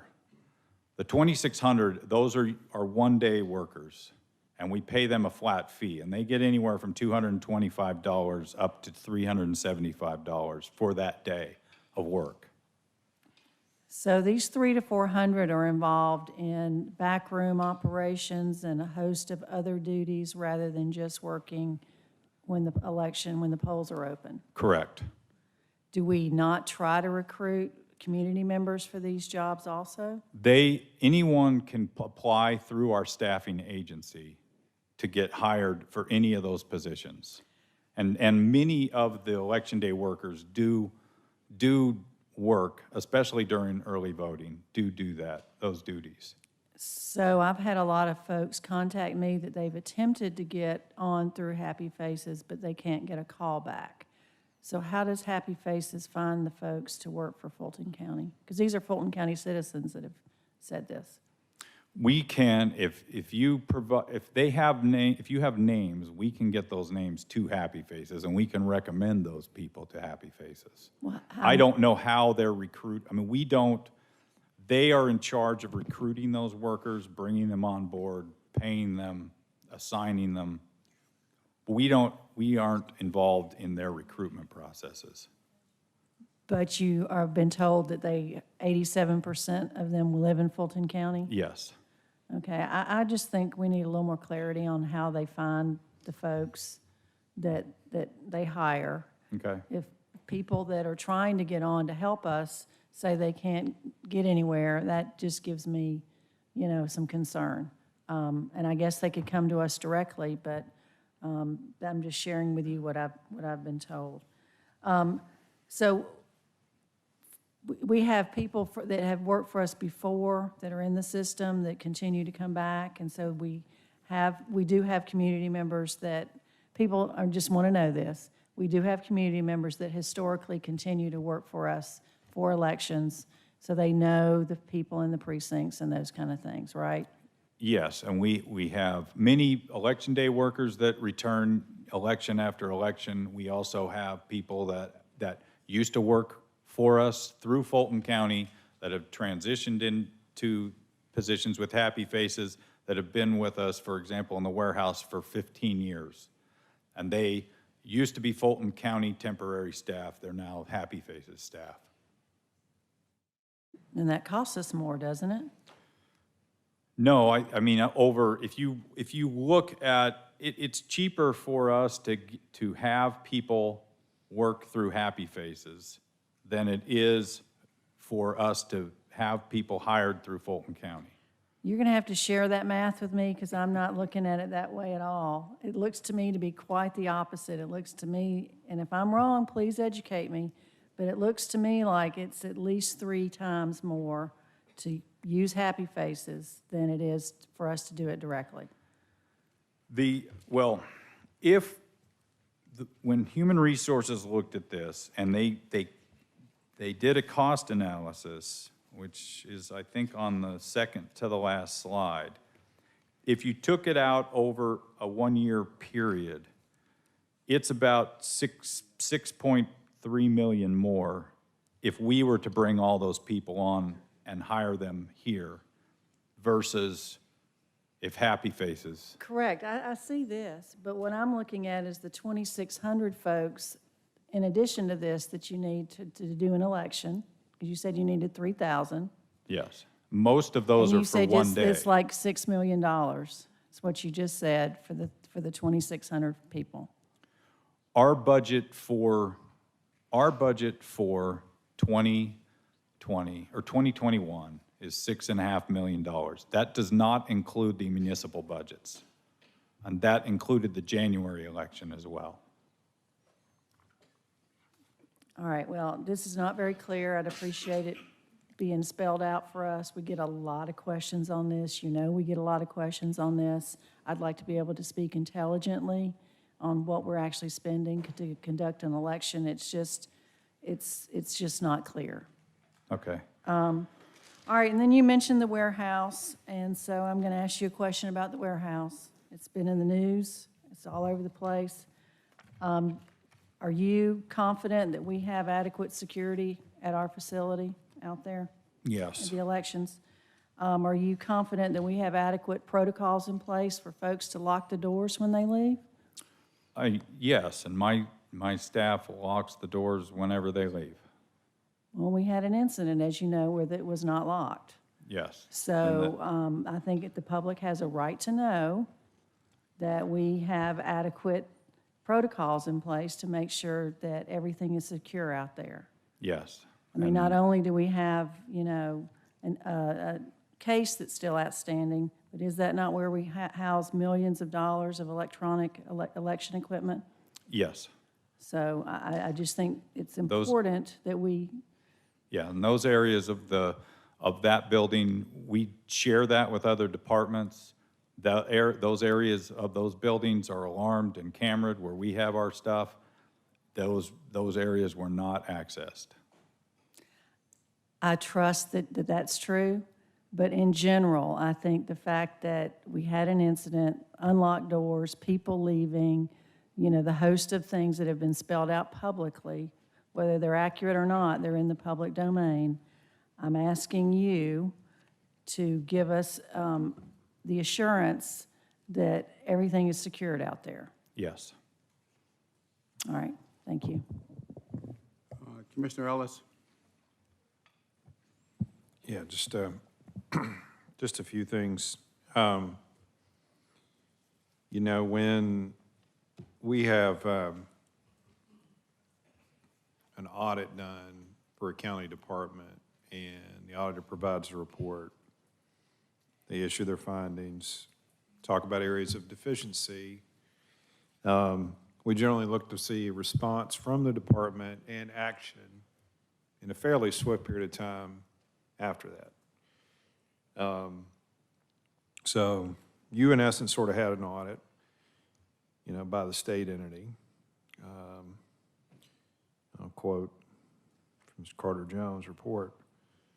Fulton has leaned very heavily upon an army of temporary workers to fulfill the litany of tasks that must be completed, from logistics to processing ballots to scanning final results. It would perhaps be best to offset this number of workers with stakeholders from the community who would like to get involved in the electoral process. By conducting multiple interviews with temporary staff, it is made clear that some have no keen interest in participating in this immensely important process, which is perhaps to blame for some of the sloppy clerical errors and logistical shortcomings that have plagued the complicated electoral process. Okay?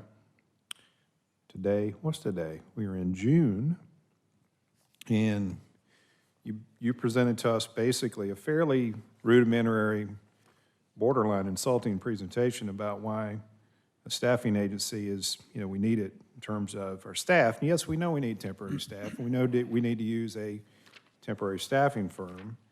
And I didn't need to see this calculation from HR to say, oh, if we employed all these folks full-time, it'd be a lot more expensive. No joke.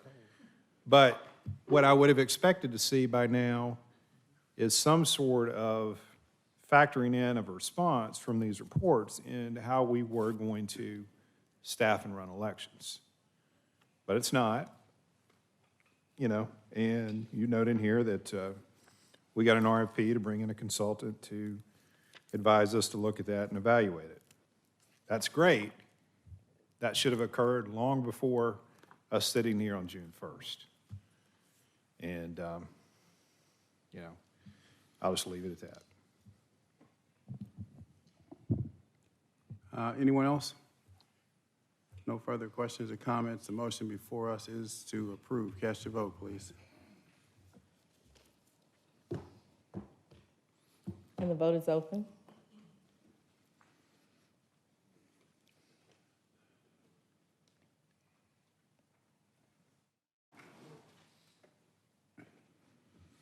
And the motion fails, 3 yeas, 2 nays. Next item. Continuing on page 5, 21-0402, registration and election. Request approval of a statewide contract for the purchase of 7 ICC scanners. All right, the motion to approve by Commissioner Morris. I'll second. Any questions or comments? None. Cast your votes, please. And the vote is open.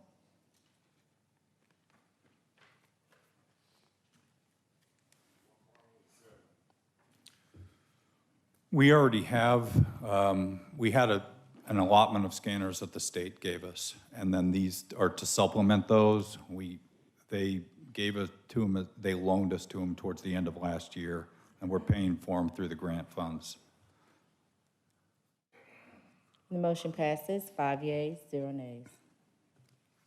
21-0403, Finance, request approval of a resolution authorizing the execution, delivery, and performance of an intergovernmental agreement with Fulton County Urban Redevelopment Agency relating to the issuer's facility improvement revenue bonds. All right, need a motion? All right, the motion to approve by Commissioner Morris, seconded by Commissioner Ellis. Any questions or comments? Hearing none, cast your vote. And the vote is open.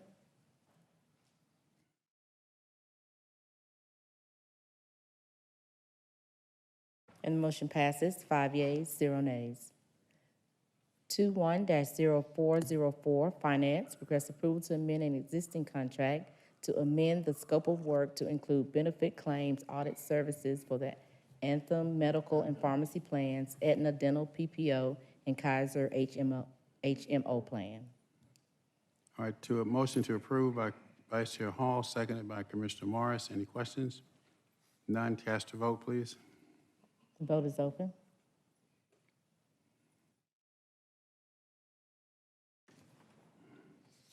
And the motion passes, 5 yeas, 0 nays. 21-0405, Real Estate and Asset Management, request approval of recommended proposals to provide standby emergency repair and restoration services for Fulton County facilities on an as-needed basis. All right,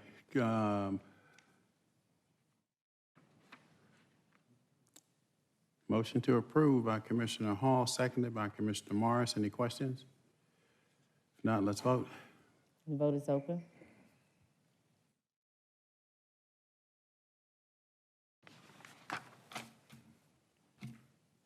And the motion passes, 5 yeas, 0 nays. On page 6, 21-0406, Real Estate and Asset Management, request approval of a recommended proposal to provide comprehensive operation, preventive, and corrective maintenance services for the Fulton County Jail and South Fulton Municipal Jail at Union City.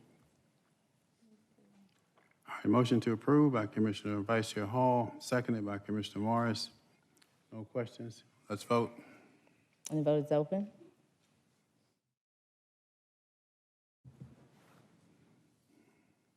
And the motion passes, 6 yeas, 0 nays. Under Health and Human Services, 21-0408, Senior Services, request approval to increase spending authority to provide congregate and home delivered meals, meal delivery, nutrition, education, and nutrition counseling for Fulton County residents aged 60 and above. All right, motion to approve by Commissioner Hall, seconded by Commissioner Ellis. Any questions? Cast your vote. And the vote is open.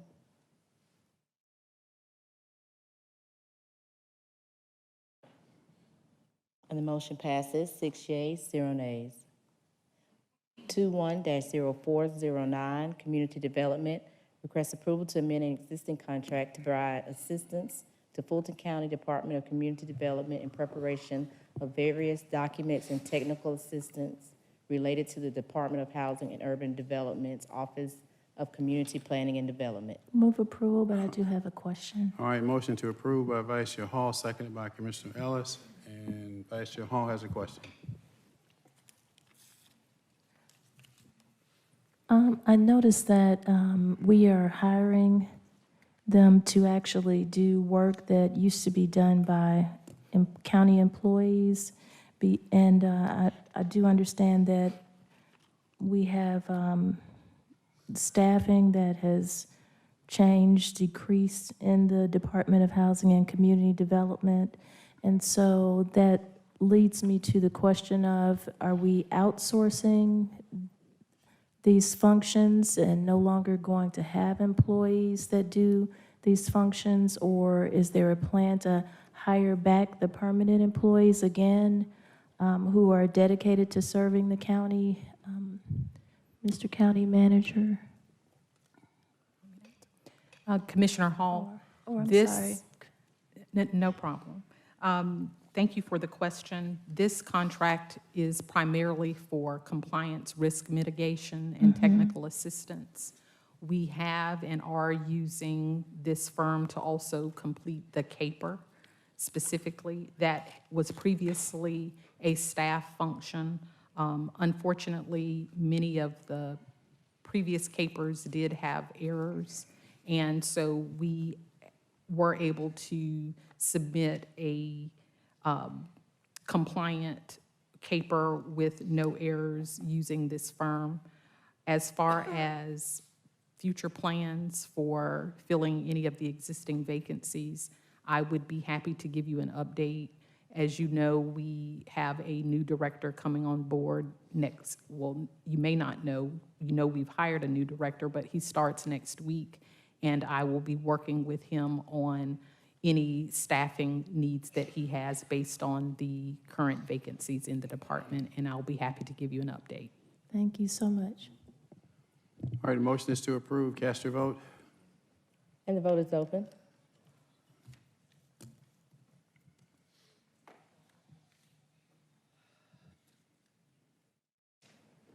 And the motion passes, 6 yeas, 0 nays. Under Infrastructure and Economic Development, 21-0375, County Manager, requests approval of a resolution to repurpose existing general fund capital funds from roadway transportation projects to be used for transportation-related projects to benefit the Fulton County Executive Airport, Charlie Brown Field, and for other purposes. All right, motion to approve by Commissioner Hausman, seconded by Commissioner Ellis. Any questions?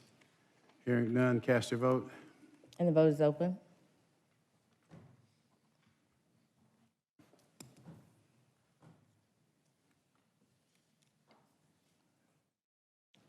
And the motion passes, 4 yeas, 1 nay. 21-0376, Public Works, requests approval to increase spending authority to provide resurfacing of roads within the Fulton Industrial District. All right, motion is to approve by Commissioner Hausman, seconded by Vice Chair Hall. Are there any questions? Commissioner Arrington.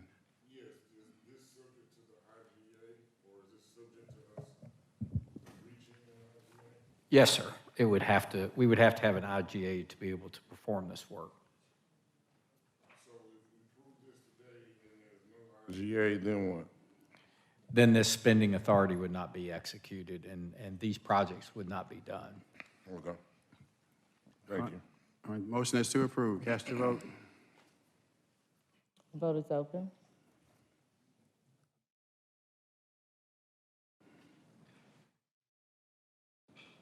And the motion passes, 6 yeas, 0 nays. On page 7, 21-0410, Select Fulton, request approval of recommended proposal to develop a urban redevelopment plan for the Fulton Industrial Redevelopment Area. All right, let's see here. The motion to approve by Commissioner Hausman, seconded by Commissioner Abdul-Rahman. Any questions?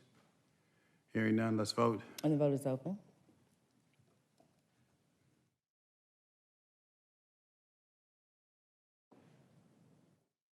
And the motion passes, 6 yeas, 0 nays.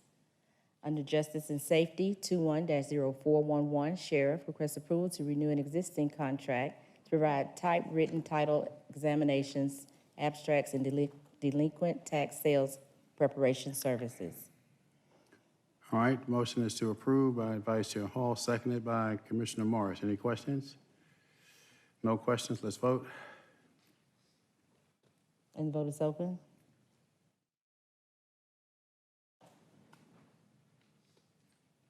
And the motion passes, 6 yeas, 0 nays. Under Commissioner Action Items, 21-0379, request approval of resolution amending the membership of the Task Force on Elections within Fulton County and for other purposes, sponsored by Commissioner Arrington. Is there a motion? Commissioner Arrington. Colleagues, we voted to establish this commission to be 3 persons per. 3 appointees per commissioner. The group has not been able to meet because commissioners have not made 3 appointments each. Therefore, I was trying to reduce it to 2 appointees each so that there could be a quorum and the group can meet and address all of the horrible things going on in our election department. Okay, the motion is to approve by Commissioner Abdul-Rahman. Is there a second? Seconded by Commissioner Hall. Let's vote. I'm sorry, Commissioner Ellis. I understand this will sunset at the end of the year, according to the document. And just my position on this, and I appreciate you raising it, particularly at the point in time last year, but my position is that we have a Board of Elections, we have an elections department. They've heard extensively from various people throughout the course of over 12 months now, it seems like. They should be able to figure out how to run elections. We don't need another task force to try to advise them. If they can't figure it out, they should get some folks who can. Any other questions or comments? All right, if not, the motion is to approve. Let's vote. And the vote is open.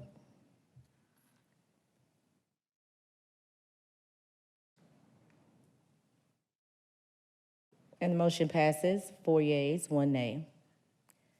Bottom of page 7, 21-0414.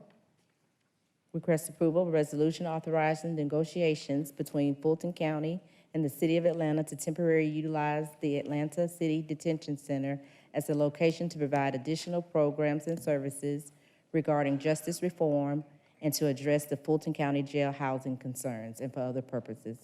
Sponsored by Commissioner Arrington. All right, the motion to approve by Commissioner Abdul-Rahman, seconded by Vice Chair Hall.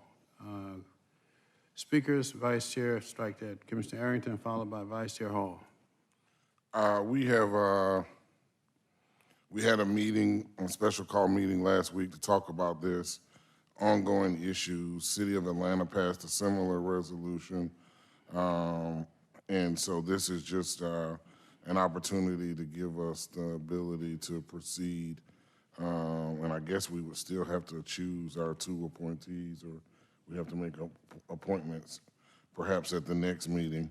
However, based upon the City of Atlanta's response, it appears that this issue may be an issue exclusively for our sheriff, and that our involvement may be limited to just providing additional budget. It appears the City of Atlanta is only offering a per-bed scenario and rate. And if that is the case, and if there is no short-term or long-term lease or purchase involved, and it's strictly inmate beds, then I believe the issue is reserved for our sheriff and exclusively within his jurisdiction to negotiate. But certainly, we need to do whatever we can to try to resolve it. So I hope that you will support this.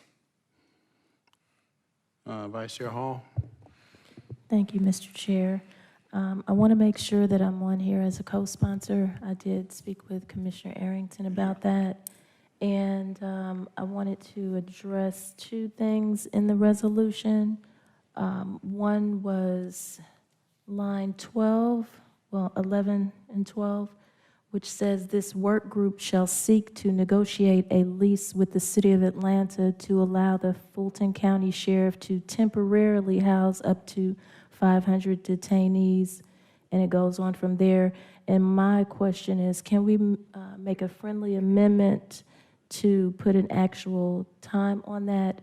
We discussed how long it would probably take to not only get them in there and do all the necessary renovations but also when it's time for them to be removed, that would take time as well. So if we could put something in there up to maybe 3 to 5 years or something like that.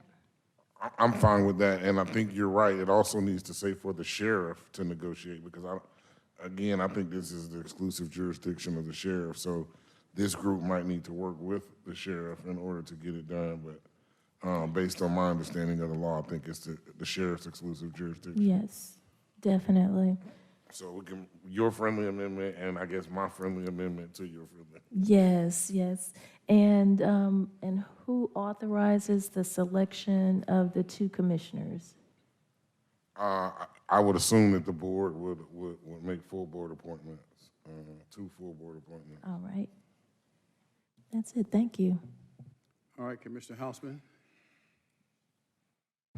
Yes, I apologize, but I was not able to participate in the entire meeting. I listened for a little bit, but I was on vacation to the meeting on Thursday.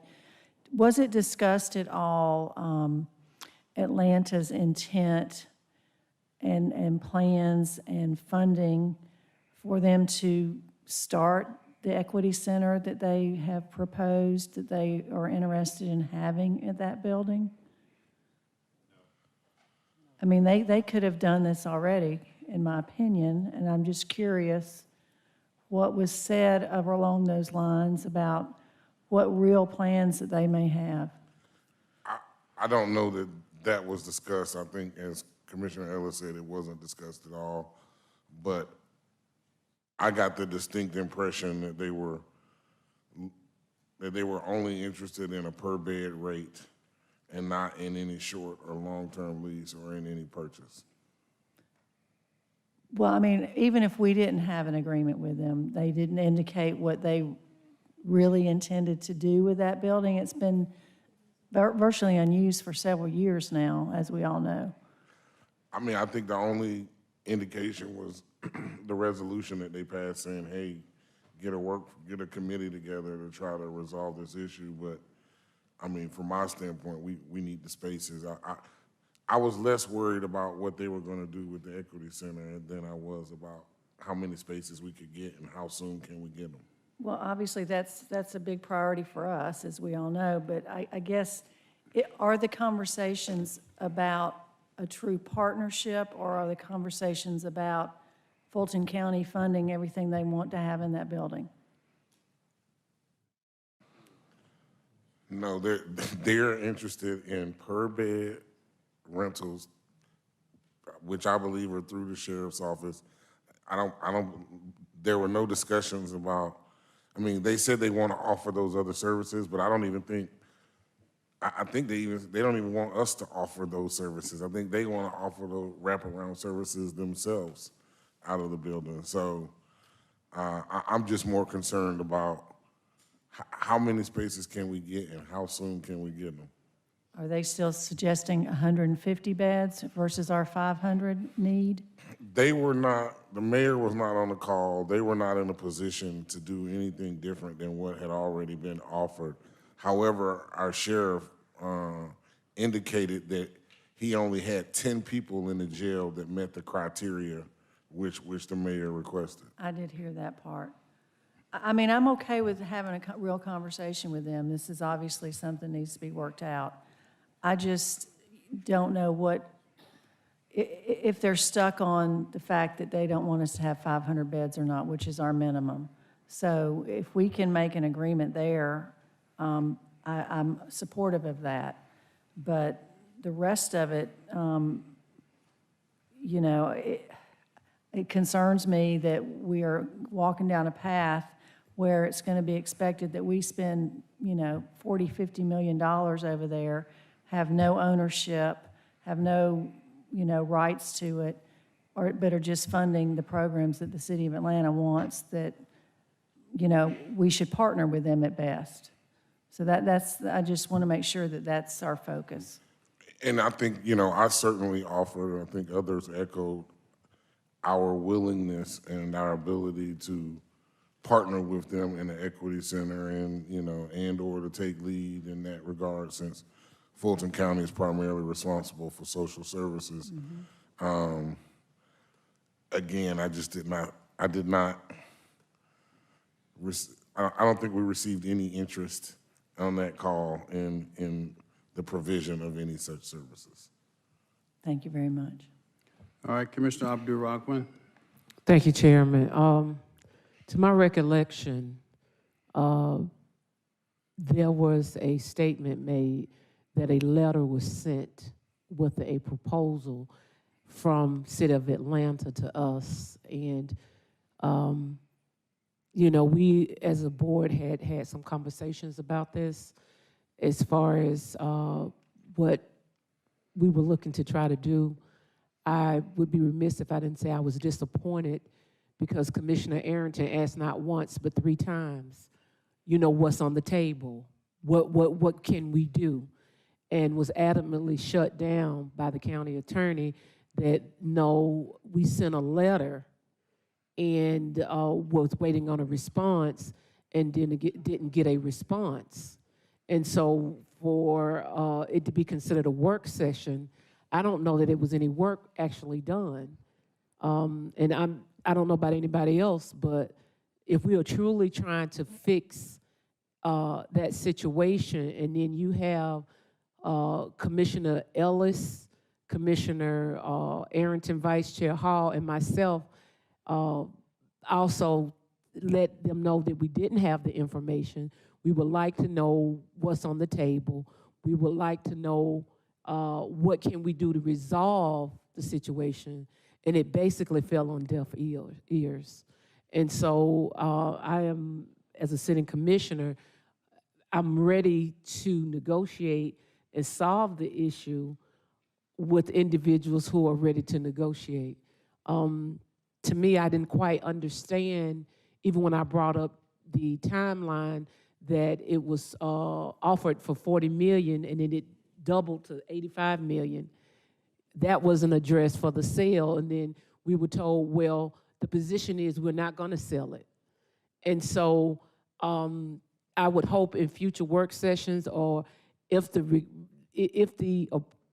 this resolution is authorizing negotiations between us and the City of Atlanta, I would hope that we have a baseline of what we want, because Commissioner Arrington, you asked like 3 times, you know, what's on the table? What do we have? We need 500 beds. Can we at least get 250? You know, you said all of that and we were shut down, but I thought it was a work session. And so I'm a little confused. I want to support this and I will support it, but I think there needs to be a idea of where we need to meet at and what is the goal, because it's like we're just turning our wheels for nothing. And so I'm very, very concerned about that. All right, Vice Chair Hall. Thank you, Mr. Chair. I do want to say that we discussed the fact that the City of Atlanta has a strong mayor form of government, so the mayor does have veto power. And we did request a copy of that letter. The letter was said to have gone from the mayor to our chair and then from our chair to the mayor. And there was a gentleman who was on the call from the mayor's office. I want to say his name was Mr. Jenkins or Mr. Johnson or something like that. And he said that he would definitely make sure that all of us had whatever documents were submitted from the mayor's office to the county. I do want to refer to the resolution which was referenced numerous times during that call, resolution from City Council, and Michael Julian Bond mostly spoke on this. I kind of got the feeling that he may have been the sponsor or the author of it. It was 21-R-3259. And what it says about beds in here is that whereas these programs and services outlined in the proposed letter of intent would also, which is a letter that we have not seen, would also include the establishment of a reentry program for up to 150 Fulton County inmates at ACDC, which is Atlanta City Detention Center, wherein they would be transferred to the custody of the City of Atlanta for the program and would be provided housing and access to job and other services during the day, and for which Fulton County would provide partial funding. So when the sheriff heard that, he said he may not even have even as many as 10 inmates that would qualify for something like that. And so that did not make sense to him for us to even have that. And then all four of us did pose the question of, what about 500 beds that the sheriff really needs to ensure that we treat our inmates in a humane way, because they are currently on the floors and in boats, which are plastic containers that have a little flimsy type mattress in them on the floor. And it was said that they would try to look at that, but knowing that they have a strong mayor form of government, the mayor still would have to make a decision. And they asked that the executive from the mayor's office go back and get more information and provide it back to us. So I don't know where we are as far as that. I haven't seen anything. I don't know if any of you have received anything, but I haven't seen anything. So that's kind of where we are right now. Commissioner Ellis? In the discussions, I guess, following up on Vice Chair Hall's comments about this resolution, there was a request that we pass a companion resolution so that this work group, there was reference that should take form should there be no resolution by May 31st, that this work group could then form to, engage in, some sort of resolution. So that was the impetus for this being brought forward, right? We were fairly, I think all four of us had a chance to speak on the call, as well as our sheriff, were generally fairly explicit that our ask was for 500 general use beds as soon as possible. I mean, we would lease them for whatever time that they would make available. And that was really what the ask was. And we asked for some form of response, and the response basically was their city attorney, I think you meant to say their city attorney, saying that, advised none of the council members on the call to even respond to it. So there was no response. In fact, the response basically was that they were still waiting on a response back from us, some red line of a document. And I think, we all, even though we all explicitly made clear that, 150 beds was essentially a non-starter, and the ask was for 500. So I guess the Commissioner Arrington and the intent here, is to be a further resolve. I think what you're saying is the sheriff shall seek to negotiate. That was what you were looking to change, right? Yes. In the line 11 there, on that last page. So seek to negotiate a lease with the city to allow the Fulton County Sheriff to temporarily house up to 500 detainees. I mean, certainly the sheriff, I guess, doesn't need our approval for him to seek out, and ask and demand that himself, or request for, it's a lease, right? I mean, I guess that's what we're, I guess what I'm asking for is that the consensus of the body that we're really, we're fine with a working group, but we're really asking, for this lease and asking for the sheriff to make that request, right? Yes, I absolutely agree. And I was going to say, Madam County Attorney, if you could work with the sheriff to make sure, because I think part of the confusion is they have a chief executive officer, the mayor, they're trying to respond to our chairman, and there are too many cooks are spoiling the broth. We got people sleeping on the ground over there. We don't need another committee. We don't need to talk about nothing. We need to know how many spaces they have and how much do they want, and we can write a check, right? This is a crisis, and if not, we need to go to the governor and ask him to take over the jail and give it to us so we can house these people. This is ridiculous. It shouldn't take this long. It shouldn't be all of this back and forth. But yes, the city is waiting on us to send a formal reply to the mayor's letter I think that based upon the way it is couched, that formal reply needs to come from our sheriff in concert with the county attorney to say, hey, we need 500 beds within the next, 30 days, or we're gonna have to ask the governor to take over the jail and let us use it, since y'all don't know what to do with it. Don't have any plans for an equity center, haven't allocated any money for an equity center.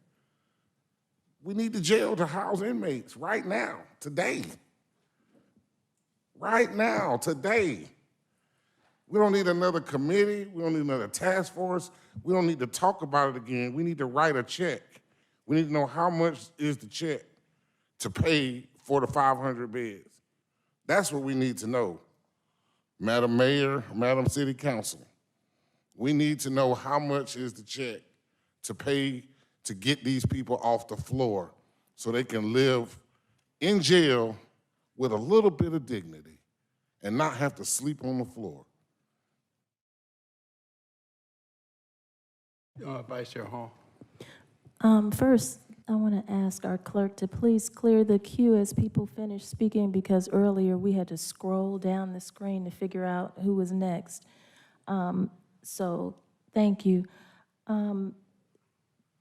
First, let me just refer back to the Atlanta City Council resolution, because there was a question about Fulton County providing services. And it does say in their resolution, whereas the Atlanta City Council is committed to a strong collaborative relationship between the City of Atlanta and Fulton County and a deepening city-county partnership so as to enhance public safety, improve quality of life, improve conditions for pretrial detainees in Atlanta, and expand wraparound services to include vocational training and education, housing, community-based mental health services, and case management to ensure successful reintegration. And it goes on in that resolution. So they are asking for Fulton County to provide what everyone knows that we do best. And we are #1 in the state of Georgia for having the best programs and services. So it's in there. And I think that as far as I'm concerned, I feel like we do need to look at a model that includes us providing wraparound services to ensure that not only individuals experiencing homelessness are no longer locked up in jail, because they don't need to be incarcerated. They need services to sustain them, to stabilize them, and to make them successful. That will also decrease the number that we have in our jail, as well as a new approach to the halfway house. We do not need to release people back into the same environment that they came from, that created their situation in the first place. If we could use the Atlanta City Detention Center to have a new halfway house model that not only it sustains and stabilizes them, but the wraparound services are right there in the building with them. So I think we do need to work toward a bigger plan to help in this area, not only with just the pretrial, pre-arrest diversion, but everything else that we know we do well. Commissioner Houseman. Well, I was just going to suggest that, and while I agree with that we need wraparound services conveniently located to wherever we're housing prisoners or inmates, to get them out of that cycle, we all agree on that. We provide those types of services now, and that we can expand those types of services. I do think that we're at the point where it is a crisis, and that we need to have a deadline on these negotiations, and there needs to be some sort of Plan B or Step 2 to go to the governor, just as Commissioner Arrington just articulated. And it doesn't say anything like that in this resolution. So, I would hope that we could come to an agreement, but if we can't, we need to have a timeline and a Plan B and next steps outlined. And if the next step is to go to the governor and ask for him to take some action, then that's what we need to do. All right, Commissioner Abdul-Rahman. I just want to make sure that I understand. From the work session, what I came away from it was that we have to formally give an answer to whatever they sent. That's what they said. They said we have to formally give an answer. It's almost like a counter offer and a counter offer type situation. And so I'm trying to figure out if, in fact, if that's the case. Did they send something? Exactly. Did they send something? Is there a time? Okay. It's in there, and it says by May 31st. But it said a draft, did it not? Did they actually send it? He said, Michael Bond made it clear. Well, no. I'm sorry. Sorry about that. Yes, you're correct, Commissioner Abdul-Rahman, because it is in the resolution that they said they're going to pass. And it says that, and he kept saying on the call, and I mean Councilmember Bond, that it needed to be done by no later than May 31st. But we told him our next meeting wasn't until today, and that would be in conflict, so we wouldn't have an answer by May 31st anyway. And he said, well, he still wanted us to move forward with our own resolution. Now, the city attorney, did she not say that that there was a letter sent? Yes. And that and the reason I know this, because you were adamant, Commissioner Arrington, as to what on the table. She said, no, we can't do that. We need a response to the letter that was sent before and I didn't quite understand that. I know it's two different forms of government, and county attorney, I don't know if you need to weigh in on this or not, but I'm confused if a letter was sent to us and they're saying that they need a counter to that. They need an acceptance or a non-acceptance to move forward. That's what she was saying. She said that a letter was sent, and they're waiting the response to the letter. Whether we agree to it or not, they need a response to it. And so I'm wondering, is that still in play? And does that have anything to do with this? Because I am confused.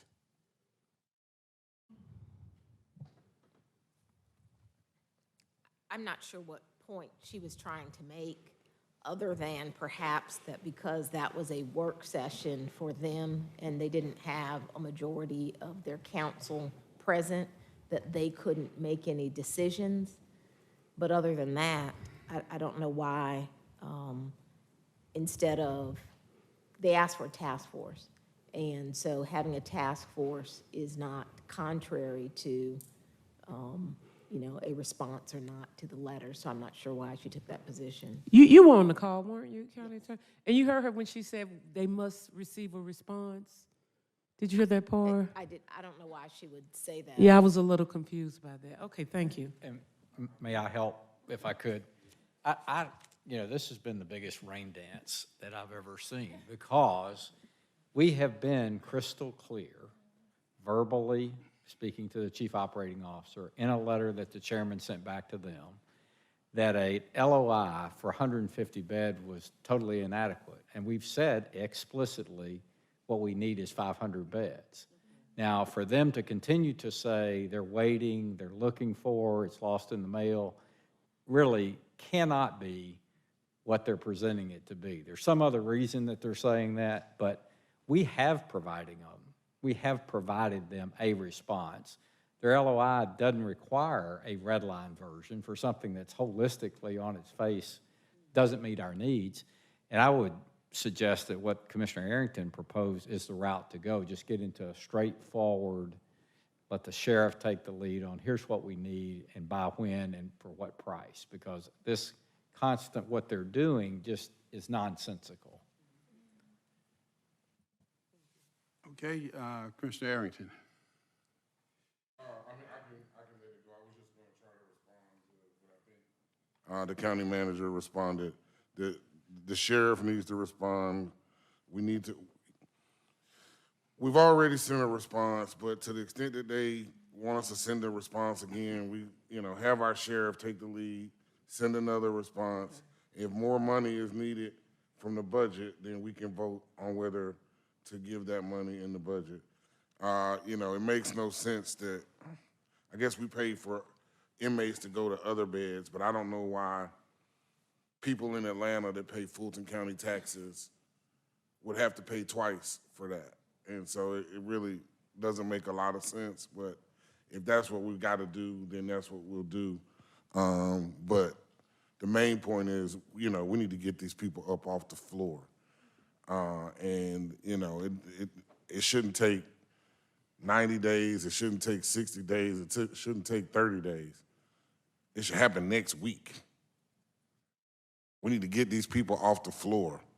So anyone that's listening at the City of Atlanta, help us get these people off the floor. Help us give them some dignity. They're in jail. They shouldn't have to sleep on the floor. We need help. Beggars can't be choosy. Why you want to charge Atlanta citizens twice for something they're already paying for in an empty jail? I have no idea. But if that's what it takes, we'll do it.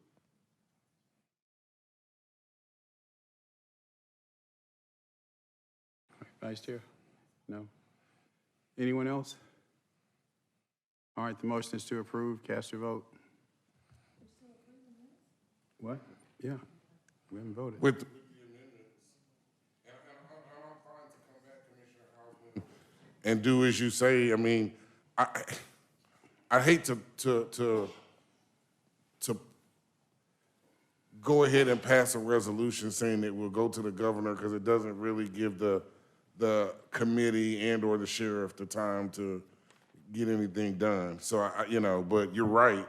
If it's not done in a short amount of time frame, we probably have to look at some other options. So we only have one more meeting in June, and then we don't meet for a month. So I think we need a deadline in this. So then I would say by the time of that meeting in July. Well, I mean, that's another 45 days from now. So, could I'm we not- not ask for a response by our next meeting? I mean, that's 2 weeks. Either they're going to do it or they're not.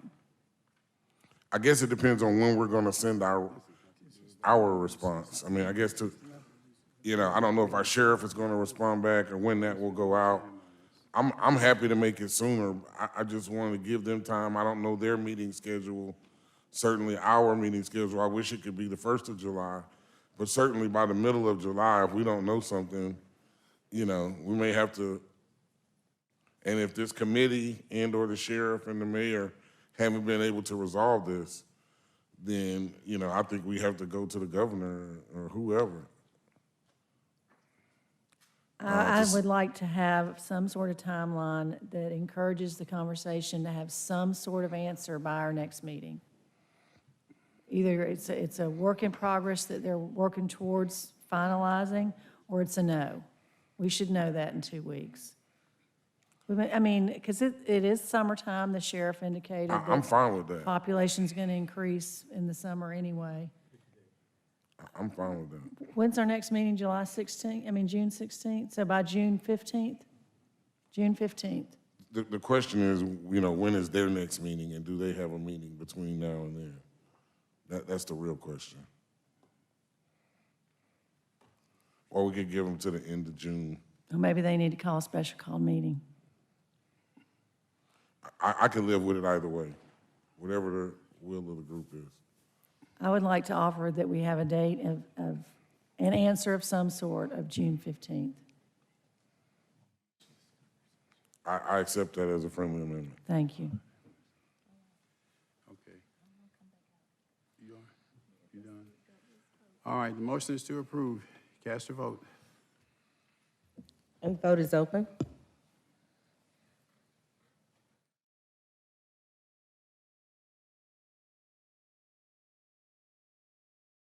And the motion passes unanimously. On page 8, Commissioners' Full Board Appointments, 21-0380, Board of Registration and Election. Chairman Pitts has nominated Alex Wan for a full board reappointment to serve as chairperson to a term ending June 30th, 2023. All right, motion is to approve by Commissioner Vice Chair Hall, seconded by Commissioner Abdul Rahman. Cast your votes, please. And the vote is open.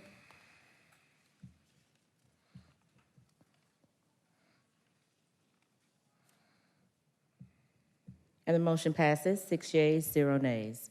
21-0415, Board of Registration Elections. Fulton County Democratic Party has nominated Aaron Johnson for a full board reappointment and has appointed Teresa K. Smith Crawford for a full board appointment to terms ending June 30th, 2023.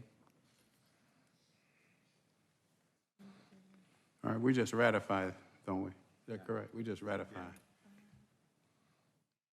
So, yeah, so Vice Chair Hall, this is on, it says to approve at the ratify. Vice Chair Hall, followed by, second by Commissioner Morris. Let's vote, please.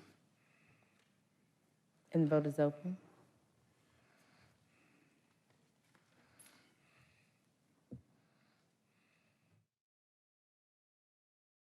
And the motion passes, 6 yeas, 0 nays.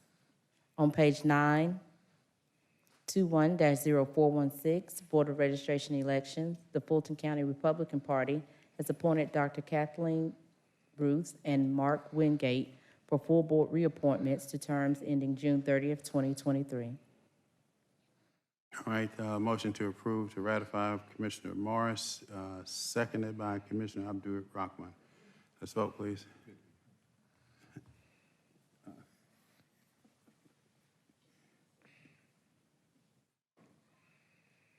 And the motion passes, 6 yeas, 0 nays. County Manager's presentation and discussion items under Arts and Libraries, 21-0407, Real Estate and Asset Management. Present to the Board of Commissioners the spend-down plan for remaining library bond funds accumulated from earned interest and project savings. Good morning,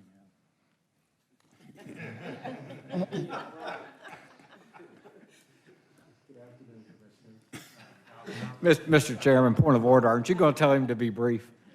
This is Al. Yeah, when he said good morning, it means tomorrow morning.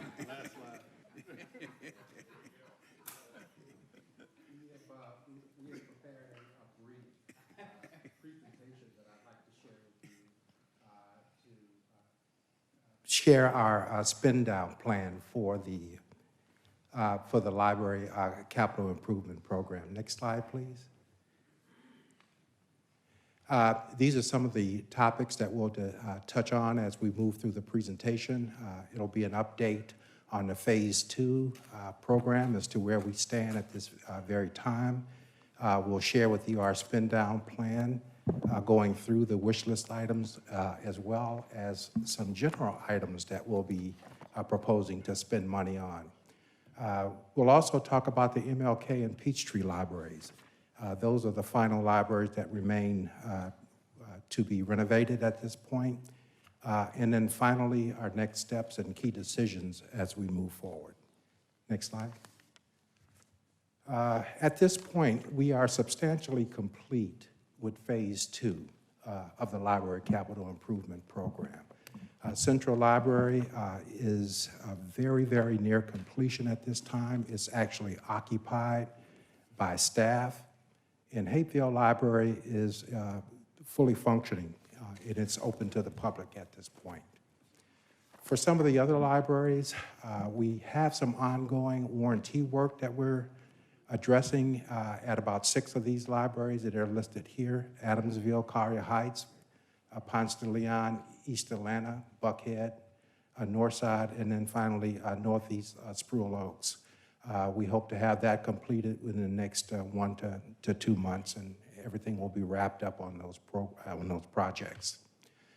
We've had some savings as a result of what we think is effective program management on these projects, and that's enabled us to take on the Peachtree and the MLK project. And I'd just like to remind us that over this last 1-year period, or just under 1 year, we've been moving to get these libraries completed, and we've opened 11 libraries, including Central, but we have not had ribbon-cutting ceremonies. So the library is working to get the ribbon-cutting ceremonies planned for those locations. Next slide. No, Central's not open. No. Central Central is not open. All of the branch libraries are. We're targeting the fall for that, Commissioner Arrington. Yes. I'm sorry. In April, mid-April, the board approved us moving forward with interest that has been earned on the bond funds for our use in the projects. And we have realigned our Phase 1 funds so that we can spend it all working on the remaining wish list items that we'll be talking about. There's about $8.1 million that we'll be spending for groups 1 through 4, which is about 20 projects. In fact, it is 20 projects for additional items that were tracked as these projects were being developed and completed. We made lists of what was being asked by the library staff, by the library leadership, by users of the not users of the library, but the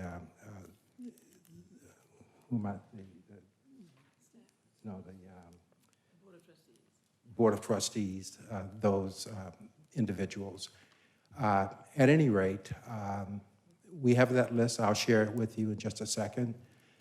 As far as the savings that we talked about, we had originally talked about using TAD funds for the Peachtree and the MLK libraries. Those were libraries, of course, that the county didn't own the facilities that those libraries resided in. And so rather than putting bond funds into those facilities, we were talking about using TAD funds. We have the savings, and we propose at this point that we not use the TAD funds, but use the bond funds that we have remaining to complete those projects.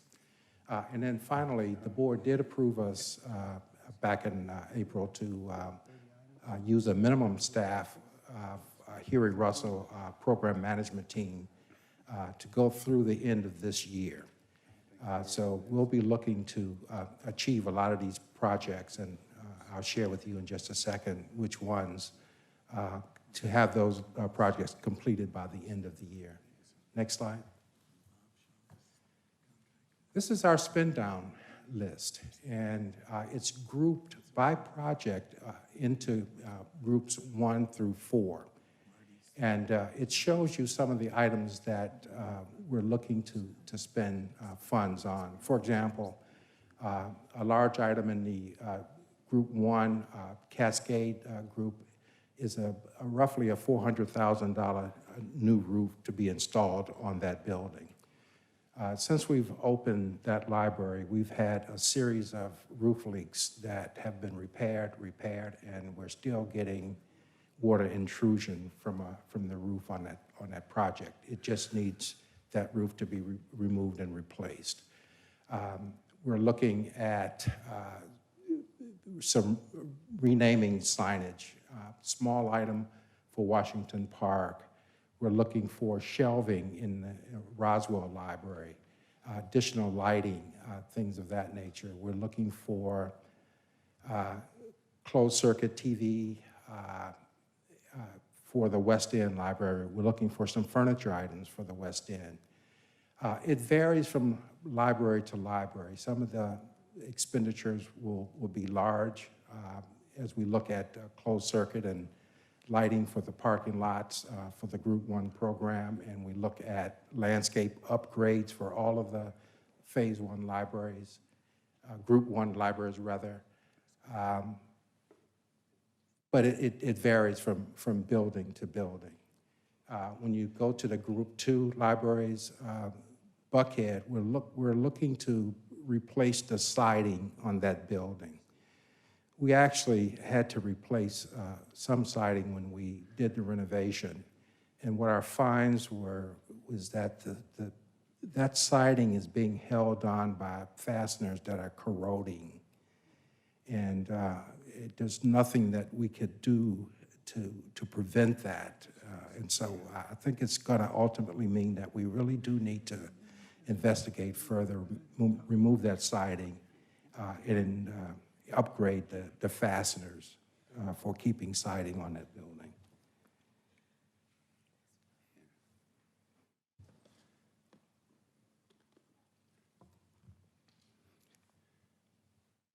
I'm sorry, you want to?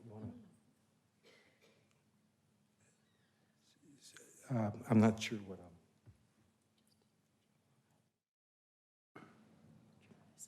I'm. Okay.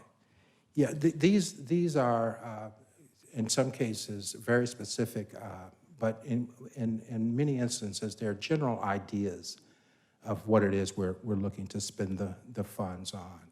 Fencing for some of the projects. Northside expressed an interest in having a canopy of some type at the plaza entrance, one, to allow patrons to sit outdoors, two, to give some protection from the parking lot into the building. So we'll be looking into that. Next slide. And these are, I'm sorry. Your proposal was for $8 million. That screen just showed $1 million. No, that, if you go back. That talks about group one, that talks about what it is for group two, and I'll go through some others. Yeah, group one is 765,000, group two is 400,000, that's 1.1 million. Where's the other 7 million? We'll get to it. Okay, I'm real clear. All right, and so these are some of the libraries that we're talking about adding FF&E. Here's where we're talking about adding a new roof for Cascade, a new canopy on the entrance plaza for Northside, and then just a view of Buckhead that shows the siding that's on that building right now. And again, the fasteners, they're limited to holding each piece of that slate on that building. They are corroding. Next slide, please.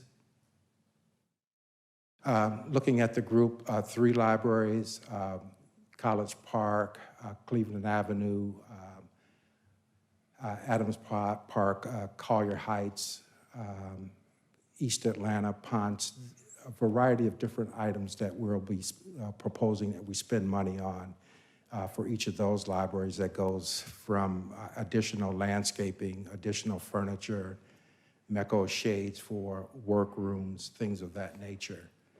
And at East Point and Fairburn in Group 4, we're looking, for example, at East Point, we have a major problem with the community cutting across the library site. And so we do need to put up some kind of fencing to control traffic and control the flow of pedestrians around the library so that we minimize the kind of cut-through that occurs at that library. And that's happened at a number of our libraries where we've had to do that.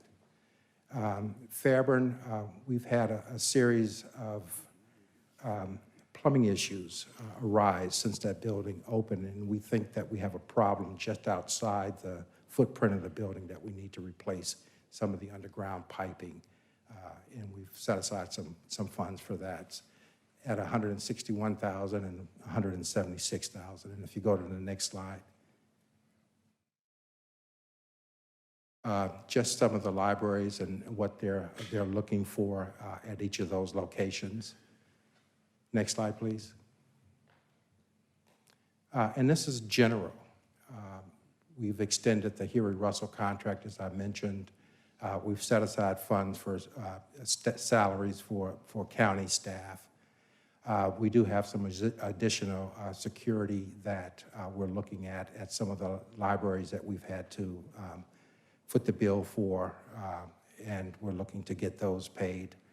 And then there's a couple of items, for example, East Roswell, where we have some HVAC issues. That was one of the libraries that we opened first. And it appears that the heat pump system on that building needs some adjusting. And so we're proposing that we be able to do that. Wolf Creek, we've had some water intrusion in our facade. and we've actually looked at taking the stone off so we can repair the waterproofing. And at Auburn Avenue, we're having some cut through as far as that site's concerned that we need to address as far as putting up some aluminum fencing as well. Next slide, please. And just some of those libraries to remind you and what it is that we're looking to do at those libraries. Next slide. Finally, we have the Peachtree renovation and the MLK renovation, and we've set aside $875,000 in round numbers for Peachtree and roughly $3.8 million for the MLK library. And I want to talk in detail about those. If you can go to the next slide, please. For Peachtree, we're in a building that's owned by a landlord, and they owe us $235,000 in tenant improvements. What I'm looking to do is to couple the tenant improvement allowance with the money that we have set aside to do the renovation on that project, with the intent of using the $235 to the extent that we can for improvements that would remain in place in the event that we needed to leave that property. We would use the $875,000 for furniture, for equipment, for things that we can take with us. That amounts to, for the $235,000, about $101 a square foot. It's tight. It may be doable. We're going to certainly give it a big try to make it all happen. But anything that we can do with that $235 would remain with the building. The rest would go with us if we had to load it on a truck and move. Our lease for that facility, we have about I think it's a 35-year lease on that building, so it's long-term. Next slide. The MLK library, we're, again, in a lease situation. And we're not necessarily getting the support that we need from the landowner. And so what I'm proposing is that we begin to look at purchasing some land. And maybe we purchase a land with the building and do a modest renovation to that. And that would get us out of the lease situation, get us back, much like we have at every other library, into an ownership situation.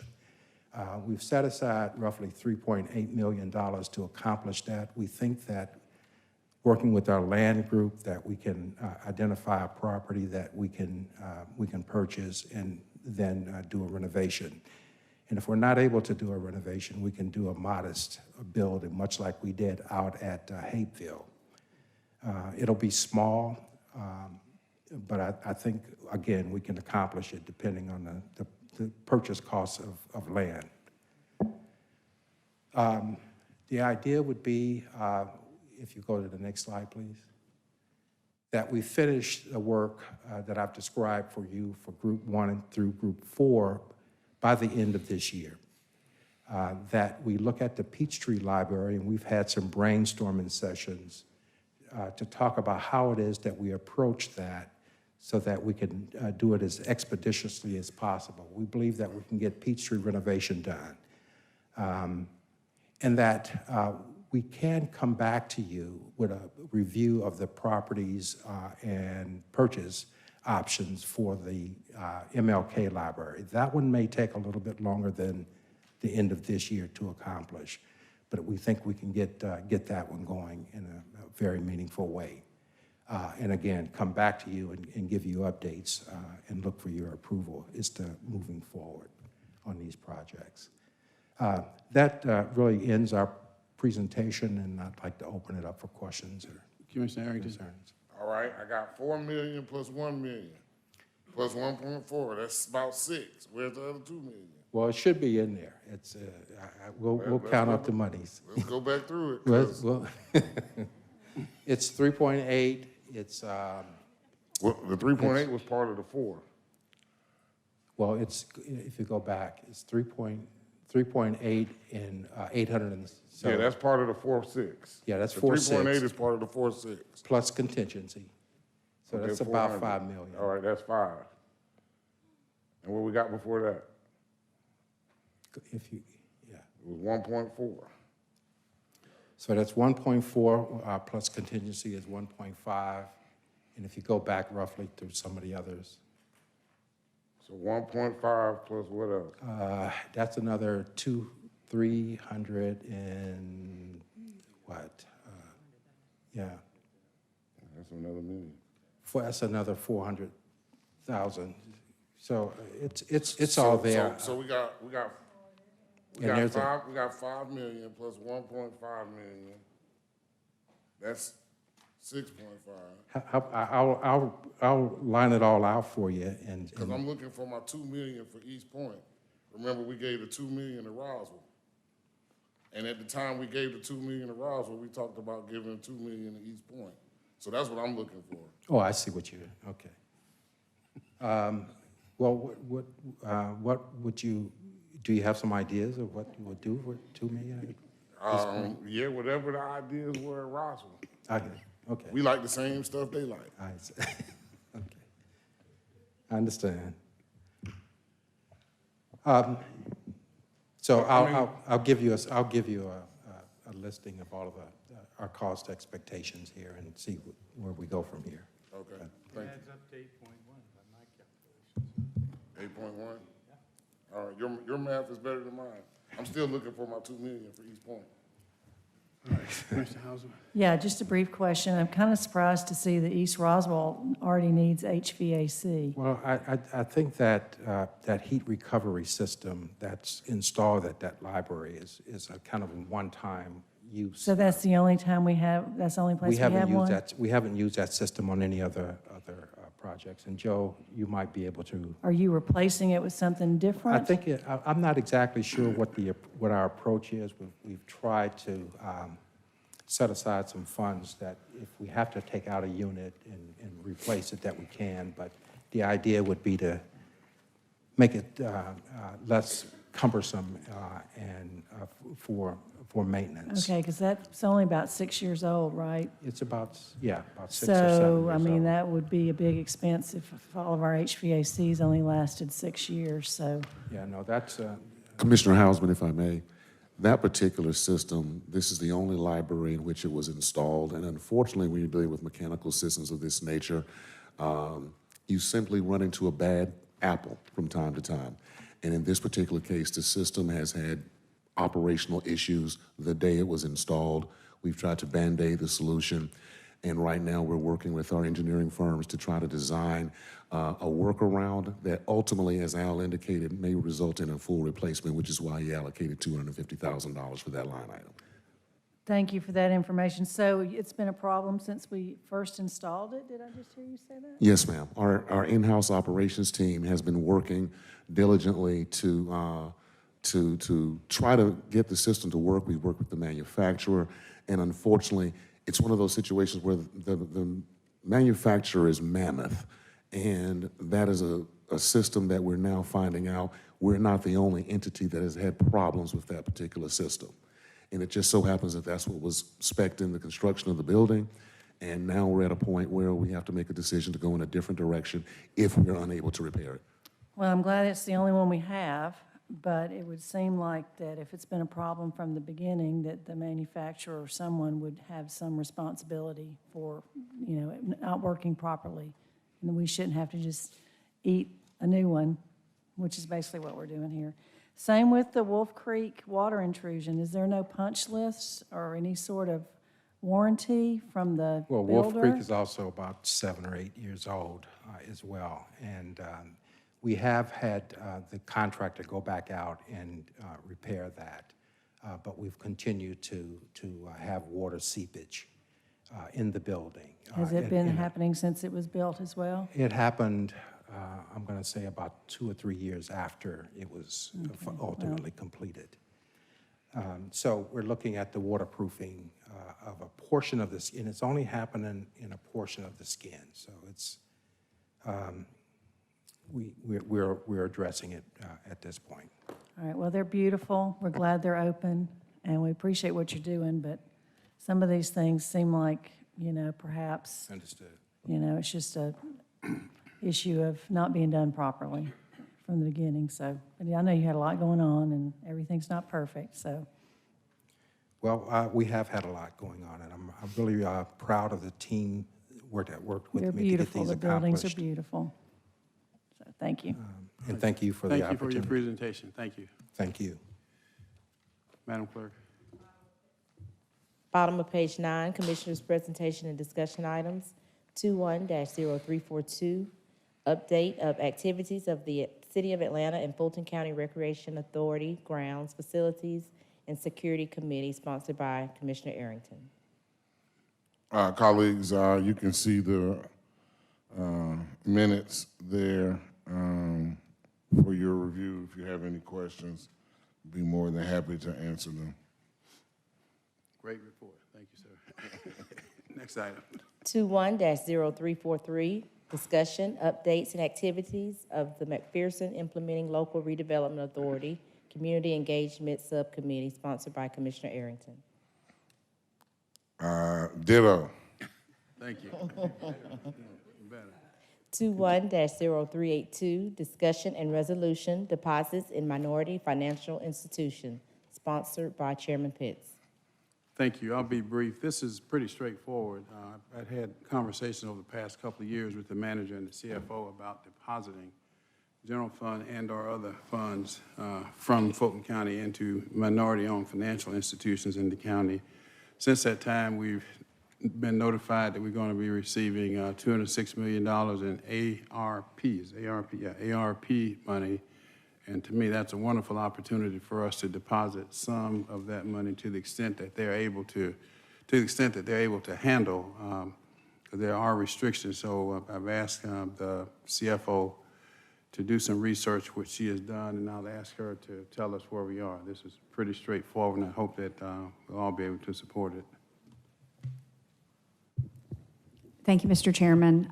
The Finance Department has been researching the availability of minority financial institutions for funds to be deposited in that meet the requirements of the statutes as well as the county's investment policy. And they should be able to place resources with a financial institution in the very near future.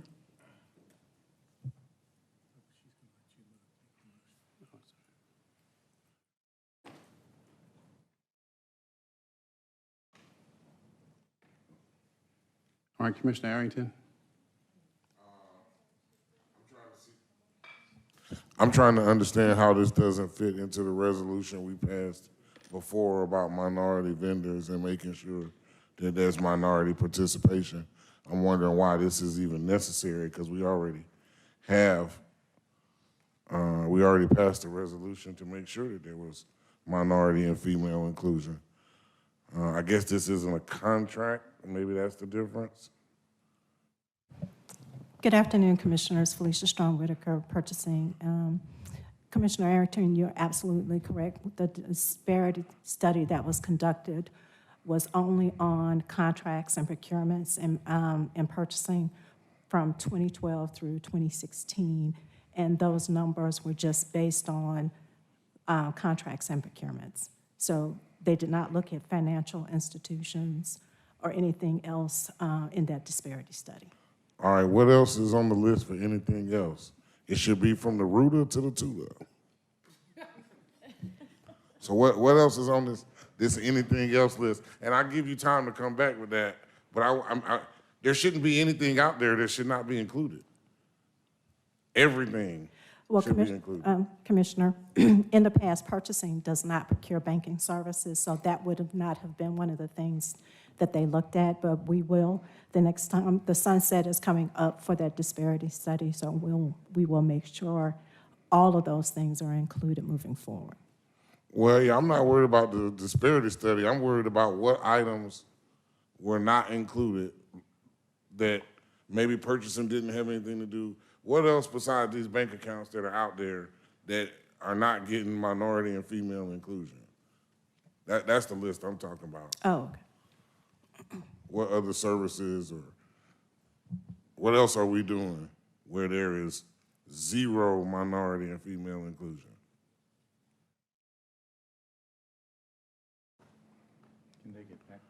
Yes, please, yes. All right. You can get back to me on that. I don't need it right now, but if there is a list of other items, I need to know what that is so I can do a resolution to make sure there is minority and female inclusion on that list of other items. Yes, sir, we'll get back with you. Okay, any other questions? All right, let's vote. And the vote is open.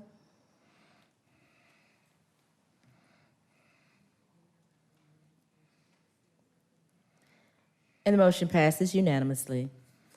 On page 10, 21-0383, discussion, appointment, and termination of certain Fulton County positions, sponsored by Chairman Pitts.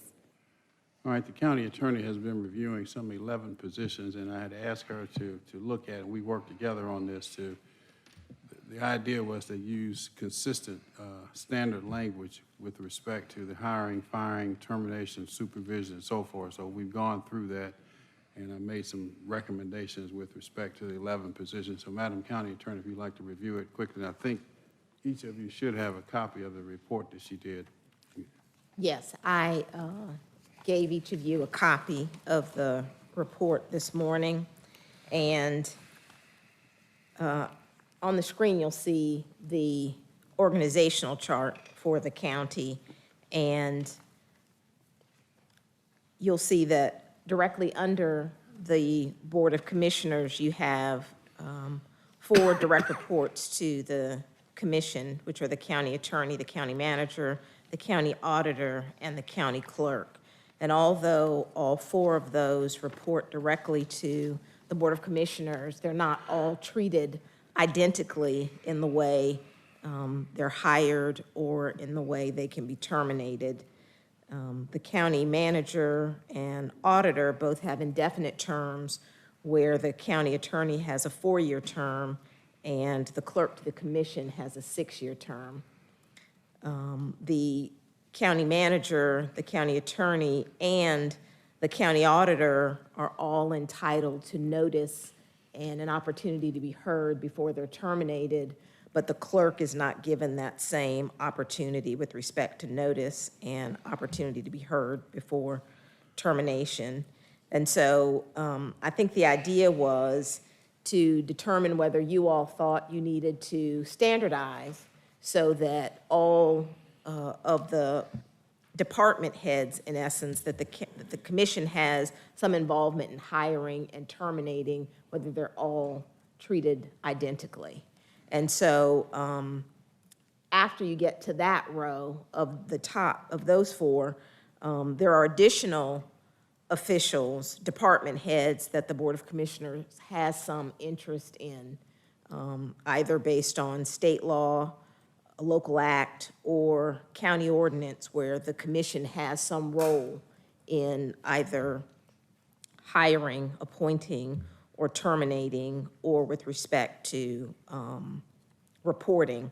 And I just want to point out to you all that there is a County Manager Act that the county has, and in Fulton County Code Section 2-148, it does provide that the county manager shall be the appointing authority for the heads of all departments where the power of appointment is now or hereafter vested in the county commission, except for the county attorney, the auditor, and the clerk, which sort of goes with the fact that you can see you've got the 4 on the top line, and then underneath the county manager, you have all of the other department heads. And so, again, those department heads, the way they are hired, reporting, terminated, are all different. And so what we did was went through and gave options in terms of how you could standardize. And so the term of appointment could be standardized, because in some instances it's 4 years, in some instances 6 years, indefinite. So what the chairman thought was that everyone should be indefinite instead of having actual terms of years. The next issue was termination. And the idea is that everyone, instead of some having the ability for notice and the opportunity to be heard and others not having that, that everyone would serve at the pleasure of the Board of Commissioners. So two things, indefinite terms and serve at the will or at will. Correct. Okay. Yeah. So those were the two major changes that were done to standardize. So when you go through, and if you look at what was the proposed language, you'll see that where someone had an actual term, the proposed language is that their term would be indefinite. Right, that's what I'm saying. So just indefinite, that's my recommendation. I have no pride of authorship, but to make it simple, indefinite terms and serve at the pleasure. In other words, at will. And there were two exceptions, right? One, actually three. The Board of Registration, the Director of the Board of Registration and Elections, the Library Director, and the Tax Assessor. Tax Assessor we couldn't touch because of state law. The Same with the emergency management. right. There was a provision in state law, so you wouldn't want to change that one. The library director also, based Board on of state law. Trustees. So Correct. the- But the so- others, yes, the others can be changed because they're local acts and they can be changed via home rule. So those changes can be made. The only other thing I wanted to mention is that with respect to those that now have a notice and right to be heard, for those, because they have a property interest in that ability to have a hearing, that for those individuals, you would either want to provide them notice and have them perhaps explain to the Board of Commissioners why you ought to keep that notice provision, or if you're going to make that change that they're now at will, then you could decide that it won't be effective until after the current incumbents leave office. And so it'll be effective for the next county attorney and the next county manager, if you decide to make that change. Okay, so those are my recommendations, colleagues. So they're up for consideration either today or at the next meeting. Yeah. But please review it because I've got two pieces of legislation that's held for the next meeting that relate to this. Now, Vice Chair Hall, followed by Commissioner Ellis. Thank you, Mr. Chair. I want to go to, I don't know what document this is, but page 11. Let me see if I can figure out where the beginning of this is so you know what I'm talking about. There is a chart before it called Elections Director, wait a minute, Executive Director of, no. There's no heading, but there is a page 11, and at the top of page 11, it says hired by Board of Trustees or Board of Registrations and Elections with confirmation of Board of Commissioners and reporting to respective board. And it's referring to the library director. It specifically speaks to the hiring and who the library director reports to, Yeah. and the hiring and termination of it, but it doesn't say termination in the language. When you go to page 12, at the top, it says number 2, Elections Director, and then there are, I guess, these proposed options, and there are the recommended option, BRE hire with BOC confirmation and BRE fire, or BOC hire and fire, or BRE hire and fire. But still, it's not clear, there's no word in here about firing or termination. Those words are not used in the actual language that is recommended here. Right. So, can we be more clear on the termination part? Yeah. Okay, so this, what you're looking at was a previous version of this, and you should have gotten a new page 12. So what this page showed was what I thought the chairman's recommendation was, and then what Commissioner Ellis and Commissioner Arrington's options were. And then so you got a new page 12, which showed. Where was the new page 12? Yeah, there was another version of the memo that was sent to you on May, I think, 28th, and it changed pages 8 and 12. And so the chairman's recommendation actually was to keep it as it is, with the exception that you would add the termination.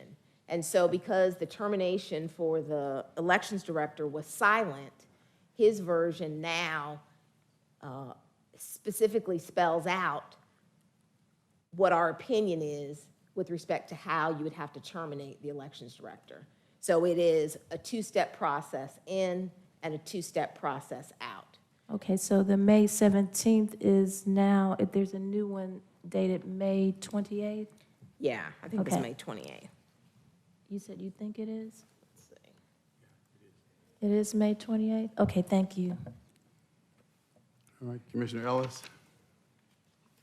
I don't have to review these further because it looks like we've got conflicting memos with different text in them, and this last one I don't think was received till a little bit later.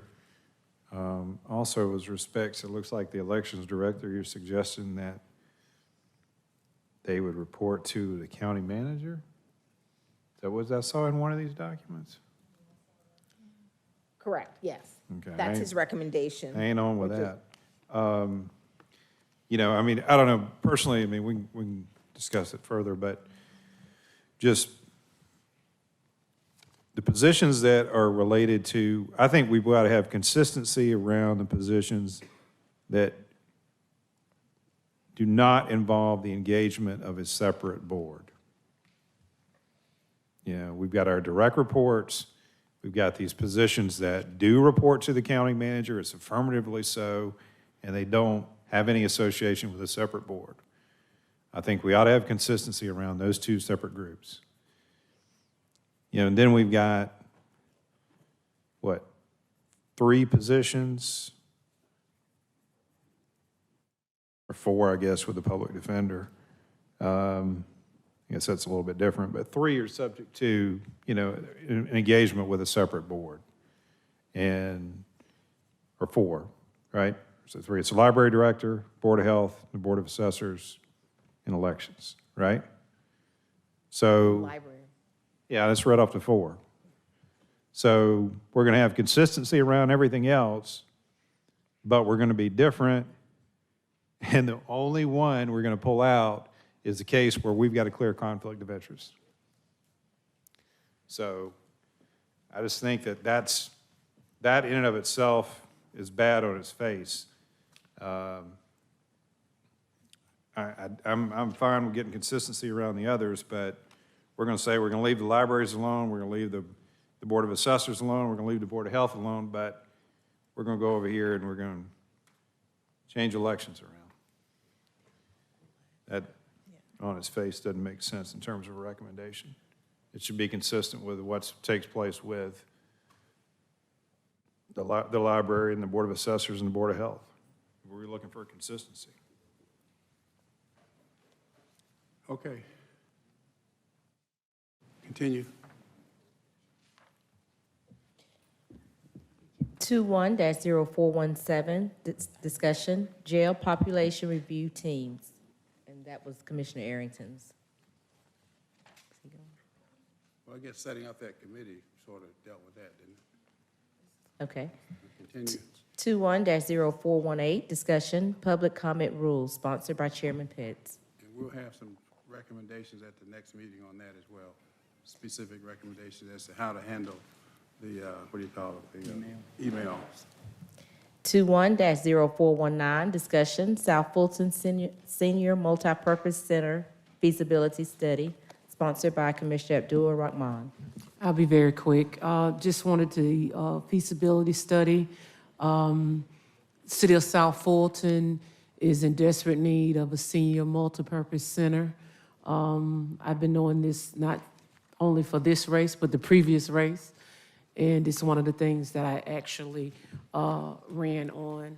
And so I want to make sure that I could come forward and let my colleagues know I would like to get a feasibility study to see if we can actually do this. Thank you. It's a discussion item, so, oh, I'm sorry. Yeah, actually, I guess a couple of years ago, there was some money set aside for it when we didn't have a site located. Chairman, you don't mind, put your speaker on. It is, I'm sorry, there was a site, when we didn't have a site, there was $250,000, I believe, if I remember correctly, put in the budget for this purpose, but since we've identified a site, the need for that, the feasibility study sort of goes away, so now it's just a question of a design and the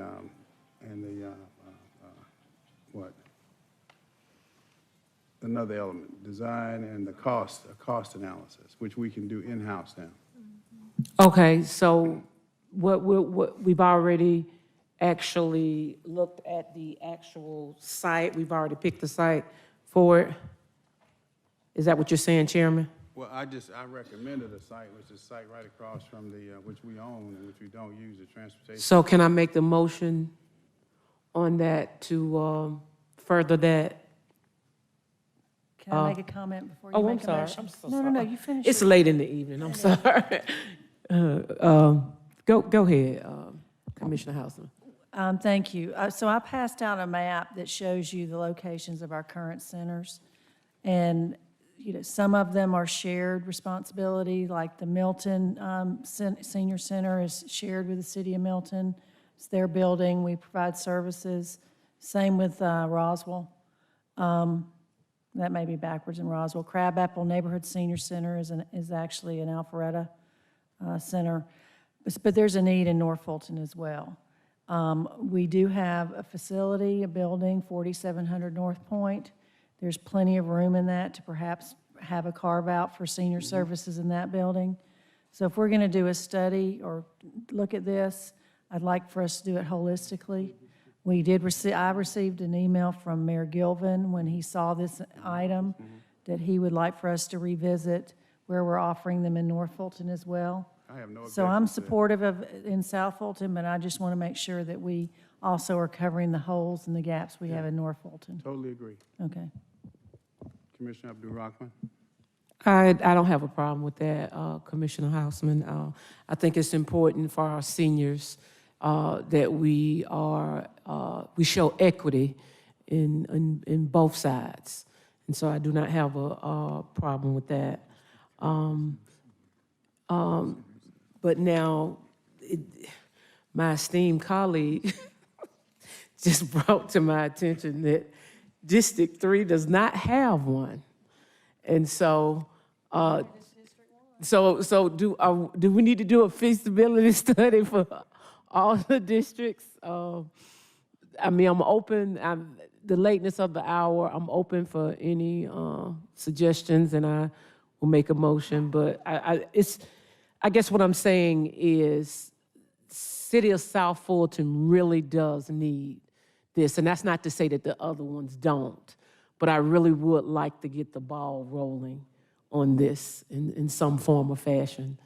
And so I move that we begin the cost and design work for a senior center in District 6 and also add feasibility study for the other districts, to be fair. Commissioner Ellis, then Commissioner Hausman. Yeah, I don't recall, I recall us having a discussion around this, but I don't recall us ever actually having a feasibility study or really having a discussion to move forward on this. I think we probably had a late afternoon discussion that lasted about 5 minutes. Joe Karn raised something and we talked about it, and Commissioner Hausman raised the same points and people agreed, and that was the end of that conversation as I recollect. So I do think we need a feasibility study around the stuff in general. When you look at this map, there's 3 commission districts, there's 1 multi-purpose center in districts 1, 2, and 3. That's half the county. And we got 3 multi-purpose centers. I know, right. So in districts 4, 5, and 6, there are 3. In districts 1, 2, and 3, there's 1. Okay? So I mean, if the discussion's about multi-purpose facilities, I think we need a look at this holistically across the county and a feasibility study and some recommendations that balance that out throughout the course of the county. So. I don't have a problem with that. So the motion, do we want to amend the motion to Commissioner Ellis? Is that what you're asking? To amend what I said? I just want to make sure.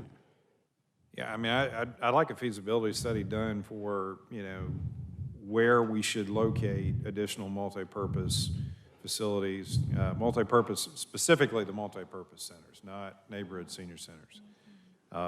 You know, what the cost would be, where they might look at, where we felt like we had the need, and where they potentially may locate in terms of real estate.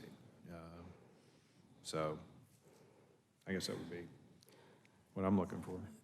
So If that's the motion. if that's the modification, if you accept that, I mean, that's really what I'm looking to do. I second it. Okay. Okay. All right, cast your vote, please. And the vote is open.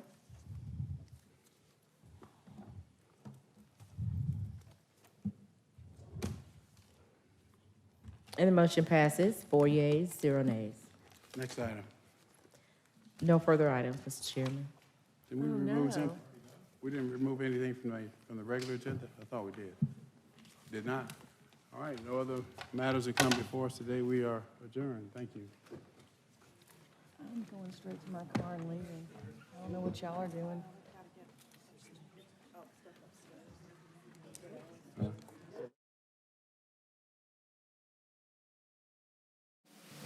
For a written transcript of this meeting, or if you need reasonable accommodations, including this communication in an alternative format due to disability, please contact the Clerk to the Commission's office at 404-612-8232.